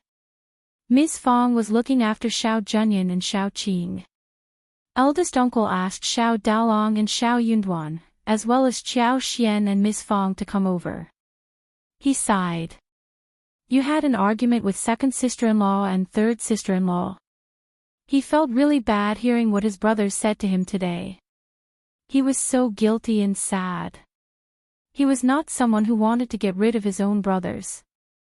When his daughter-in-law became so rich and ruthless, he felt so bashful and guilty upon hearing what his brothers said to him. This Ms. Chiao was so unruly. How could she not respect the elderly people and be so selfish? They were one family and they should take care of each other. Miss Fong had predicted that her husband would ask them about this. Those brothers were definitely going to report that to their elder brother. Who said that? I had no argument with them. Eldest uncle said, of course yes. Miss Chiao brought something home and she should have shared them with the second and the third section. We are a family and we should not just eat alone. Miss Chow, you should remember that though we are living in different homes, we are still one family. We are related by blood and we should help each other. We should not be so ruthless. You should get something ready and take them to the second and the third sections and apologize to them too. We should not try to argue with them. Miss Fong got angry. What are you talking about? Dad. Xiao Xian's face turned cold, and her face sank. I am very glad to share with you what I bought with my dowry, and also with the brothers, but not with those uncles and aunts. I don't think you are right, Dad. Dad, Miss Xiao is correct. Xiao Yunduan added. It is not good when it is spread around. Sixth brother is studying at the school, and if people hear that his parents are using their niece's dowry, he would get a very bad reputation too. Sixth brother is very talented. But for the accident, he would have made it to the imperial examination already. Many people are jealous of him. What if rumors make it worse? That won't happen. Boxen OVL. Of course it can, Dad. Sixth brother can't afford any bad rumors. Xiao Yunduan knew clearly what he needed to do to move his father. He barely spoke, but when he did, he would always hit the point. When Xiao Yunduan and Xiao Xian were getting married, the sixth son returned home for the wedding and now he was at the school again. When Xiao Yunduan made it to cultivated talent, he had a different identity, so he did not go to school frequently as before. Instead, he would just exchange knowledge with other cultivated talents regularly every month, when they could hear the lectures from the teachers. So he was still at home, studying by himself. Eldest uncle trusted his son and said, I just mean that, we should not eat everything alone. Miss Fong said immediately, we never eat things alone. We always share. Instead, they never give us anything. Eldest uncle became speechless. It seemed that his daughter-in-law's dowry did not belong to the shared properties. Miss Fong was the mother-in-law who did not deal with the dowry, and he as the father-in-law should not interfere either. Elder uncle could not help but sneak a look at Xiao Xian, hoping that Xiao Xian could express it herself.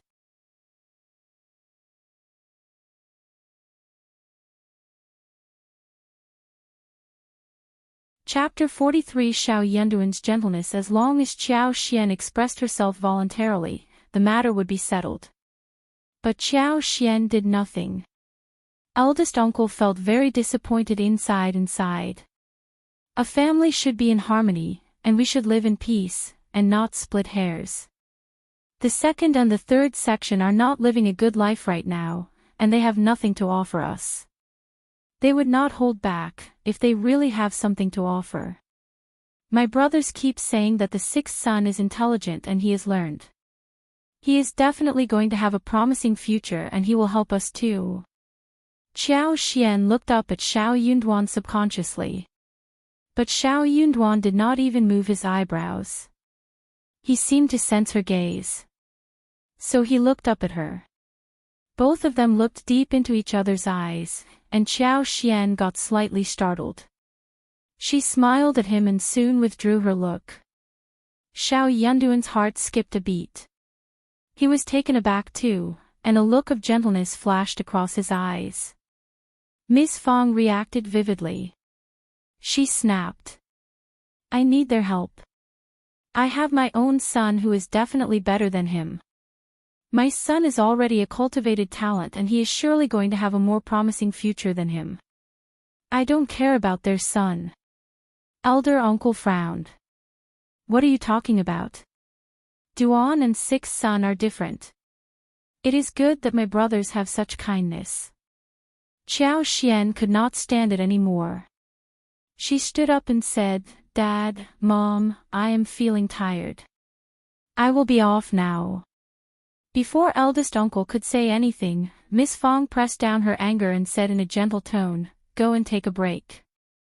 Duan, keep her company. Xiao Yunduan nodded and left with Xiao Xian. That is what Dad is like. He is used to being a father for his brothers and sisters.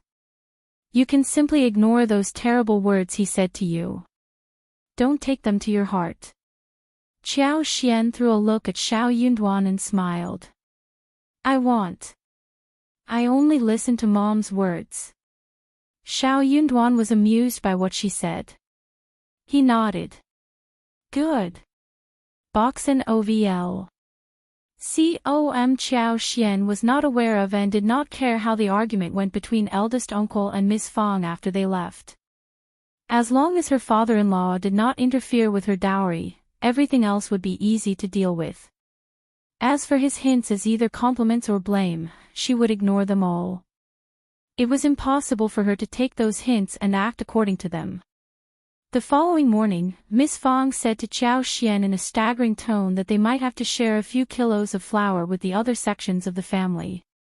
Good girl, I know that it doesn't make you feel good, but your grandparents-in-law stressed to your father-in-law that he should take care of the other brothers and their families before they passed away.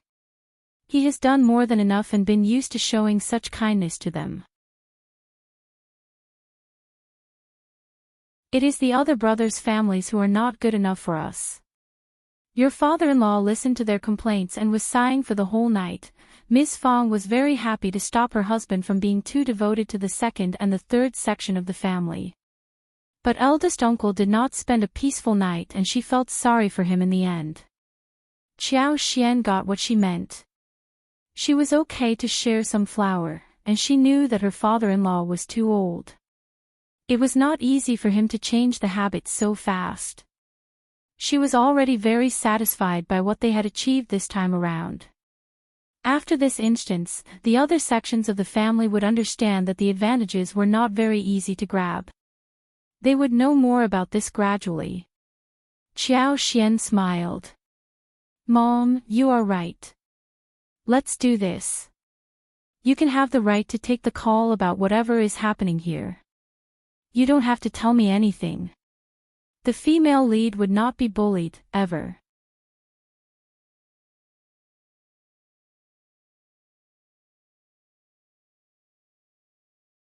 Chapter 44. Stupid Miss Fang let out a sigh of relief and smiled with happiness. But I needed to tell you first, that's all. Qiao Xian felt moved and replied with a smile. What about Mom asking Dad to deliver the flour to them? You can explain to them that I bought the rice because we are running out of food. I just don't want the family to do the farm work while being hungry. From this moment on, you can ask the sister-in-law to make as much food as possible, without caring about the oil and salt. I have told my husband about buying some land for business. We are definitely going to get better and better. We don't have to be too stingy about this. When the land was opened, Qiao Xian had to share the story little by little, since they would not be able to hide the secret for much longer. Miss Fang understood what she meant. She nodded in realization and said with a smile, no wonder you bought the land. You are going to use them. Her son was the cultivated talent, intelligent and reliable. If the purchase was a bad deal, he would have stopped his wife. Qiao Xian smiled. You are so clever, Mom. Miss Fang laughed. Just do whatever you want. I know what to do. Excellent, Mom. Qiao Xian replied with a smile. Soon Miss Fang got 4 kgs of flour and put it in 2 bags separately. She delivered them to the second and the third section of the family along with eldest uncle. Eldest uncle also believed that he should visit his brothers personally. So he tagged along. The flour which Qiao Xian had bought was the best sort of flour, most suitable for pancakes and noodles. 4 kgs was already a lot for them. That was why elder uncle was very happy and he felt so relieved after one sleepless night. He felt that his youngest daughter-in-law was not all that hopeless. It was just that she lacked manners and was too young to understand things around her. He believed that she could be cultivated in the future. Brothers, we are here giving you some flour. Eldest uncle was very happy, as he walked in with a smile. However, what he had not expected was that his brother and his wife were not very happy about it. Boxen OVL. Ms. Nyo took over the bag and snapped. So little. Fifth daughter-in-law bought a big wagon of things yesterday. Second uncle also snorted. It seems that niece-in-law looks down at us. You are not treating us like a family. Ms. Fang suddenly realized why Qiao Xian had asked her husband to come along. Yes, she had been so stupid as not to think of this idea any sooner. It had either been the brothers who came to fetch the things, or she, Miss Su or Tao Tao went over to deliver the stuff. Her husband had never shown up before this. Miss Fang stayed silent. She was going to see what her husband was going to say. Eldest uncle's smile disappeared instantly. His body stiffened up. He had not seen the scene where his brother and the wife would express their gratitude towards him. We don't have much food at home. Ms. Chiao bought rice. Those small things which she bought were for herself and Duan. Honestly, brother, we are not living separately. Ms. Chiao's things are ours too. She is so selfish. You are making excuses, you just don't want to give us any.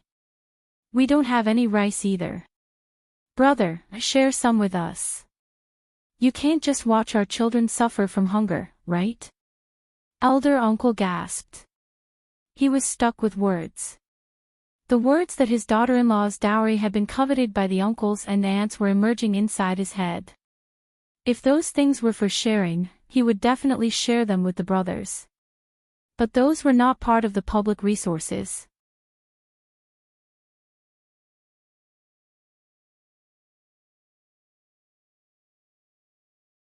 Chapter 45. Heart-poking. Second uncle and Ms. Nyo kept complaining, making eldest uncle flush over in embarrassment. He could not possibly use his daughter-in-law's dowry to support his brothers. Miss Fang sneered and said, "Are you done? Then give it back to me if you find it so little. You are forcing your brother to use his daughter-in-law's dowry to support you. Do you have any conscience or not?" Second uncle was startled. Ms. Nyo pursed her lips. "I think the dowry is just an excuse." Miss Fang got annoyed. "Ms. Nyo, do you want me to make a list of what you have forced me to pay all this while? Do we have any savings? We have used all the savings to support you. As a result, we aren't able to afford anything. You are a healthy family and you have fields too. Still, you want my daughter-in-law to support you? Shame on you." Whenever they brought something home, the second and the third section would want to have a portion of that. The second and third section of the family knew pretty well how the first section of the family was doing. Miss Fang pulled away eldest uncle. "What are you doing here? How dare you try to calculate my daughter-in-law's dowry? I will keep my eyes on that." Eldest uncle was pulled away by Miss Fang. Ms. Nyo and second uncle exchanged a look between themselves and did not dare to run after them. Eldest uncle sighed and felt confused. Obviously, he had been poked in the heart by his brother and sister-in-law. That was 4 kgs of excellent flour. And they were complaining about the amount and forcing him to lecture his daughter-in-law. Ms. Fang felt quite happy about this, but she was annoyed too. So she tried to restrain herself. Boxen OVL. She pretended not to have seen anything, but asked eldest uncle to come along to visit the third section of the family. Eldest uncle started to panic. He did not want to join her anymore. He felt very messy in his heart and could not stand the stimulation. What if his third brother and wife were like this too? He would definitely collapse. But Miss Fang did not want him to retreat at this moment. She forced him to come along, after all. Eldest uncle had to follow up. Sure enough, his third brother and wife did the same thing. They were not as sharp-tongued as the second brother and his wife, yet they were basically expressing the same thing. They thought that they had got too little flour. Moreover, Ms. Ma asked him to get Miss Chow to apologize to her. Eldest uncle felt so heartbroken. He said nothing. He did not even know how he made out of the third section. Everyone found that their father was not in the right mood at breakfast. They exchanged a look between themselves and did not dare to say a thing. Miss Fong threw a hint at everyone, so they felt assured. After breakfast, eldest uncle took his two sons to the field for farm work, and Miss Fong and Tao Tao were taking care of the infants and making lunch at home.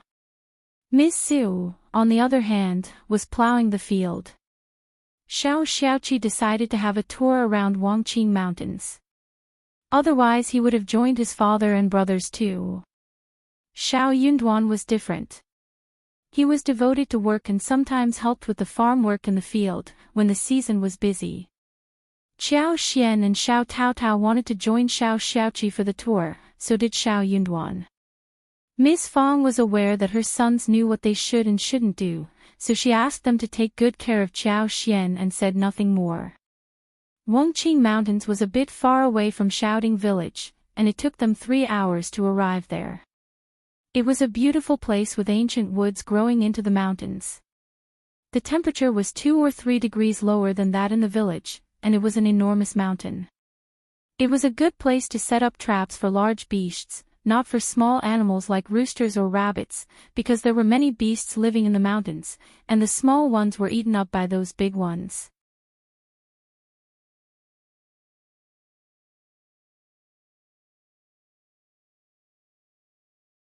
Chapter 46 Updated Space. Xiao Xiaoqi was carrying a bow made out of bamboo. Xiao Xian cast her superpower and her sight spread all over as much as 2 kms. It was much bigger than that in the past. Xiao Xian felt absolutely delighted inside her heart. It was a smooth day of hunting, since Xiao Xian chose the right direction and led the way. Soon, Xiao Xiaoqi noticed the prey hidden in the flourishing grass. The moment he aimed at the prey, he showed a cold look that startled Xiao Xian. He was still young and had not yet grown up. But he would turn even more lethal as he grew older. Xiao Xian thought of how he learned the hunting skills from a deceased hunter. She could not help but guess that the hunter must have been more than just ordinary. Otherwise, he would not have cultivated a disciple like this. Xiao Xiaoqi was very fast in getting the prey. Soon he got 5 wild roosters and 3 rabbits. Actually, Xiao Xian had noticed wild boars and goats as well, but wild boars were too dangerous and wild goats were too fast. Neither were good options for hunting. Therefore, she led them away. When it was time for lunch, they already had 13 wild roosters and 6 wild rabbits. Xiao Xiaoqi was extremely happy. I am so lucky to be hunting with you. I had never been so lucky. Everyone was very pleased to get so many wild animals for food. With her superpower, Xiao Xian soon found a wild grassland close to the spring. She and Xiao Taotao killed a really big wild rabbit, and Xiao Yunduan as well as Xiao Xiaoqi fetched some wood. In this way, they roasted the wild rabbit for lunch. Xiao Xiaoqi got some wild berries and wrapped them up with large leaves for Xiao Xian to eat. Boxen OVL. There were not many wild fruits except for the berries in the mountains during spring. They were growing wildly and the red fruits were as large as a finger, growing all over the trees. They stood out in the bushes, beautiful and tasty. After lunch, Xiao Xiaoqi suggested, "Let's get some mushrooms before going back. It is getting late now." It was more dangerous after lunchtime, and he would not go around randomly when his brother and sister-in-law as well as Tao Tao were with him. Also, they already got plenty of things. They nodded in agreement. Xiao Xian was very satisfied by what she had gained from this trip. There were many wild-growing fruit trees, and when she built the fruit yard, she was going to ask him to bring her here and take some home. Then she was going to transplant those fruits with better twigs. Some could be planted directly, such as wild lemons, mulberries, bayberries, etc. She even found a patch of wild-growing watermelons, which were just budding, and which could be transplanted back to their place later. She did not have to worry about killing the bud. They were just picking some mushrooms when Qiao Xian had an idea. She told the rest of the team and headed towards a direction alone. She found 2 Ganodermas. The 2 Ganodermas were growing together, different in height but large in size, almost as big as one basin. The black surface was sparkling with purple light, and the stem looked straight and sturdy. Delighted, Qiao Xian bent down. But she was startled the moment she touched them. Suddenly, she had nothing in her hands, but 2 Ganodermas went straight in her space and started to grow. These 2 Ganodermas seemed to get rooted in her space as if they had sensed something. In an instant, Qiao Xian could clearly feel that the originally desolate, lifeless space had a little more life, and a small clear spring appeared at a speed visible to the naked eye, next to the 2 Ganodermas. The spring was spurting and soon a pool was formed.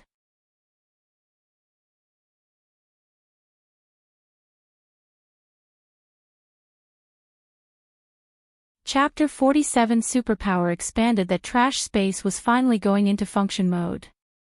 The development pleased Qiao Xian greatly. In the meanwhile, she found her superpower becoming stronger as well. She was not only able to explore a wider range across plants but also had no difficulty in extracting oil as well as accelerating the growth of plants. What was more, she could use her superpower at her will. Previously, it was impossible for her to achieve fine control, but at this moment it seemed to be possible. For example, if she wanted a leaf to grow by one branch, then this leaf and one branch would do as she ordered, and if she wanted a fruit to grow quickly and ripen, then this one fruit would ripen quickly without affecting others. It was a discovery that surprised Qiao Xian. Pleased, Qiao Xian decided to take a walk in the mountains when she had nothing else to do. She decided to find better things to feed her space, and when she became rich, she was going to buy excellent ginseng so that she could get unexpected surprises. Qiao Xian returned quickly, so the other 2 people did not witness anything. Only Xiao Yunduan could tell that Qiao Xian seemed to be quite happy. He threw a confused look at her but noticed nothing different. He even assumed that it was because he had felt wrongly. They had got abundant mushrooms and were about to return, when Xiao Zhaoqi's eyes brightened. It is a barking deer. Without informing others, he ran up with his bow. Before Qiao Xian and Xiao Yunduan realized what was happening, Xiao Xiaoqi was already cheering. I got it, I got one barking deer. Wow, brother, you are excellent. Xiao Taotao dashed forward in cheers. Qiao Xian smiled. I agree. The arrow ran through the barking deer, which fell onto the ground. It looked strong and chubby, weighing approximately 2.5 kilograms to 4 kilograms. After they cheered for a while, Xiao Xiaoqi could not help but say, 5th brother and 5th sister-in-law, let's bring this barking deer to old Master Yuan's family and ask for a price. He kept asking me if we got anything other than wild roosters and rabbits. I bet that he will buy it. Then we can share the earnings. They believed that such a big barking deer would definitely be shared with the other sections of the family, when brought back. Boxen OVL. However, he had not yet hunted one barking deer for long and he would like to have a taste too. Qiao Xian smiled. That works.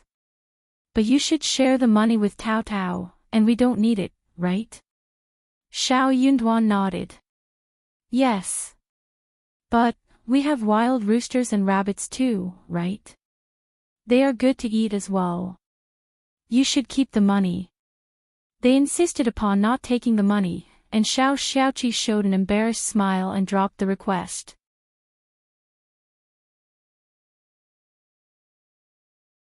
Qiao Xian and Tao Tao were waiting for Xiao Yunduan and Xiao Xiaoqi in a forest outside the village, when they went to sell the barking deer to the Yuan village. They even had 2 wild roosters and 2 wild rabbits with them. The barking deer was sold at only 20 yuan, yet Qiao Xian bought the meat at 15 yuan half a kilo the other day. Barking deer was fresh and rare, and it should not have been sold at such a low price.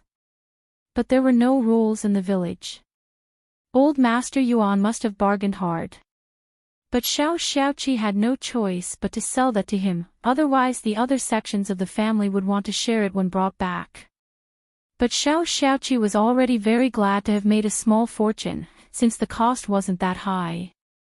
Unfortunately, Old Master Yuan did not buy wild roosters or rabbits, which would go bad soon when it got too warm. A barking deer was already enough for him.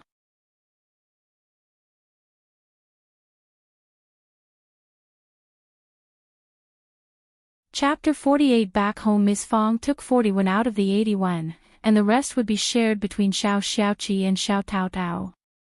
Tao Tao accepted the share too.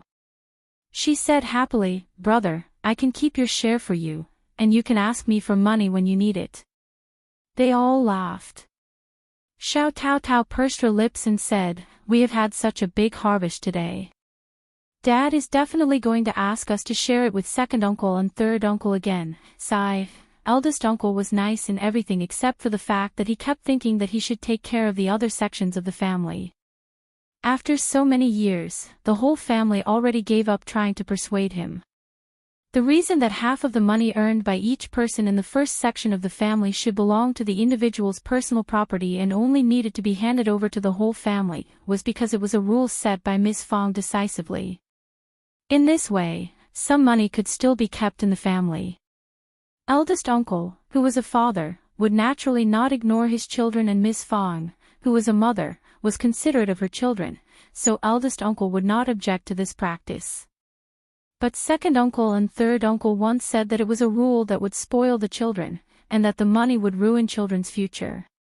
But Miss Fang insisted upon that, and the discussion was dropped. But when Xiao Xian came to the family, she had attacked the second and third sections so that she became such an inspiration for Xiao Xiaoqi and Xiao Tao Tao. Actually, Xiao Xian was a trigger to the already existent grudge. They had not been pleased by the actions of the second and the third sections' behaviors for a long time. Xiao Xian smiled. "That works. You don't have to share everything that you have earned." Xiao Tao Tao could not help but say. "Fifth sister-in-law, they would come to flip through our stuff." Xiao Xian's face sank. "We won't allow this to happen again." Xiao Zhaoqi's eyes brightened as he nodded. Fifth sister-in-law is right. They told the others that they only got 2 wild roosters and 1 rabbit. Then, they hid everything else when they returned home. Boxen OVL. There was almost no secret in the family that could be kept from others. Xiao Xiaoqi had a hobby of hunting wild animals, which was known to everyone. Ms. Niu and Ms. Ma had always benefited from this hobby of his, so they kept prying about where Xiao Xiaoqi went, every day. As long as Xiao Xiaoqi went into the mountain, they would surely come to visit their place. Today was no exception. 2 wild roosters and 1 rabbit. They were definitely going to take them. "Chi, you have hunted a lot today. Look at the fat wild rooster. The wild rabbit looks good too." Xiao Xian's lips pursed. She was not going to allow those greedy people to get even one thing out of the family. But that was not how the first section of the Xiao family worked. They had to take it slow. Xiao Xian grabbed the largest wild rooster and said, "Chi, you have done a great job today, we will keep this wild rooster. Second aunt-in-law and third aunt-in-law, you can share the wild rooster and the rabbit." Xiao Yunduan smiled. This wife of his was so evil. Xiao Xiaoqi was the one who hunted the animal, so it was totally reasonable that they kept the largest wild rooster. After all, they were giving away the wild rabbit that was larger and had much more meat, weren't they? Ms. Niu and Ms. Ma were startled. They could not help but reach out for the rabbit at the same time. "What are you doing? This is mine."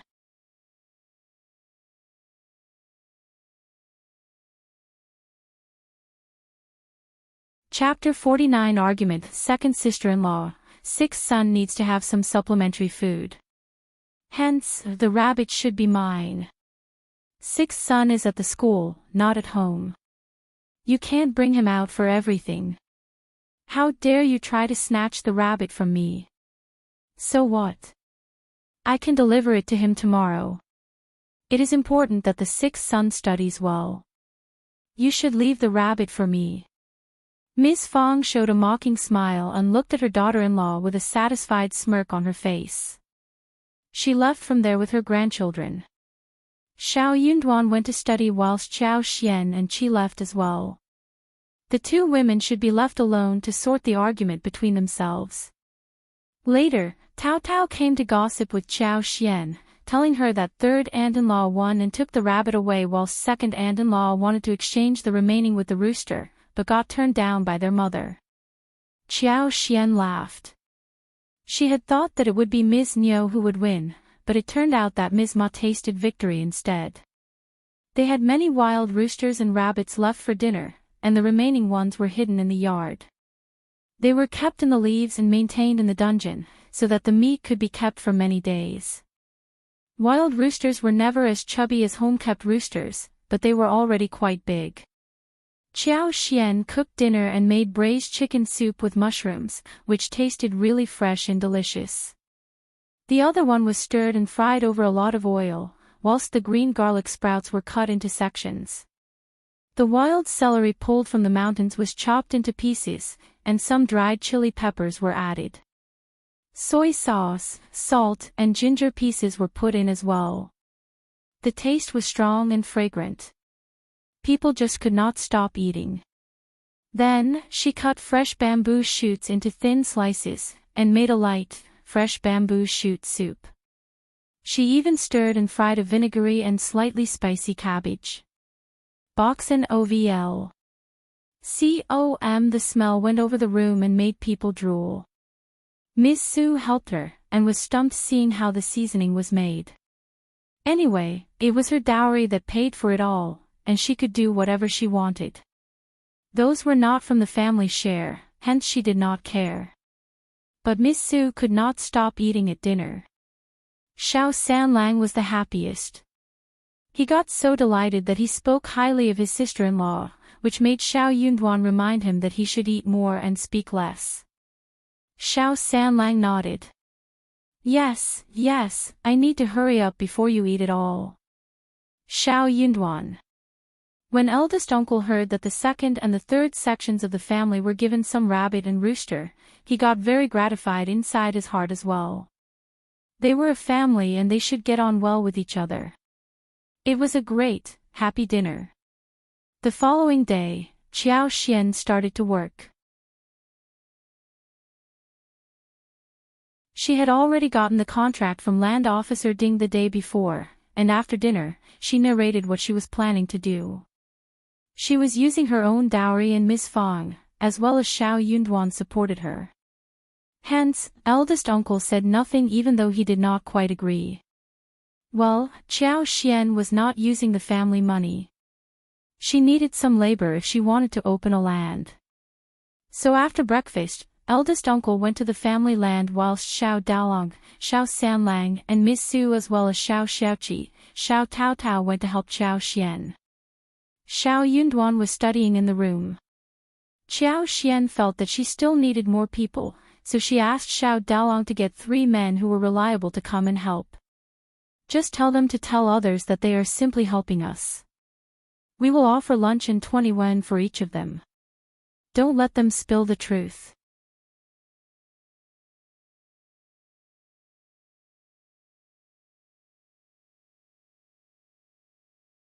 Chapter 50 Ashamed, since you all are working here, you will get 20 yuan too. Brothers, you work so hard, I will pay you 10 more, but please work carefully. Don't tell others. Weeds, tree roots, larger stones, and other scattered rubbish on this piece of land needed to be cleaned up. Once a fence was built, trees could be planted and mushrooms could be grown. Everyone was startled when they heard what Xiao Xian said. Miss Su smiled. 5th sister-in-law, this seems very nice, but do I get paid too? Miss Su. Xiao Daolong glanced at his wife and said, "Fifth sister-in-law, we are one family and we don't need to pay each other." "Yes." Xiao Sanlang smiled as well. "You have bought us so much food and it is enough for us to get fully fed every time. You can cook for us more instead." Everyone laughed and agreed. Miss Su felt ashamed. Was she being very greedy? They were humiliating her. Qiao Xian chuckled and said, "Those are two different things. This is my private work which will last for a long time. I can't let you work for free. We should count the bill even if we are a family. Me and my husband don't do housework. It is you all who have taken over it, right?" Xiao Sanlang was very open-minded, and he could either be paid or remain unpaid. Xiao Daolong was very honest and bad at talking, so he nodded and insisted that he should just take 20 yuan, no more. Qiao Xian thought for a while and nodded with a smile. Seeing that they got 10 yuan less, Miss Su felt her heart ache. She threw a dark look at Xiao Daolong, thinking that he was so dull. But she did not dare to say anything more. Qiao Xian explained the whole thing to them and asked them not to reveal the truth to anyone else. Boxen OVL. She was worried that the second and the third sections of the family would get someone here to work and get money from them and add nuisance. Xiao Daolong realized what was going on. He nodded and said that he was not going to tell anyone else about it. So did everyone else present. That was indeed how those people would behave. Qiao Xian returned when she was done with her work. She helped Miss Fong to look after the children whilst Miss Fong was busy with some housework. She was not very familiar with the house, and Miss Fong was very good at doing the work, so Miss Fong did not let Qiao Xian do the housework either, which made her life leisurely. Qiao Xian told Miss Fong about the payment. Miss Fong first told her not to do that, but after hearing her point of view, she nodded and said, "You are right. This is good, they won't complain in the future. But don't let your father learn about it." That was exactly what Qiao Xian was waiting for. She nodded and smiled. "Mom, we are all a good family and Noon will complain. I just think that we can't let them work for free. After all, it is my private work." Miss Fong smiled. "You are such a nice girl who takes everything into consideration."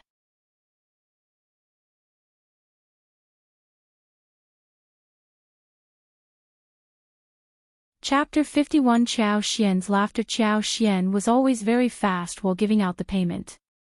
When everyone held the heavy coins in their hands, they became happier and more motivated. Ms. Niu came to have a look at the land with her grandson in her arms.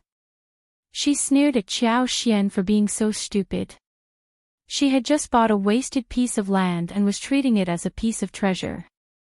That was simply a waste of money. Moreover, the whole family was helping her with the land. Qiao Xian asked, "I wonder whether my cousins are free tomorrow.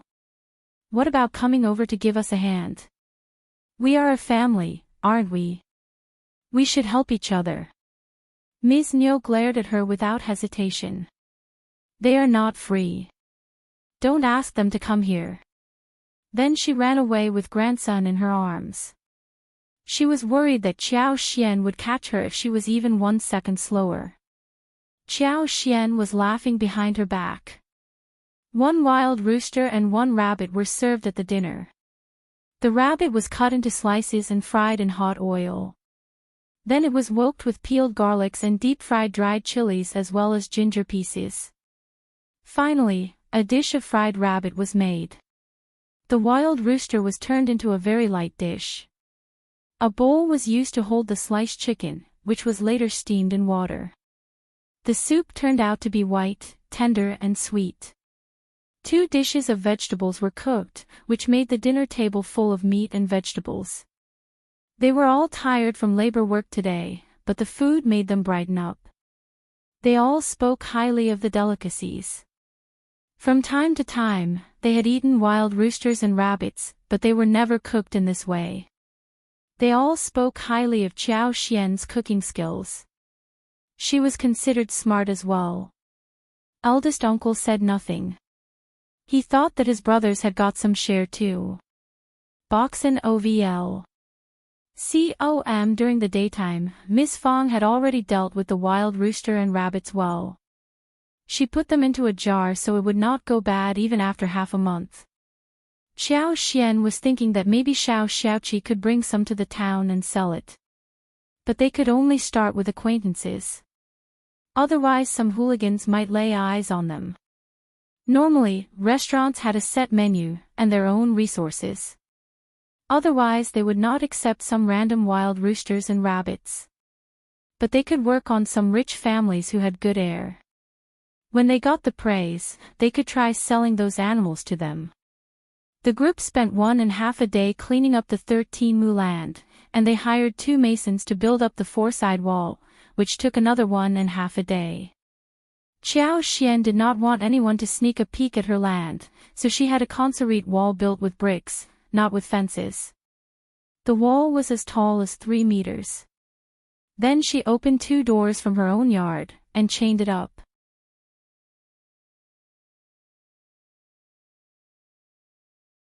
Wasteland was done. Xiao Xian asked Xiao Daolong and the team to clean up 60 mu of land at the entrance of the village. What they needed to do was to clear up the bushes and weeds. Xiao Daolong and the team accepted the mission directly. Miss Su was glad too. She was counting how much money she would get after 4 days, which would be enough for the team to finish their work. In this way, she and her husband were going to get 80 yuan, half of which would be shared with the rest of the family and half would be kept for themselves. Xiao Xian felt really satisfied when she saw the achievement. But a row broke out in the village. Look at Xiao Dakan's family. The daughter-in-law is making a wall around that wasteland. That is such a waste of money. The amount spent should be enough to build a brick house.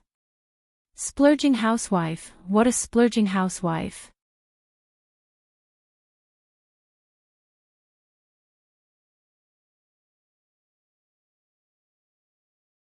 Chapter 52 Splurging Housewife. This is ridiculous.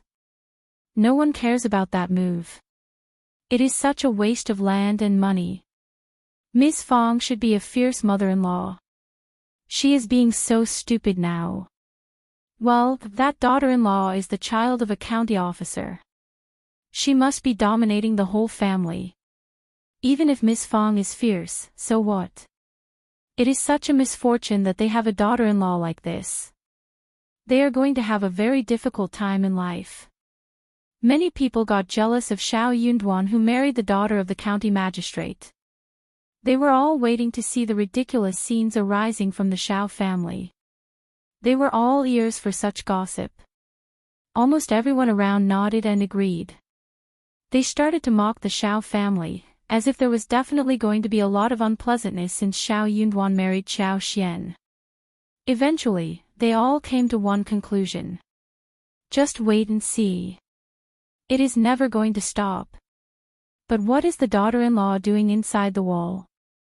Someone asked. They were all startled.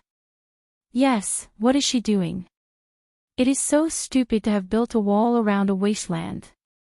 They dropped the topic when they failed to come to a conclusion.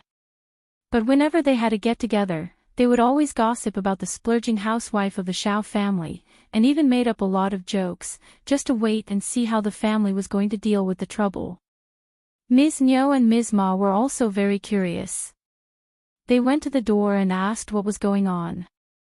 Xiao Xian never tried to conceal the truth. So she said straightforwardly, planting fruit trees and mushrooms. But she skipped telling them about the medical herbs.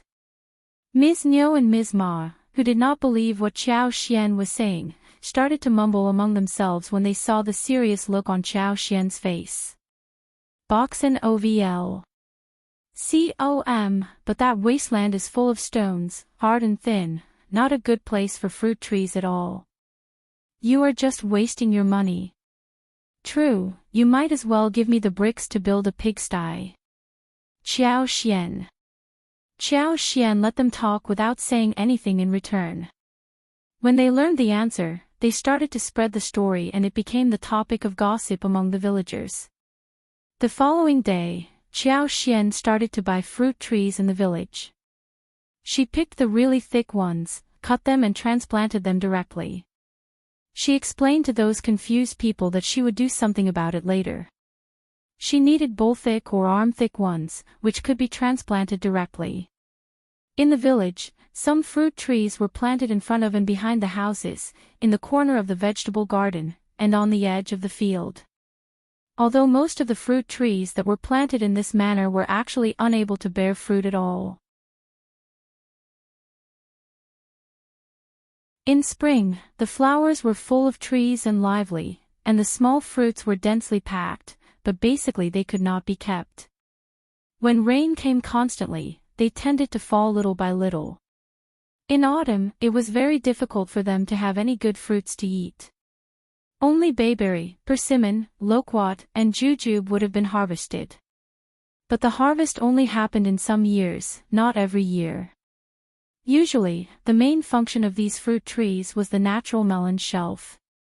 Everyone liked to dig a hole under the tree to plant some melons, and then let the melon vines climb up, such as pumpkin, winter melon, gourd melon, loofah, and so on.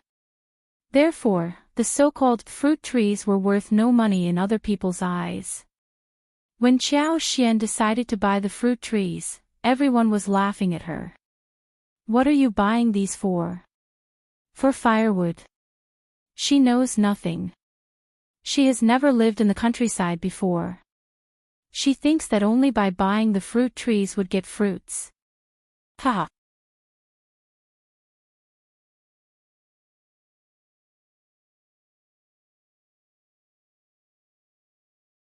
Chapter 53 Rich, it is not the right season. The plants would not survive. She is just being ridiculous. But she is rich and can do whatever she wants. Just leave her alone. They were all in a happy chat as if they were all experts in farming whilst Xiao Xian was just a spendthrift girl who knew nothing. Moreover, when Xiao Xian spent 50 when buying a very large pear tree, everyone got really excited. They all came to the Xiao family and offered to sell their fruit trees. Xiao Xian told others with a smile that she would only buy the fruit trees that she liked. Hence, the neighbors did not have to be so active in offering her the trees. After all, she only needed 2 or 3 fruit trees of each kind. The villagers did not believe her. They kept pushing the fruit trees towards her and asked her to buy some more. "I will sell them to you at a lower price." "Yes, you can get more trees for your wide land." Xiao Xian kept the smile on her face when she expressed what she was thinking. She had no energy to chit-chat with these people endlessly. Miss Fong could not stand such pushy behavior anymore and drove everyone away. But she was also a little worried and reminded Xiao Xian. "Miss Xiao, it is getting very hot and the fruit trees are full of leaves. I don't think that the trees would be alive for too long." Xiao Xian smiled. "Don't worry, Mom. I know what to do." Boxen OVL. COM Miss Fong smiled. "Okay, then I will not say anything more." With strange people like the second and the third sections of the family existing, Miss Fong thought that everyone else was really good.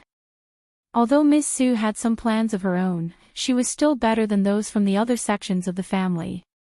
She was always very tolerant of her own family. Xiao Xian was using her own money to make the trouble, and she as the mother-in-law would not make any decisions for her. The following day, Xiao Yunduan intended to go to the school, so he left early in the morning. Xiao Xian asked Xiao Xiaoqi and Xiao Tao Tao to clear up the weeds in the village, so that they could help to dig holes to plant fruit trees. Xiao Xian wanted these trees because she craved fruit. Also, the garden was good to get shelter during summer, especially for escaping from the heat, playing on the swings and doing grilled food, so fruit trees were not going to take up all the space. The land was hard, but Xiao Xiaoqi and Xiao Tao Tao, who were used to farm work, did not think that it was a difficult job. They just needed to spend some more time on it. Qiao Xian had intended to offer some help, but she was really bad at it. She could not even pick the shovel. She panted after a while, making Xiao Tao Tao and her brother chuckle. They all asked her not to try it anymore. Qiao Xian said to them embarrassedly, "I will make good food for you tonight." Then she gave up. Qiao Xian planned the orchard on the far side, occupying an area of about 4 mu. She only planned to plant about 30 to 40 trees on 1 mu, about 100 trees on 3 mu, and another acre of grapes and watermelons, which should be enough to eat.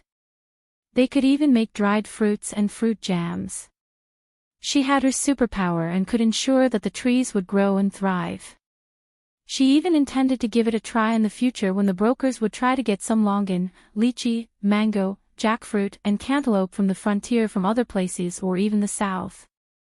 With the help of her superpower, those trees would definitely survive.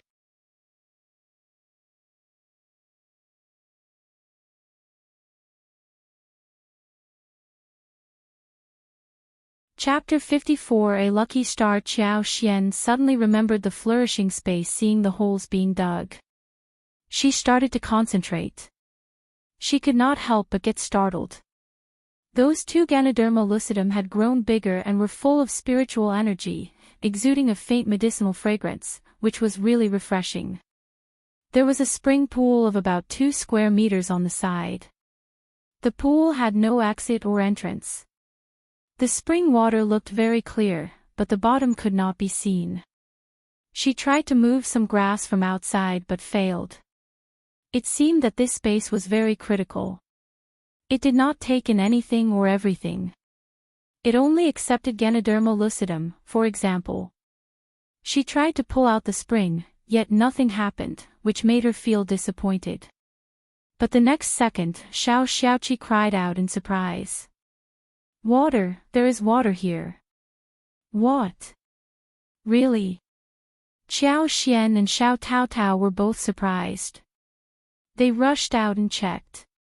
Xiao Xiaoqi was so happy. Her eyes were sparkling as she was smiling. They kept digging and the spring spurted out. "Ah! It is really spring water. Oh, that is great!" Xiao Tao Tao screamed as she spinned around on the spot. Qiao Xian smiled too. "Yes, this is fantastic.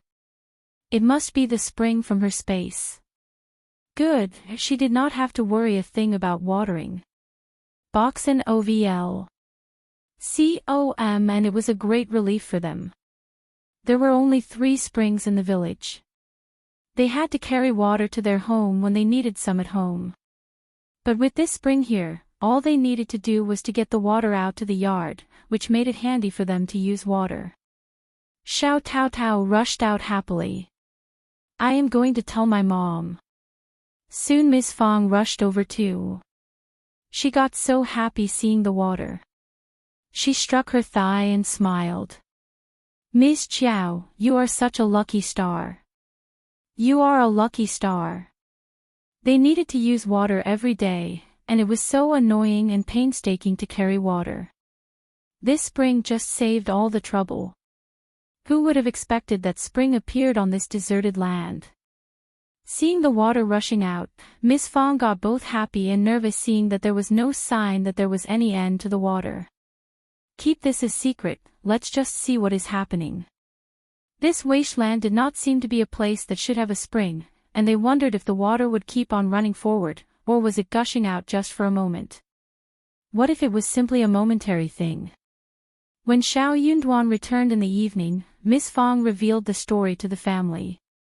The whole family was shocked. They all headed towards the yard and tried to check it out. The spring was still leaking. The tree hole wasn't so large, and the water had already wetted the land.